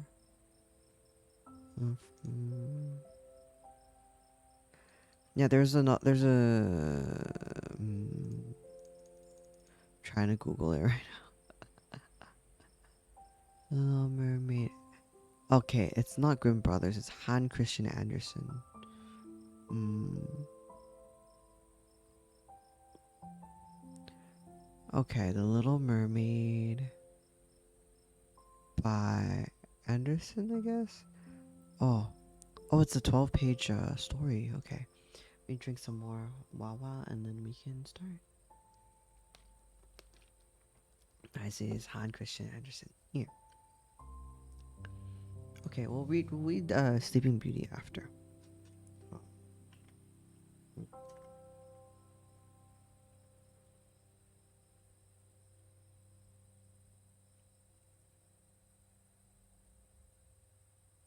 Oh, this is pretty chill. This is pretty chill. I think we could read more things together. I do want to read the Untamed with you guys, but we'll schedule a day for that. This one today was like impromptu story time. Okay. The Little Mermaid. Far out at sea, the water is as blue as the petals of the loveliest cornflower and as clear as the purest glass. But it is very deep, deeper than any anchor cable can reach. Many church towers would have to be placed on top of each other to stretch from the seabed to the surface. Down there, the sea folk live. Do not believe, though, that there is nothing but the bare white sand on the seabed. No. The most marvelous trees and plants grow there, that have much that that there has such pliant trunks, stems, and leaves that the slightest movements of the water causes them to move as if they were alive. All of the fishes, great and small, slip between the branches just as birds up here do in the air. At the very deepest spot lies the Sea King's palace. The walls are of coral and the tall pointed windows of the clearest amber, but the roof is of mussel shells that open and close as the water passes. It looks so lovely, for in each of them lie gleaming pearls, a single one of which would be a prize gem in the queen's crown. For many years the sea king down there had been a widower, but his old mother kept house for him, and she was a wise woman but proud of her high birth, and so she always wore 12 oysters on her tail, while all the other fine folk were only allowed to wear 6 on her tail. Oh, I see. Otherwise, she deserved much praise, especially because she was so fond of the small sea princesses, the daughters of her son. Mm. There were 6 lovely children, but the youngest one was the most beautiful of them all, and her skin was as clear and delicate as a rose petal. Her eyes are as blue as the deepest sea, but like the rest of them, she had no feet. Her body ended in a fishtail. All day long they could spend playing down in the palace, in the great halls where living flowers grew out of the walls. The great amber windows would be opened, and then the fishes would swim into them, just as the swallows fly into us when we open the windows. But the fishes swam right up to the small princesses, ate out of their hand, and let themselves be stroked. Outside the palace there was a large garden with bright red and dark blue trees, with fruit that shone like golden flowers that blazed like fire, and the constantly moving stems and leaves. The earth itself was fine as sand, but blue as a flare of sulfur. There lays a mysterious blue sheen over everything down there. It would be easier to believe one was high up in the air and could only see sky above and beneath one that was down on the seabed. When the sea was calm, one could make out the sun, and it seemed to be a purple flower with its entire light streaming out of the calyx. Each of the small princesses had her own little plot in the garden where she could dig and sow as she wanted. One gave her flower plot the form of a whale, another preferred hers to look like a little mermaid. But the youngest princess made hers completely round like the sun, and only had flowers that shone red like it did. I guess she really, really wanted to see the sun. Hmm. You have bathed. Welcome back there. I'm glad you have instinct. I can't imagine meeting a real beautiful mermaid in real life because mermaids are, well, half fish people. I think fish can be pretty. Have you seen Shape of Water? That fish guy, though. Mm. She was, a strange child. Mm. Quiet and thoughtful, and while the other sisters added the most remarkable things they had from stranded ships as decoration, all she wanted to have, apart from rose red flowers that resembled the sun high up above, was a beautiful marble statue, and it was of a fine looking lad, carved out of clear white stone and left on the seabed after a ship had foundered. At its base, she planted a rose red weeping willow, and it grew splendidly and hung with its fresh branches over the statue, down towards the blue seabed, where its shadow appeared to be violent in motion, just like the branches. It looked as if the treetop and its roots pretended to be kissing each other. Nothing made her happier than to hear about the human world above them. The old grandmother had to tell all she knew about ships and cities, people and animals, and what seemed especially delightful to her was that up on the earth the flowers had a scent, for they did not drown on the seabed, did not down on the seabed, and that the forests were green and the fish that could be seen among their branches could sing so loudly and sweetly that it gladdened the heart. It was the small birds that grandmother called fish, for otherwise the sisters would not be able to understand her, as they had never seen a bird. When you complete your 15th year, the grandmother said, you will be allowed to rise out of the sea, sit in the moonlight on the rocks, and watch the big ships that sail past. You will see forests and cities. And during the following year, one of the sisters turned 15, but the others, well, each one was a year younger than the other. So the youngest had no less than 5 years to wait before she would venture to come up from the seabed and see how things are in our world. But each one promised the other to relate what she had seen and found the most delightful on the first day, for their grandmother did not tell them enough that there was so much they wanted to know about. Ah, hi Harps, hi. we have Taiko redeem at the moment. None was as full of longing as the youngest one, the very princess who had the longest time to wait and who was so quiet and thoughtful. Give me 1 second. Let me show you real quick. Ah, I think I might have accidentally disabled the Taiyo redeem. Give me a second. I'll bring him back. How are you doing, Harpsy? Oh, there. Okay, there you go. Oni-san's back. But yeah, Beamy did redeem Taiko, so I am in Taiko form right now. Hi, how are you? Hello. So basically, we're reading Little Mermaid right now. Huh? Sorry. Unless I lost where we were at. So I got shocked. Wait a second. Yeah. But, there was so much they wanted to know about. None was as full of longing as the youngest one, the very princess who had longest time to wait and who was so quiet and thoughtful. Many a night she would stand at the open window and gaze up through the dark blue water, where the fishes swished their fins and tails. She could see the moon and the stars, and the gleam was admittedly somewhat pale, but through the water they looked much larger than they do our eyes. What if what looked like a black cloud passed beneath them? She knew that it was either a whale swimming above her, or possibly a ship with many people on board. They certainly didn't think that there might be a lovely little mermaid standing below them, stretching her white hands up towards the keel. Levi, welcome to the Pride. Hello. How are you doing today? You're reading The Little Mermaid right now. You're welcome to join us. And now, the oldest princess was 15 years old and was to venture up above the surface of the sea.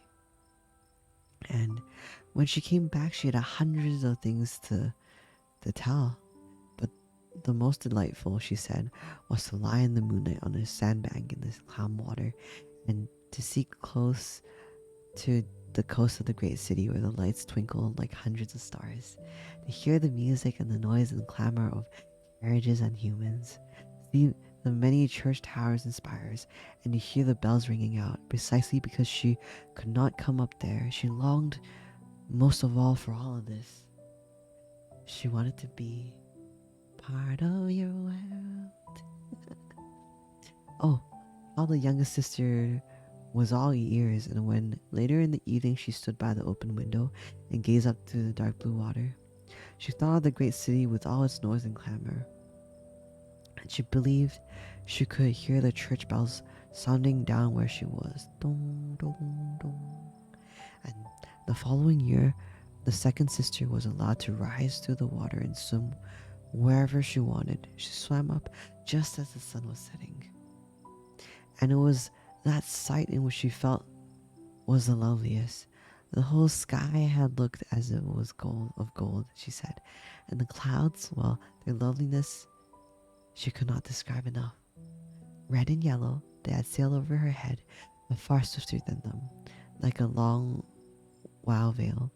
A flock of wild swans had flocked over to the water where the sun had stood.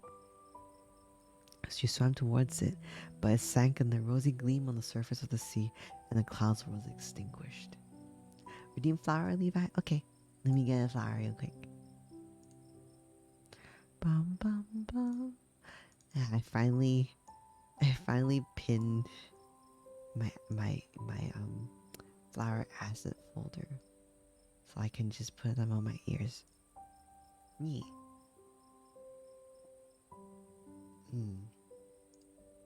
The following year. Wait, no, the second.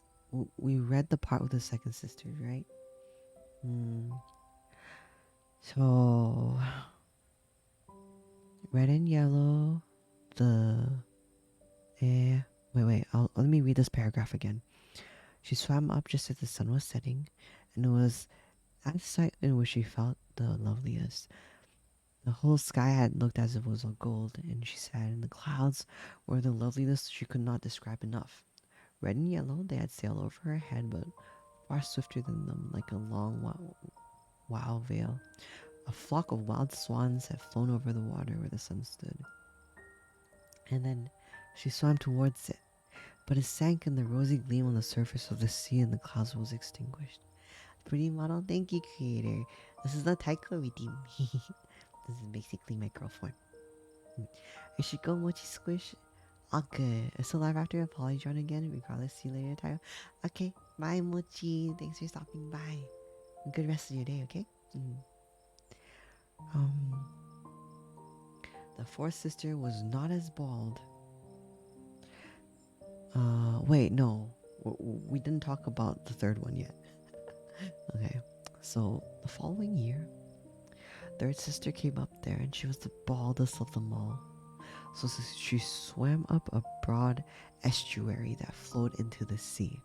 She saw lovely green slopes with vines, castles and manors peeped out between magnificent forests, and she heard how all the birds sang and the sun shone so strongly that she often had to dive down under the surface to cool her burning face. In a small bay, she met a whole flock of small human children. Huh? Completely naked? Alright, and they ran about and splashed in the water, and she wanted to play with them, but they ran away in fear. Well, yeah, because you have a tail. And a small black animal appeared. It was a dog, but she had never seen a dog before. Mono! Thank you so much for the raid. Welcome, raiders. My name is Taiyo Rise. I'm usually a boy. But right now we do have the Taiyo reading going on. Hi, Alien Sleep Vision. Hi, we're reading The Little Mermaid Hi, by Anderson, I think. Yeah, we come in peace, Mono. Hi. Give me a second. Let me show you real quick. Mono. Hi, Mono. Thank you so much for the raid. Um, welcome, raiders. Welcome, welcome. Ah, what were you guys doing? I landed under the seal. Yeah, yeah, yeah. Terabytes. Hello, hello. Welcome, welcome. How was your ASMR stream? Was there anything in particular you were doing? Yeah. Hi, Mono. Hi. How are you today? Hmm. Zaft. Hello. Uh, Cell 3 Ritz. Hello. Macals. Hello. Terabytes. Akai Quincy. Hello. Jiro the Oni. Rokusaru. Jen Hodes. Ikuzo. Nightly Viper. Hello. Hello. Welcome, everybody. You're sorry from Harps and you're so cute, Boulders. Thank you. Thank you, thank you. Yeah. I'm a wereline after all. I have many forms. Yeah. Hiyo. I hope your stream was well. If you need to grab a drink or lie down or anything, feel free to do so. Mono, thank you again for the raid. Thank you. Much appreciated. Mm. Hi, hi. Hi, Zaft. Bexy. Hello. Yeah. And so we were reading about the third sister that wanted to play with some kids, but they all ran away in from fear. And it was but a dog went towards her, and but she didn't know what it was. It was a small dark creature. But she's never seen a dog before. It barked so terribly at her that she was scared and made for the open sea. But she could never forget the magnificent forests, the green hillsides, and the charming children who could swim on the water even though it didn't have any tail. Yeah, Macas. Hi, hi. It's alright, terabytes. At Mono too. Welcome to the Pride, everybody. Welcome to the Were Lion Pride. Hello, hello. Kanaya too. Hello, hello. It was fun. Everyone here is really sweet. Thank you. Yeah, I'll take care of everybody. I hope you get lots of rest, okay? Mm. Mm. Thank you again for the raid. One happy Were Lion. Thank you. Mm. Well, so then we read about the brave sister. That's the third sister. And so the fourth sister also ventured out to the sea on her 15th birthday. And she was not as bald, however, as the third sister. She stayed out in the wild mid-ocean and said that it was precisely this that it was the loveliest. One could see many miles around on all sides, and the sky above was like a great bell jar. She had seen ships, but far off they looked like gulls. The amusing dolphins had turned somersaults, and the huge whales had spouted water out of their blowholes, and so it looked like hundreds of fountains around her. We're gonna take names and get some snuggles and all our names. That's okay. We're all here for snuggles then. let's snuggle.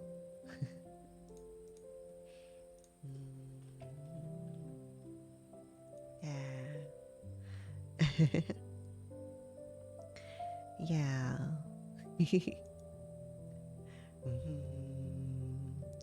Yeah, she has seen ships. Okay, let's see. Okay, fourth sister was not as bald. She stayed out in the wide mid-ocean and said that it was precisely this that was the loveliest. One could see many miles around and on all sides, and the sky above was like a great bell jar.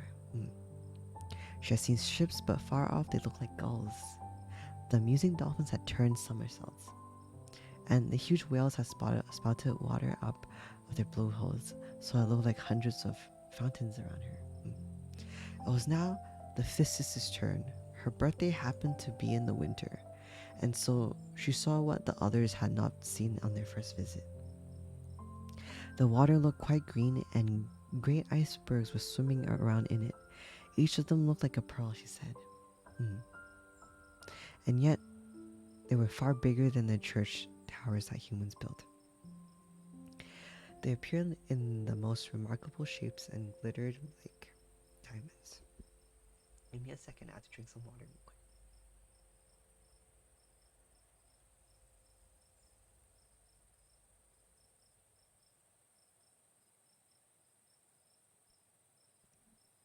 Give me another second. I sorry, it was like kind of. I think I choked on my words. No, we good. We good now. Yeah, it's okay. Um, you can you can uh, leave your bananas here. Your bananas are safe with me. Mm, all right. The first time any of the sisters away. Did we just read the one about the fourth sister? Yes, we did. And that was the fifth sister's turn, and her birthday happened to be in the winter, so she saw what the others had not seen on their first visit because it was winter time. Yeah, I'll take care of your banana. Um, Nana's apostrophe. Eh. The water looked quite green, and great icebergs were swimming around in it, and each of them looked like a pearl. And she said, and yet they were far bigger than the church's towers humans built. I think we already said that. Yeah. Grabs a pillow. I shall enjoy the swear. Yeah, grab a pillow with me. Let's go. Let's go. Um. Okay. So she has to sit down in one of the largest and all her sailing. Okay. Wait. Did we already read this paragraph? I'm a little lost. I feel like I read this. So well, she gave her a wide berth. So basically, she sat down on the ship, and where she sat, letting the wind play around with her long hair. But later on in the evening, the sky became overcast, and there was thunder and lightning. While the Black Sea lifted the great blocks of ice high up and let them gleam in the red lighting, the sails were taken in on all the ships, and they were in fear and dread. But she calmly slept on a swimming iceberg and watched the blue stroke of lightning zigzag down into the gleaming sea. Oh, so it's winter time, and I guess she found some ships, and then there was lightning and thunder. Yeah. Yeah. This is all for your end. Thank you so much for the follow. Welcome to the Pride. Hello, hello. And the first time any of the sisters came above the surface of the water, um, each of them was always fascinated by the new, beautiful things she saw. But since they now, as grown-up girls, were allowed to go up there whenever they wanted, things lost their appeal. They longed to be back home, and after a month, they said it was the most beautiful of all down where they lived, and so nice to be home. And so I guess they were like, we're done with looking at human stuff. Let's go home now. That's what they thought. And then, on many an evening, the five sisters interlocked arms and rose in a row above the water.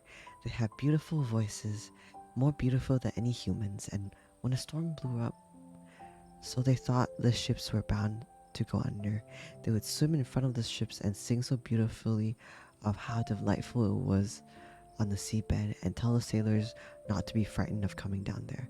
But the sailors were unable to understand the words, and thought it was the storm, nor did they ever get to see any of these delights. For when their ship sank, those on board drowned, and only came down to the Sea King's palace as corpses. Ooh, that's dark. That's dark. My cats, hi. I hope you're enjoying the story so far. When the sisters gathered in the evening, arm in arm, they ascended through the sea, and the little sister was thus left behind on her own. She was left behind on her own because, she wasn't 15 yet, and it was as if she would cry, but a mermaid had no tears, and so she had to suffer all the more. Story is great. Yeah, it's the original Little Mermaid story. If only I was 15 years old, she said. I know that I would grow really fond of the world above us and of the people who build and live up there. At last, she reached the age of 15 in the next sentence. Time skip. There. Now we've got you off of our hands, her grandmother, the old Queen Mother, said. Come here. Let me deck you out like your other sisters. And she placed a garland of white lilies in her hair. But each petal in the flower was half a pearl, and the old lady had large oysters attach themselves to the princess's tail to indicate her high rank. So, like, are oysters like tail earrings? Tail rings, I guess. It hurt so much because the oysters clamped down on her. Yes, one has to go through a great deal of trouble to look nice. What? Ah, the old woman said. Oh, she would have so much have liked to shake all this finery off her and laid the heavy garland aside. Her red flowers in the garden suited her much better. But she didn't dare rearrange things. Goodbye, she said, and rose so light and clear like a bubble through the water. The sun had just set as she lifted her head above the surface of the water.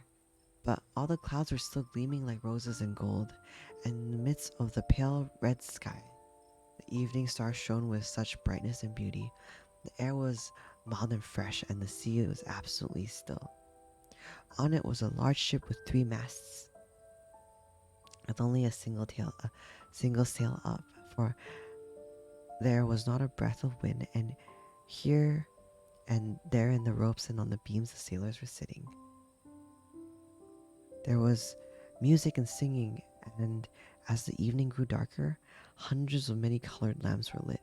So it looked as if the flags of every nation were waving in the wind. The little mermaid swam right to the cabin window, and each time the swell lifted her up, she could look through the mirror-clear windows where the many people stood in fine array. But the handsomest even so was the young prince with the large black eyes. Large black eyes. He couldn't have been much older than 16. It was his birthday, which is why there was so much of a to-do. The sailors were dancing on deck, and when the young prince came out, more than 100 rockets shot up into the air. It lit everything up as if it was broad daylight. So the little mermaid was very frightened and dived under the surface. But soon she stuck her head up again, and it was as if the stars in the sky fell down to her. She had never seen such pyrotechnics before. I think she was watching fireworks. Great suns span around, wonderful fire fishes soared into the blue sky, and everything was reflected by the clear, calm sea. On board of the ship, everything was so bright one could see every little rope, and the people could too. Oh, how handsome the young prince was, and he clasped the people's hands, laughed, and smiled, while the music rang out in the wonderful evening. It grew late, but the mermaid was unable to take her eyes off the ship and the handsome prince. The many-colored lamps were put out. No more rockets soared into the sky, and there were no more cannon shots. But deep down in the sea, there was a humming and droning, whereas she sat on the surface, rocking up and down, so that she could look into the cabin. But the ship picked up speed. One sail after the other unfurled. Now the waves became stronger. Large clouds appeared, and there was lightning to the distance. Oh no! So a storm was about to begin. So I guess it's gonna start storming now. Oh, there was going to be a terrible storm. So the sailors reefed in the sails, and the large ship careened along at great speeds on the wild waves. The waters rose from what looked like great black mountains that would crash down over the mast. But the ship dipped like the ship dipped like a swan down between the high waves and let itself be lifted up onto the towering waters. The little mermaid found this ride enjoyable, but the sailors did not, and the ship creaked and groaned, and thick planking bent at the buffeting of the waves. The mast broke into two as if it was a reed, and the ship rolled over on its side, and the water began to pour in. Now, the little mermaid realized they were in danger, and she had to take care of herself to avoid the beams and the fragments of the ship that were floating in the water. At one moment, it was so pitch black that she couldn't see the slightest thing. But when a flash of lightning came, Everything was so clear once more that she could make out all of them on the ship. Everyone lurched around as best as he could, and she looked especially for the young prince. And when the ship came apart and she saw him sink down to the depths of the ocean, oh no, the prince is sinking. I think she's gonna go rescue him. Give me 1 second. Little Mermaid is longer than I thought, or read really fast. I read slow. I'm sorry. We're on page 4 at the moment. Head pat, Billy. How? 等一下哦. I think I need to. I'm gonna highlight the area I'm on so I don't lose where I'm at. Okay. Billy, thank you so much for the head pat. Yeah. Thank you. Thank you.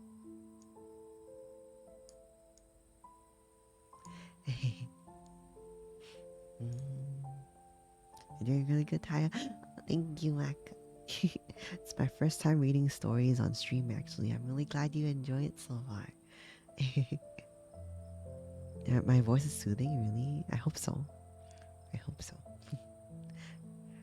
To begin with, she was quite pleased, because for now, it would be coming down with to her. But she remembered that humans cannot live in the water, and that he would not come down to her father's palace. Only his corpse. Oh, no, he could not be allowed to die. No. So she swam in among the beams and planks that drifted out in the sea. Completely forgot that they might have crushed her. She dived deep beneath the surface, rose up high again between the waves, and finally she managed to reach the young prince, who was hardly able to swim any longer in the stormy sea. His arms and legs were beginning to go limp, and his beautiful eyes closed. He would have died if the little mermaid had not come to his aid. She held his head above water, and then let the waves bear her and him to wherever they wanted. I love story time. I got an A in story time back in kindergarten. Nice, Marcus. Yeah, I might do more of these then, but we'll need more stories to read, okay? Actually, I'm not against reading fan fiction either. I might pull up AO3 if you guys want me to read anything from there. Yeah. Oh, the old 1001 Nights Tales, really nice. Like Alibaba and the 40 Thieves and Aladdin and Magic Lamp. Yeah, we could do that. So now they're swept out in the ocean. When morning came and the bad weather was over, not a shred of the ship was to be seen. The sun rose red and gleaming out of the water. It was as if this brought life to the prince's cheeks, but his eyes remained closed. The mermaid kissed his lovely high forehead, stroked back his wet hair, and to her he looked like the marble statue down in her garden. And she kissed him again and wished for him to be allowed to live. Yeah, we're all good, Belle. 1001 Arabian Nights would be a great choice, and honestly, love that book. Yeah, sounds good. She now saw the mainland ahead of her, tall blue mountains with white snow gleaming on their summits. Sunsuit? Why did I say sunsuit? She now saw the mainland in front of her, tall blue mountains with white snow gleaming on their summits as if swans were lying. Down by the coast there were lovely green forests, and in front of them lay a church or an abbey, and she did not know for sure, but it was definitely a building. Lemon and orange trees grew in the garden, and in front of the gate stood tall palm trees. Okay. The shore formed a small bay here, where the water was completely still but very, very deep, all the way to the cliff where fine silver sand had been washed up. She swam over there with the handsome prince and laid him down on the sand, but made sure that his head laid high up in the warm sunshine. Back to business, was just chatting. Yeah. Welcome back, Belle. Missed you. This is good for healing the soul. Yeah. I'm glad you think so. Yeah. Belle, did you manage to get the ingredients for your cake? You're making a cherry chocolate cake, right? Well, now the bells in the large white building started to chime, and many young girls came walking through the garden. Then the little mermaid swam further out behind some boulders that stuck out of the water, placed sea foam of her hair and breasts so that no one could see her small face. Oh, was she disguising herself? And she watched to see who came out for the poor prince. I see. You got had to go to two shops. Ah, at least you got your ingredients. Yeah. And your best hair. Yeah, Mac's been behaving. Mac's been a good Mac. It did not take long before a young girl came to the spot, and she seemed quite shocked, but only for a moment. Then she fetched some others, and the mermaid saw how the prince recovered, and that he smiled to all of those around him, but not out to her, for he did not even know that she had saved him. Oh, she felt so sad, and when he was led up into the large building. She dived sorrowfully down into the water and saw her way home to her father's place. Sad. That is relaxing. Yeah. She had always been quiet and thoughtful, but now she was even more so. Her sisters asked her what she had seen the first time above, but she didn't tell them anything. Many an evening and morning she rose up to the spot where she had left the prince. She saw how the fruit in the garden ripened and was picked, and she saw how the snow melted on the high mountains. But she did not see the prince, and therefore she was always even sadder when she returned home. Her only consolation was to sit in her little garden and embrace the beautiful marble statue that looked like the prince. But she did not tend to her flowers, and they grew into a wilderness out over the paths and twined their long stems and leaves in among the branches so that it became quite dark.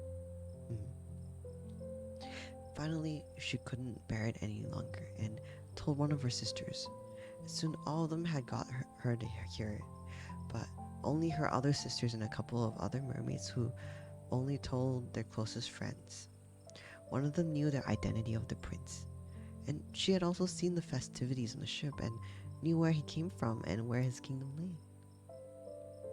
Is this an angsty ending? I don't actually know. Well, actually, I think it was a sad ending. I'm not sure, because I never read this version before. I only watched the Disney movie. Yeah. Come, little sister, the other princess said. And with their arms around each other's shoulders, they rose in a long row out of the sea and in front of the palace, where they knew the prince's palace lay. It had been built of a light yellow gleaming type of stone with large marble staircases, one which went straight down into the sea. Magnificent gilt domes rose up and above the roof, and between the columns that went around the entire building, there were marble statues that looked as if they were alive. And through the clear glass in the tall windows, comma, one could glimpse the most magnificent halls that were hung with precious silk curtains and tapestries, and all the walls were adorned with large paintings, and that were a sheer joy to look at. In the middle of the largest hall, there was a large splashing fountain, its jets shooting up towards the glass dome in the ceiling, through which the sun shone on the water and on the lovely plants growing in the large pool.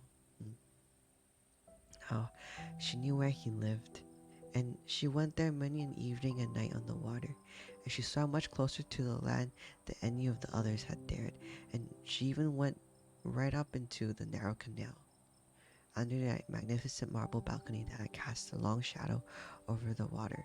Here she sat and gazed at the young prince who thought he was completely alone in the bright moonlight. Many evenings she saw him sail about with music in his magnificent boat with its fluttering flags.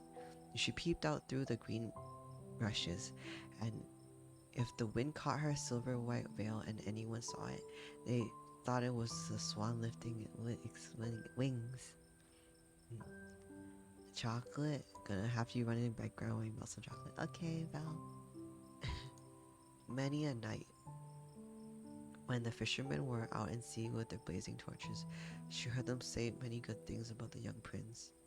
And it pleased her that she had saved his life when he was drifting half dead on the waves, and she thought of how she thought of how firmly his head had rested on her breasts, and how firmly she had kissed him then, and he knew nothing about that. Couldn't even dream about her. Oh, yeah, I guess he doesn't remember how she came to like human beings more and more, and she wished more and more to be able to rise up among them. The world seemed to her to be so much bigger than hers, and for they could fly across the ocean on ships, climb high mountains way above the clouds, and the countries they owned stretched with their forests and fields farther than the eye could see. There was so much she wanted to know, but our sisters could not answer everything. And so she asked her old grandmother, and she was familiar with the higher world, which is what she rightly called the lands above the sea. Have a fun, sweetheart. Gonna eat dinner now. Bye bye. Okay, bye, Zaf. Thanks for joining. I'll see you next time. Bye bye. Hope you enjoyed the story so far. Girl saved his life. He doesn't remember, and he was saved by a beautiful mermaid. Right, right. Keep a feed. Thank you so much for the follow. Welcome to the Pride. Hello. Let's see. There's so much she wanted to know, but her sisters could not answer everything. And yeah, so she asked her old grandmother. She was familiar with the higher world, which is what she rightly called the lands above the sea. When humans do not drown, the little mermaid asked, can they stay alive forever? Don't they die like we do down here in the sea? Oh yes, the old woman said. They too have to die, and their lives are even shorter than ours are. We can live until we are 300 years old, but when we cease to exist, we become foam on the water, and do not even have a grave down here among our dear ones. We do not have an immortal soul, and will never live again. We are like the green rushes. Once they have been served, and they cannot grow green again. Humans, on the other hand, have a soul that lives on forever, lives even after the body has become earth. It rises up into the clear sky, up to all the shining stars. Just as we rise up to the surface of the sea and see the lands of the humans, they rise up to unknown lovely places, those that we will never get to see. Oh. Why did we never get an immortal soul? The little mermaid asked sadly. I would give up all 300 years I have to live just to be a human being for one day, and then be a part of the heavenly world. You mustn't spend your time thinking of such things, the old woman said. We have a much happier and better life than human beings up there. So, am I to die and float like foam on the sea, not hearing the music of the waves, seeing the lovely flowers in the red sun? Is there nothing I can do to gain an eternal soul? No, the old woman said. Only if a human were to fall so in love with you that you were more to him than his father and mother, if all his thoughts and love were centered on you, and he would let the priest place his right hand in yours and promise to be faithful now and all in eternity. Only then would his soul flow over into your body, and you would partake in human happiness. He would give you a soul and yet retain his own. But that can never happen. For what is so lovely here in the ocean, your fish's tail, they find ugly up there on earth. And they don't understand it at all. Their one has to have two clumsy props that they call legs in order to be considered beautiful or handsome. Legs? Who needs legs when you have a pretty tail? Sad. I would much rather swim around carefree than live with dread right now. Yeah. Bestie's priorities all over the place. You know. What? Well, what love does to people, a mermaid, right? So she's like, I gotta make this guy fall in love with me. Mm. Then the little mermaid sighed and looked sadly at her fishtail. Let's be content, the old woman said. Let's jump and leap in the 300 years we've have to live in. That's quite a long time after all. And then one can even more contently rest in one's grave. This evening there is to be court ball. Mm. It was also more magnificent than anything that ever to be seen on earth. The walls and ceilings of the great dance hall were of thick but clear glass. Several hundred huge mussel shells, rosy red and green as grass, stood in rows on either side with a blue burning fire that lit up the entire hall, and gleamed up through the walls, so that the sea right outside looked quite illuminated. One could see all of the innumerable fish, great and small, that swarms towards the glass wall, and on some of them the scales gleamed a purple red. On others they seemed to be silver and gold.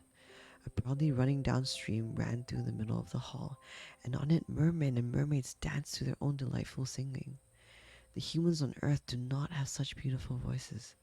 The middle mermaid sang the most beautifully of them all, and they applauded her. And for a moment she felt happy in her heart, for she knew that she had the loveliest voice of anyone on earth and in the sea. Mm. Yeah. But soon she began to think once more of the world above her.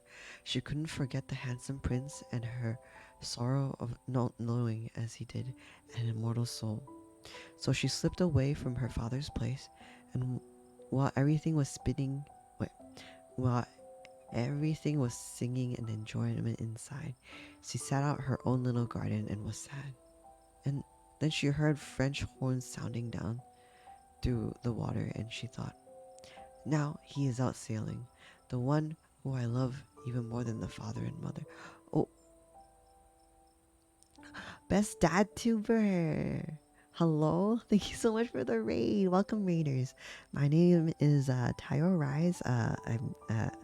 This is a redeem. This is a Taiko redeem. So this is my gender bent model.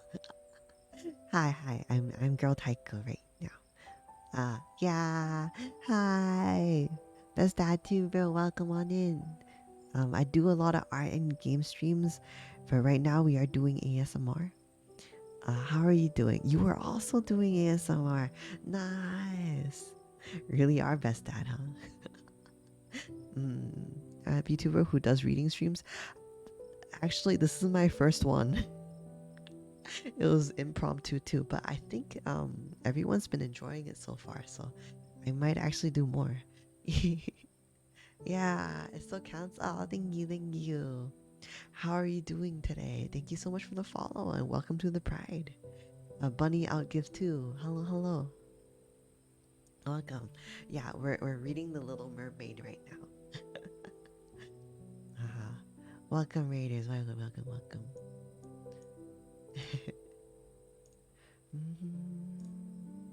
You can get breakfast. Made for the wife. Okay. Hope you have a good breakfast. I'll take care of your children. Have a good breakfast, Dad.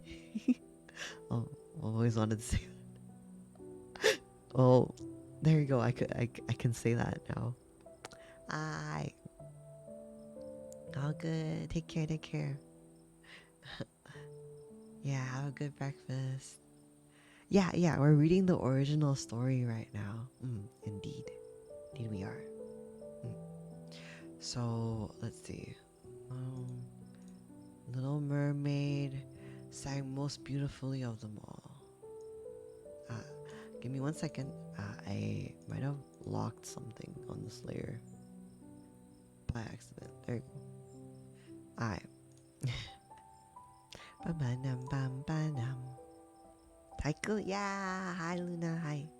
Yeah, in Taiko indeed. So basically, they're kind of, I think Little Mermaid's singing right now. And so when soon when she began to think once more of the world above her, she couldn't forget the handsome prince and his sorrow, and not owning, as he did, an immortal soul. So she slipped away from her father's place, and while everything was singing and enjoyment aside, she um she sat on her own little garden and was sad. And then when she heard French forms sounding down the water, she thought, now he is out sailing, the one who I love even more than father and mother, the one who fills up all my thoughts and whose hand I wish to place all my life's happiness. I will risk anything to win him an immortal soul. While my sisters are dancing inside my father's place, I will go to a sea witch. I've been always so afraid of her, but she can perhaps give advice and help me. So I guess she's going to Ursula right now. Yeah.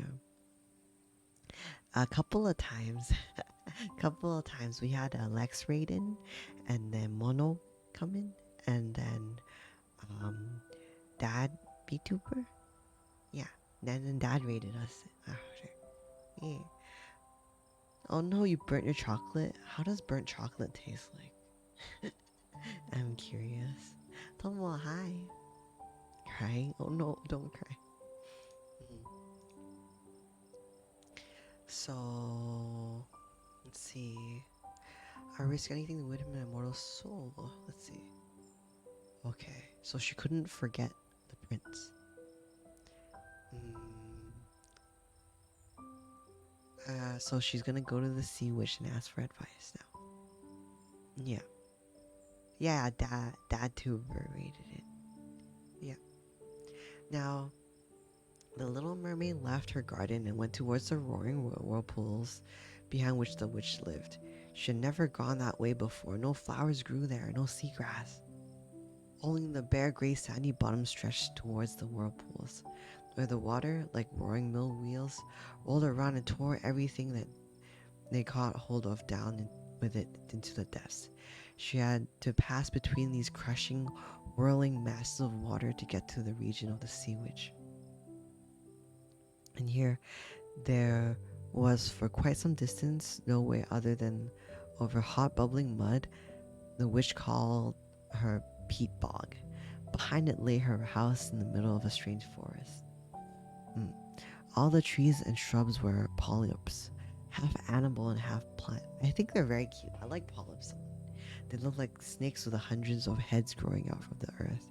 The branches were long, slimy arms with fingers like pliant worms. And joint by joint, they moved from their root to the outmost tip, like really wiggly tentacles. Yeah. Everything in the sea. Everything in the sea. Oh, yeah, I'm getting distracted by chat. Mhm. You should go dip to make a fifth attempt at sleep. Okay, Mochi. Good night. Sleep well. Okay, I'll see you next time. Bye. Thanks for stopping by. Much appreciated. Your support is appreciated. Azra, hi. How are you doing? Hi. We're reading The Little Mermaid right now. So we're talking 100 small arms held it as a band of steel. Eh? Oh no wait. I missed where I was. So what happened is that mm, everything in the sea they could catch hold of. I think they're talking about the polyps. They twined around tightly and will never let go again. The little mermaid remained standing quite terrified outside there. Her heart pounded with fur. Her heart pound. Sorry, the ambulance again. Yes, I do live by the highway. Disclaimer again, so this happens a lot. I say the food. Oh no!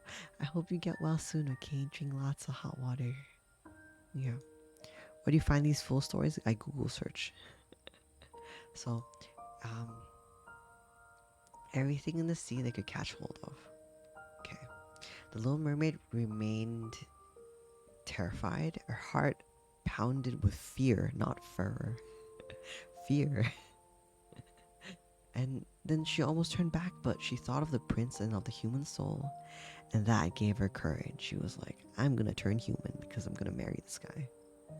And she bound her long, fluttering hair around her head so that the polyps couldn't grab hold of it, and folded her hands over her breasts and flew as fish can fly through water, in among the horrible polyps, which stretched out their pliant arms and fingers after her. She saw that whatever they had seized something, hundreds of small arms held it with hands of steel. Humans who had perished at sea and sunk below the depths peeped out from the polyps' arms and as white skeletons. Oh, that's scary. That's scary. You fix the chocolate? Nice, Val. Feed me some. Ah. And they held onto the ship's rudders and chests, skeletons of land animals, and a little mermaid that they had caught and caught and strangled. And there was what seemed to be her, to be almost the most dreadful. I see. Yeah, you just had COVID and now you have another flu. Yeah, please take care, okay? Yeah. It's good. Let's see. She now came to a large, slimy place in the forest where large, fat water snakes tumbled and showed their vile white little bellies. In the middle of this clearing, a house had been built of white bones of shipwrecked human beings. And there was where the sea witch sat, allowing a toad to eat from her mouth. Ooh. Just as humans allowed a small canary to eat, sure. Huh? They do that? The horrible fat water snakes, she called her small chickens. And she let them romp around her large spongy breasts. I know what you want, all right, the sea witch said. It's very stupid of you. But you shall have your will even so, for it will bring you great misfortune, my lovely princess.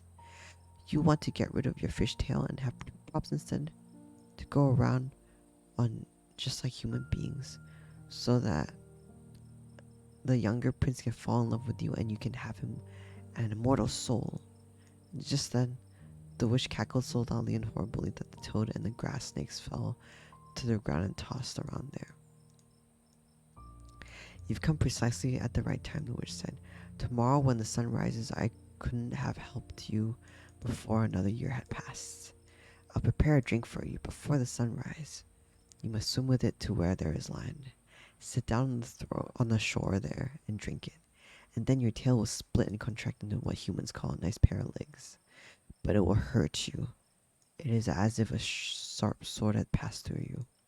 Everyone who sees you will say you are the loveliest human child they have ever seen. You will keep your floating walk. No dancer can float as you can, but each step you take will be like treading on sharp knife that made your blood flow. I prefer to suffer all at this from them, and I will help you. Oh no, that's sad. Pain. Yes, the little mermaid said, with a trembling voice. She thought of the prince and winning an immortal soul. But remember this, the witch said. Once you have assumed human form, you can never become a mermaid again. You can never dive down through the water into your sister's and to your father's place. And if you do not gain the love of the prince, so that he forgets his father and mother for you, unless you fill up all his thoughts and he lets the priest place your hands in each other so that you become man and wife, you will not gain an immortal soul. The first morning after he had married someone else, your heart will break and you will become foam in the water. Oh, what?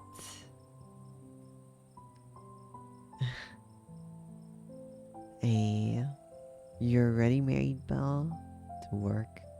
Yeah, same. This is my wish, the little mermaid said and was deathly pale. But you must also pay me, the witch said. And what I'm asking for is no trifle. You have the loveliest voice for all those here on the seabed, and you count on entrancing him with it. That voice you must give to me. I must have the best thing you own for my precious drink. I must give you of my own blood for the drink so that it can be as sharp as a double-edged sword. Hmm. Sad. So sad, right, Susan? Yeah. But if you take my voice, the little mermaid said, what am I left with? Your beautiful appearance, the witch said, your floating walk and your eloquent eyes. With those, you're sure to be able to captivate a human heart. Well, you have lost your courage. Stretch out your little tongue, and I will cut it off as a payment, and you shall have your powerful drink. Oh no. So be it, the little mermaid said, and the witch fetched her a cauldron to boil the magic potion.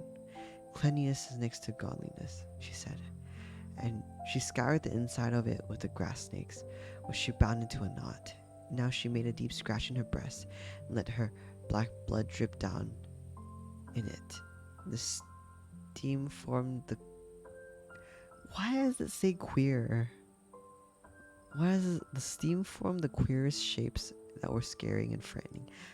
Oh, is this used in that way in this story? I'm glad we reclaimed that word. Jeez. Every second the witch added new things to the cauldron, and when it boiled away, it was as if a crocodile was crying. Finally, the drink was ready. It looked like the clearest water. Queer used to mean strange or odd. Yeah, it did. Jay, thank you so much for the flower. Give me 1 second. Thank you. Yay. Thank you.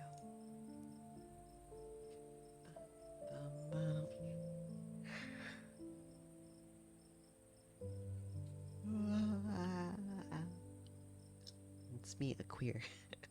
Same though. Let's see. I lost where I was reading. Give me a second. I'll pull chat to next to the text so I don't lose it again. There's a version where uh, uh, uh, uh,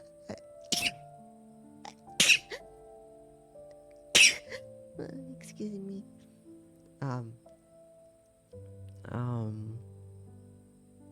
Yeah, I got you. Sorry. Thank you. Thank you, sweetie. Thank you. So she cut off her tongue. Alright, there it is, the witch said, and cut off the little mermaid's tongue. She was mute now, unable to either sing or speak. Smack in thy cheeks. Welcome to the pride. Hello. Welcome on in. Hi, thank you, Kid Wolfie. That's the cute Steve. Bless you. Oh, cute Wolfie. Like iPhone without electric mixer. Hopefully do okay. Yeah, good luck, Belle. If the Pollux should sees you as you pass through my forest on your way back, the witch said, just throw a single drop of this drink onto them, and their arms and fingers will burst into thousands of pieces. The mermaid had no need of this. The Polyps retreated in fear, for when they saw she was carrying the gleaming drink that shone in her hand as if it was a twinkling star. So she soon came through the forest, the bog, and the roaring whirlpools. Oh, but her legs are hurting after every step, right? Or more like she hasn't drank the drink yet. I'm not sure. She doesn't just get her voice taken, she literally loses her tongue. Old fairy tales be dark sometimes. Yeah, that's true, Mako. That's true.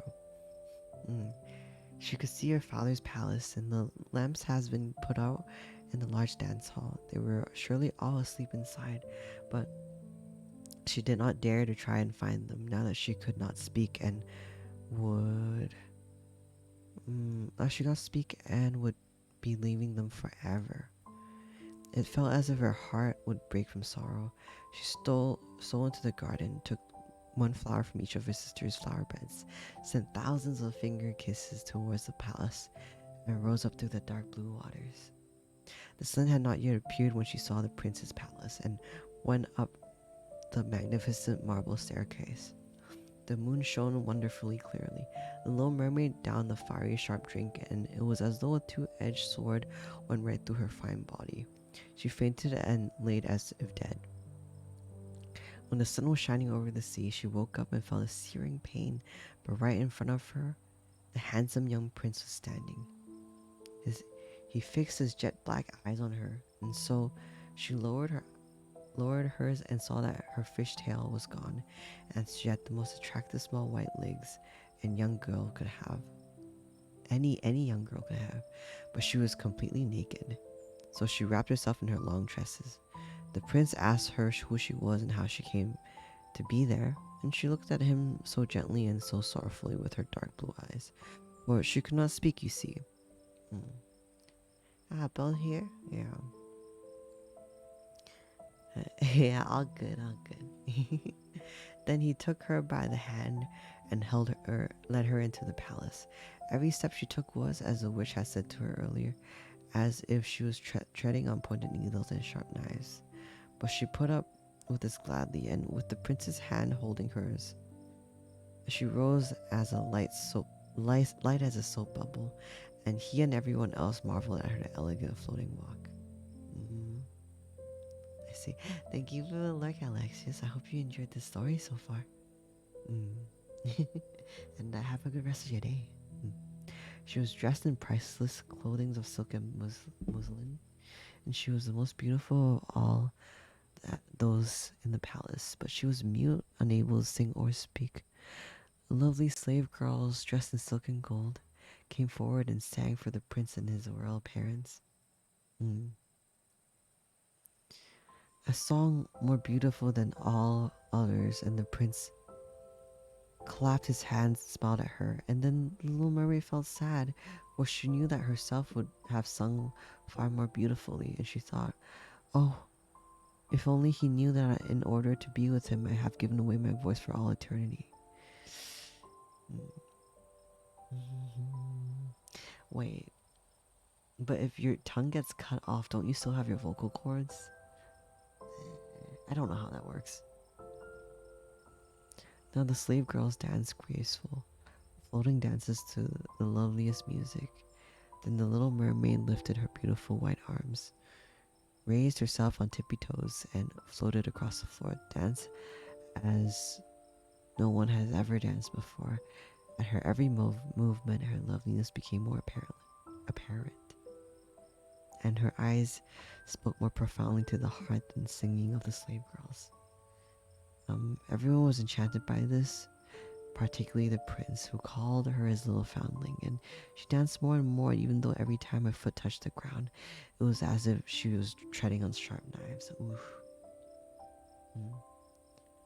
Try to read a passage real quick without using your tongue. I don't think I can do that. I cannot do that. I want you to. I cannot do that.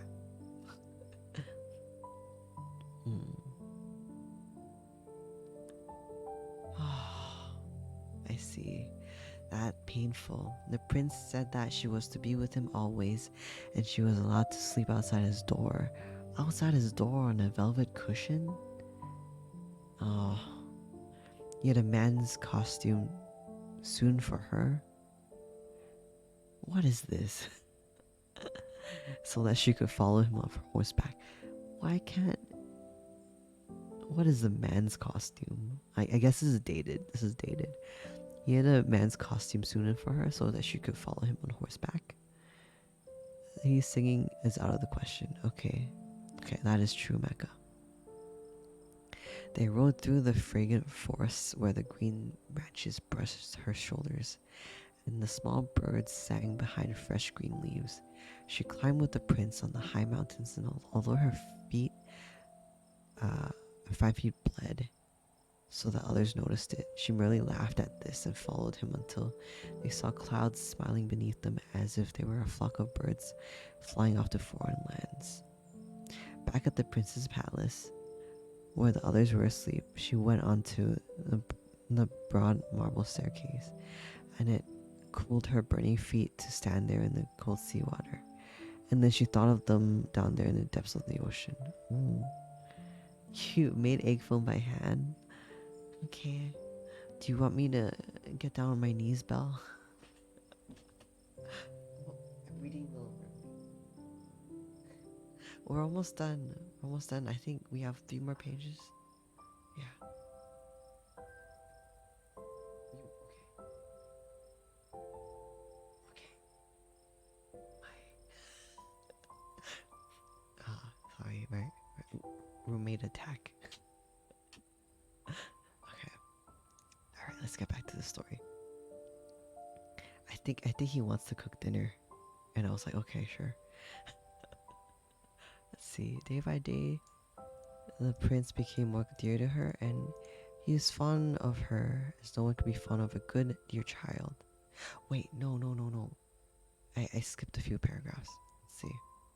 So she's sleeping on a cushion outside of his room. Okay. Um.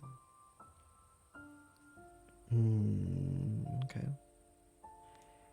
One night, back in the princess. I lost where I was. Why do I always do this? I get distracted and I forget. Let's see.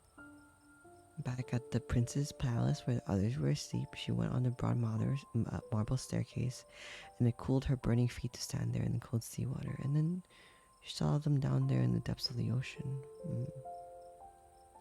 One night, her sisters came arm in arm, and they sang so sorrowfully as they swam across the water.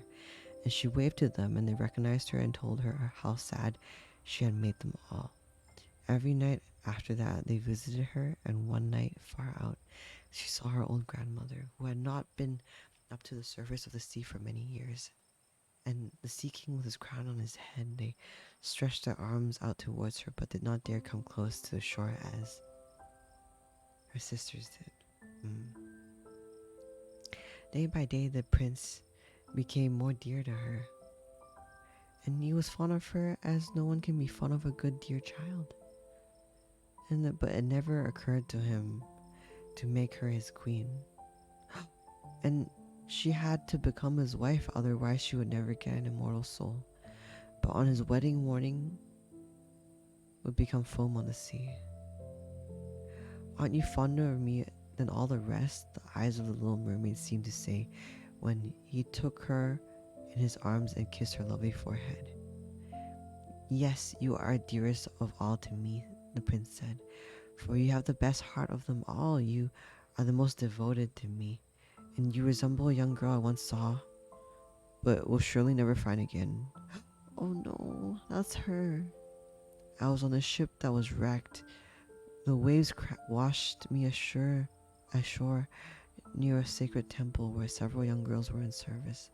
The youngest of them found me down on the shore and saved my life. I've only saw her twice.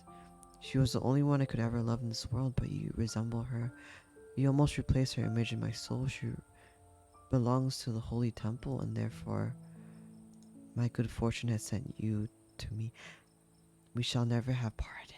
Oh my gosh, how do you know it's not her, right? Alas, he doesn't know that I have saved his life, the little mermaid thought.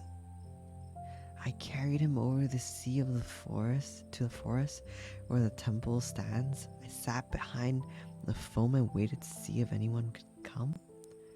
I saw the beautiful girl he is more fond of than me, and the mermaid sighed deeply. She was unable to cry. The girl belongs to the sacred temple, he has told me. She'll never come out into the world, and they will not meet again. I am with him, but I see him every day. I will take care of him, love him, sacrifice my life to him. But now the prince is to be married and have the lovely daughter of the king of the neighboring country, people said. That is why he is equipping a ship so magnificently. The prince is traveling to see the lands of the neighboring king is the official explanation, but it is to see the neighboring king's daughter. He is to have a large retinue with him. But the little mermaid shook her head and laughed. She knew the prince's thoughts much better than the rest. I must travel, He had said to her, I must see the beautiful princess. My parents insist on it, but they do not wish to force me to bring her home as my bride.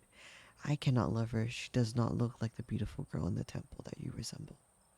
If I ever had to choose a bride, I would rather be you, my speechless foundling with the eloquent eyes. And he kissed her red lips, played with her long tresses, and placed his head close to her heart. So it it dreamt of human happiness and an immortal soul. Mm. Mommy Taiko story time. I shall fetch my blanket. Yeah, Ferris, come join in. We're reading The Little Mermaid right now. I think we're in the last few pages. So, but you are not frightened of the sea, my mute child? He said when they stood on board of the magnificent ship that was to take him into the lands of the neighboring king. And he told her about the storms and the dead clams, about strange fish in the ocean depths, and what the diver had seen there. And she smiled at his account, for she of course knew far better than anyone else about the seabed. Because she came from there, right? Yeah, you took in. In the moonlit night, when everyone was asleep, except for the mate, she sat by the railing of the ship and stared down into the clear water. And she seemed to see her father's palace. Highest up stood her old grandmother with a silver crown on her head and stared up through the swift currents at the knee of the ship. Then her sisters broke the surface of the sea. They stared sorrowfully at her and wrung their white hands. She waved to them, smiled, and wanted to tell them things were going well and successfully for her. But the ship's boy came closer and the sisters dived down, and so he thought that what he had seen had merely been white foam on the water. The next morning, the ship entered the harbor of the magnificent city of the neighboring king. All the church bells rang out, and trumpets sounded from the high towers, while the soldiers stood with fluttering flags and glinting bayonets. There were festives every single day, balls and parties in succession, but the princess was not present yet. She was being brought up far away from there in a sacred temple, they said, where she was learning all the royal virtues. And finally, she arrived at the scene. The little mermaid was eager to see her beauty, and she had to admit that she had never seen a fairer creature. Her skin was so fine and transparent, and behold the long dark eyelashes that there smiled a pair of black blue faithful eyes. You're flinging butter across the room. I hope your cooking is going well, Belle. Well, it's you, the prince said. You who saved me from when I lay like a corpse on the shore. Oh no. And he embraced his blushing bride. Oh, I am far too fortunate, he said to the little mermaid. The best thing I could ever hope for has been fulfilled for me. You rejoice in my good fortune, for you are more fond of me than all the others. No. And the little mermaid kissed his hand, and she seemed to feel her heart break. His wedding morning would bring her death and turn her into foam on the sea. All the church bells rang out. The heralds rode through the streets and announced the engagement. Fragrant oil burned in precious silver lamps on all the altars. The priest swung incense, and the bride and bridegroom joined hands and received the bishop's blessing. The little mermaid stood in silk and gold and held the bride's train, but her ear did not hear the festive music. Her eyes did not see the holy ceremony, and she thought of only her death night, of all that she had lost in this world. That very same evening, the bride and the groom boarded the ship, and the cannons were fired. All the flags waved, and a fine tent of gold and purple has been raised in the middle of the ship, with the loveliest of cushions. There, the wedding couple were to sleep in the still, cool night. The sails swelled out into the wind, and the ship glided lightly and without any great motion out across the clear water. When it grew dark, many colored lamps were lit, and the sailors danced merry dances on deck. The little mermaid had to think of the first time she surfaced from the depths and saw the same magnificence and happiness. And she swirled around in the dance too, floated like the swallow floats when it is being pursued, and everyone expressed their great admiration. Never had she danced so wonderfully. It felt like sharp knives in her fine small feet, but she did not notice it. It was nothing compared to the pain in her heart, and she knew this would be the last evening she would see the man for which she had abandoned her home and her family, given up her lovely voice, and suffered endless torment every day, without him having any idea of this. This was the last night she would breathe the same air as he did, and see the deep ocean and the star-studded sky. An eternal night without thought of dream awaited her. She who had no soul and would never be able to gain one. Oh, so sad. Sad. Gizmel, welcome to the Pride. Hello. Oh gosh, this is so sad. And there was joy and merriment on board until way after midnight. She laughed and danced, but with the thought of death in her heart. The prince kissed his lovely bride, and she played with his black hair. And arm in arm, they retired to the magnificent tent. It grew quiet. And still on board, with the only mate still on duty. The little mermaid laid her white arms on the railing and looked eastward towards the approaching dawn. The first rays of sun she knew would kill her. Then she saw her sisters rise out of the sea. They were pale as she was, and their long, beautiful hair no longer fluttered in the wind. It had been cut off. We have given our hair to the witch so she can bring help and prevent you from dying this night. She had given us a knife. Here it is. Can you see how sharp it is? Before the sun rises, you must plunge it into the prince's heart. And when his warm blood sputters onto your feet, they will once more become a fishtail, and you will become a mermaid once again. Be able to come down to the water and live your 300 years before you're turned into dead salty sea foam. Hurry. Either he or you must die before the sun rises. This is so sad. Our old grandmother is grieving so much that her white hair has fallen off, just as ours did at the witch's scissors. Kill the prince and come back. Hurry. Can't you see the red streak in the sky? In a few minutes the sun will rise and you will have to die. And they let out a strangely deep sigh and sunk back down into the waves. Do you like romance genre, Taiko? I used to. I think my favorite is horror now. Not exactly horror, but I guess I still like romance. My favorite movie is actually Shape of Water, you guys. I like Shape of Water a lot. So I guess I do like romance.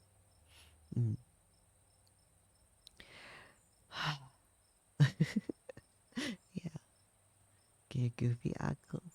What do you mean? I am dressed. The pillow's just covering my clothes. I'm wearing a sleeveless shirt. Well, this is so sad.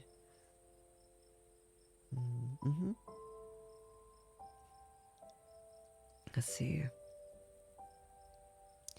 So the little mermaid pulled by the purple curtain from the tent, and she saw the lovely bride sleeping with her head on the prince's breast. And she bent down, kissed him on his handsome forehead, looked up into the sky where the dawn grew stronger and stronger, looked down at the sharp knife, and once more fixed her eyes on the prince, who named his brides by name in his dreams, and she alone was in his thoughts. And the life shook in the mermaid's hand, but she flung it far across on the waves, which gleamed red where it fell, so like drops of blood trickling out of the water.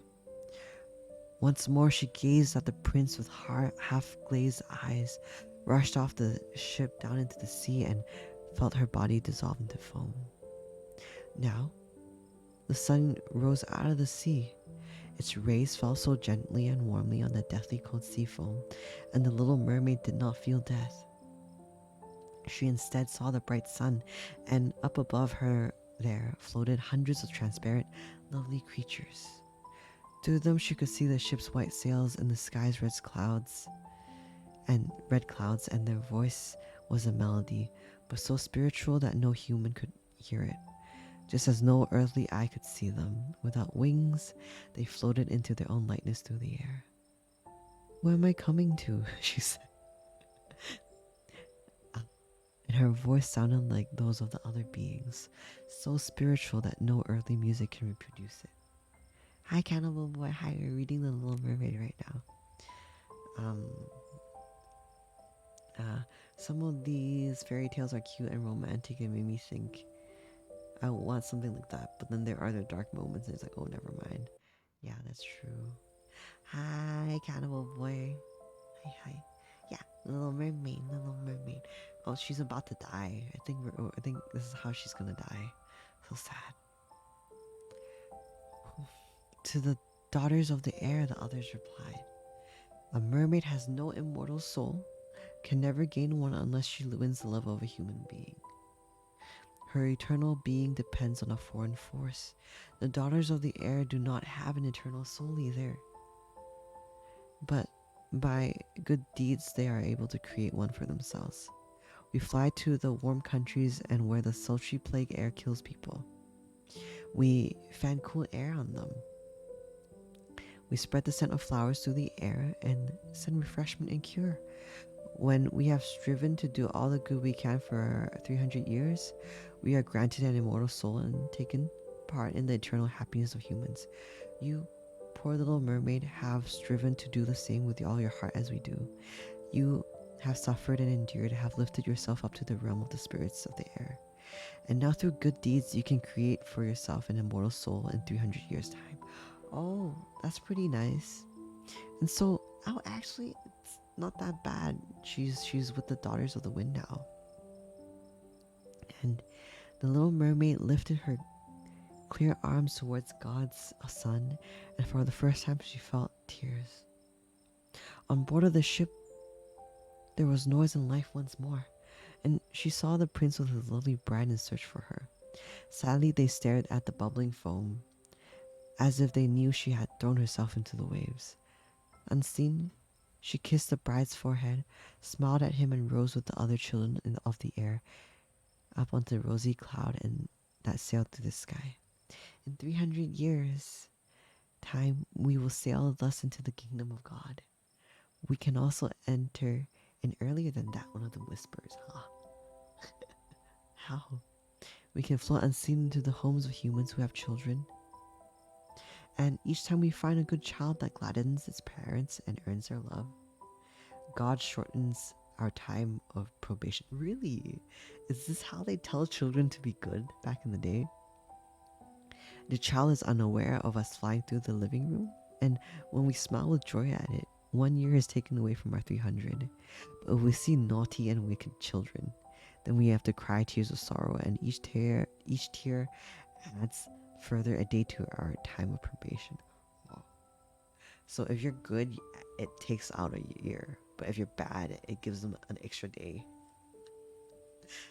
This is how they tell kids to be good. This is how they tell children to behave back then. Yeah. I went to my face. Hi, hello, hi. We're reading fairy tales. They used to tell urban legends to scare children into listening to parents. Yeah, I guess this is what they did, huh? That's really cool. Well, not cool. I think there are a lot of folk tales that do that, don't they? Yeah, they do. I think they do. All right, you guys. I'm getting a little sleepy. I think we're at 6 hours right now. Actually, we're kind of at 6 hours. Thank you for vibing with me today. I was too drained to do an art stream today, but I did work on some art. So let's see who we can send you guys to today, okay? Um, bum, ba-dum, bum, bum, bum, bum, bum, bum. You finished your dojin on the Cry You're Crying, right? Yeah, it was really bittersweet. Yeah, I'm gonna raid out. Actually, you guys, I don't think I've um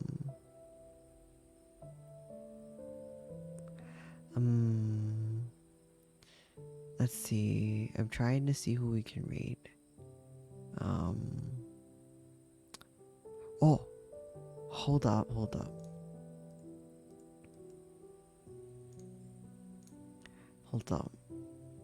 There's quite a few people we could raid right now.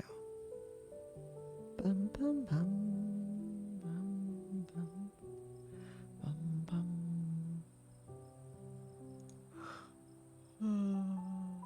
Johan? Okay. Okay. Do you guys want to go over to Johan's? You guys miss this boy? Okay, I haven't rated him in a while. Do you guys want to go over to him? Alright. I was thinking either Shu or Johan, but if you guys want a calming time, I guess we're gonna go over to Johan's, okay? Alright. Have a good time over at Red Bean Porridges, okay? He's one of my closest friends in this community. And I'll see you guys over at Johan's, and I hope you guys have a good rest of your day, evening, or afternoon. Yeah. Yo. Bye. I'll see you. I stream tomorrow? Yeah, I do. I might have to catch up on work tomorrow. Yeah, we'll see. Yeah. Bye bye. Bye bye. Let's go over Johan's. Bye bye. Bye bye. Bye bye.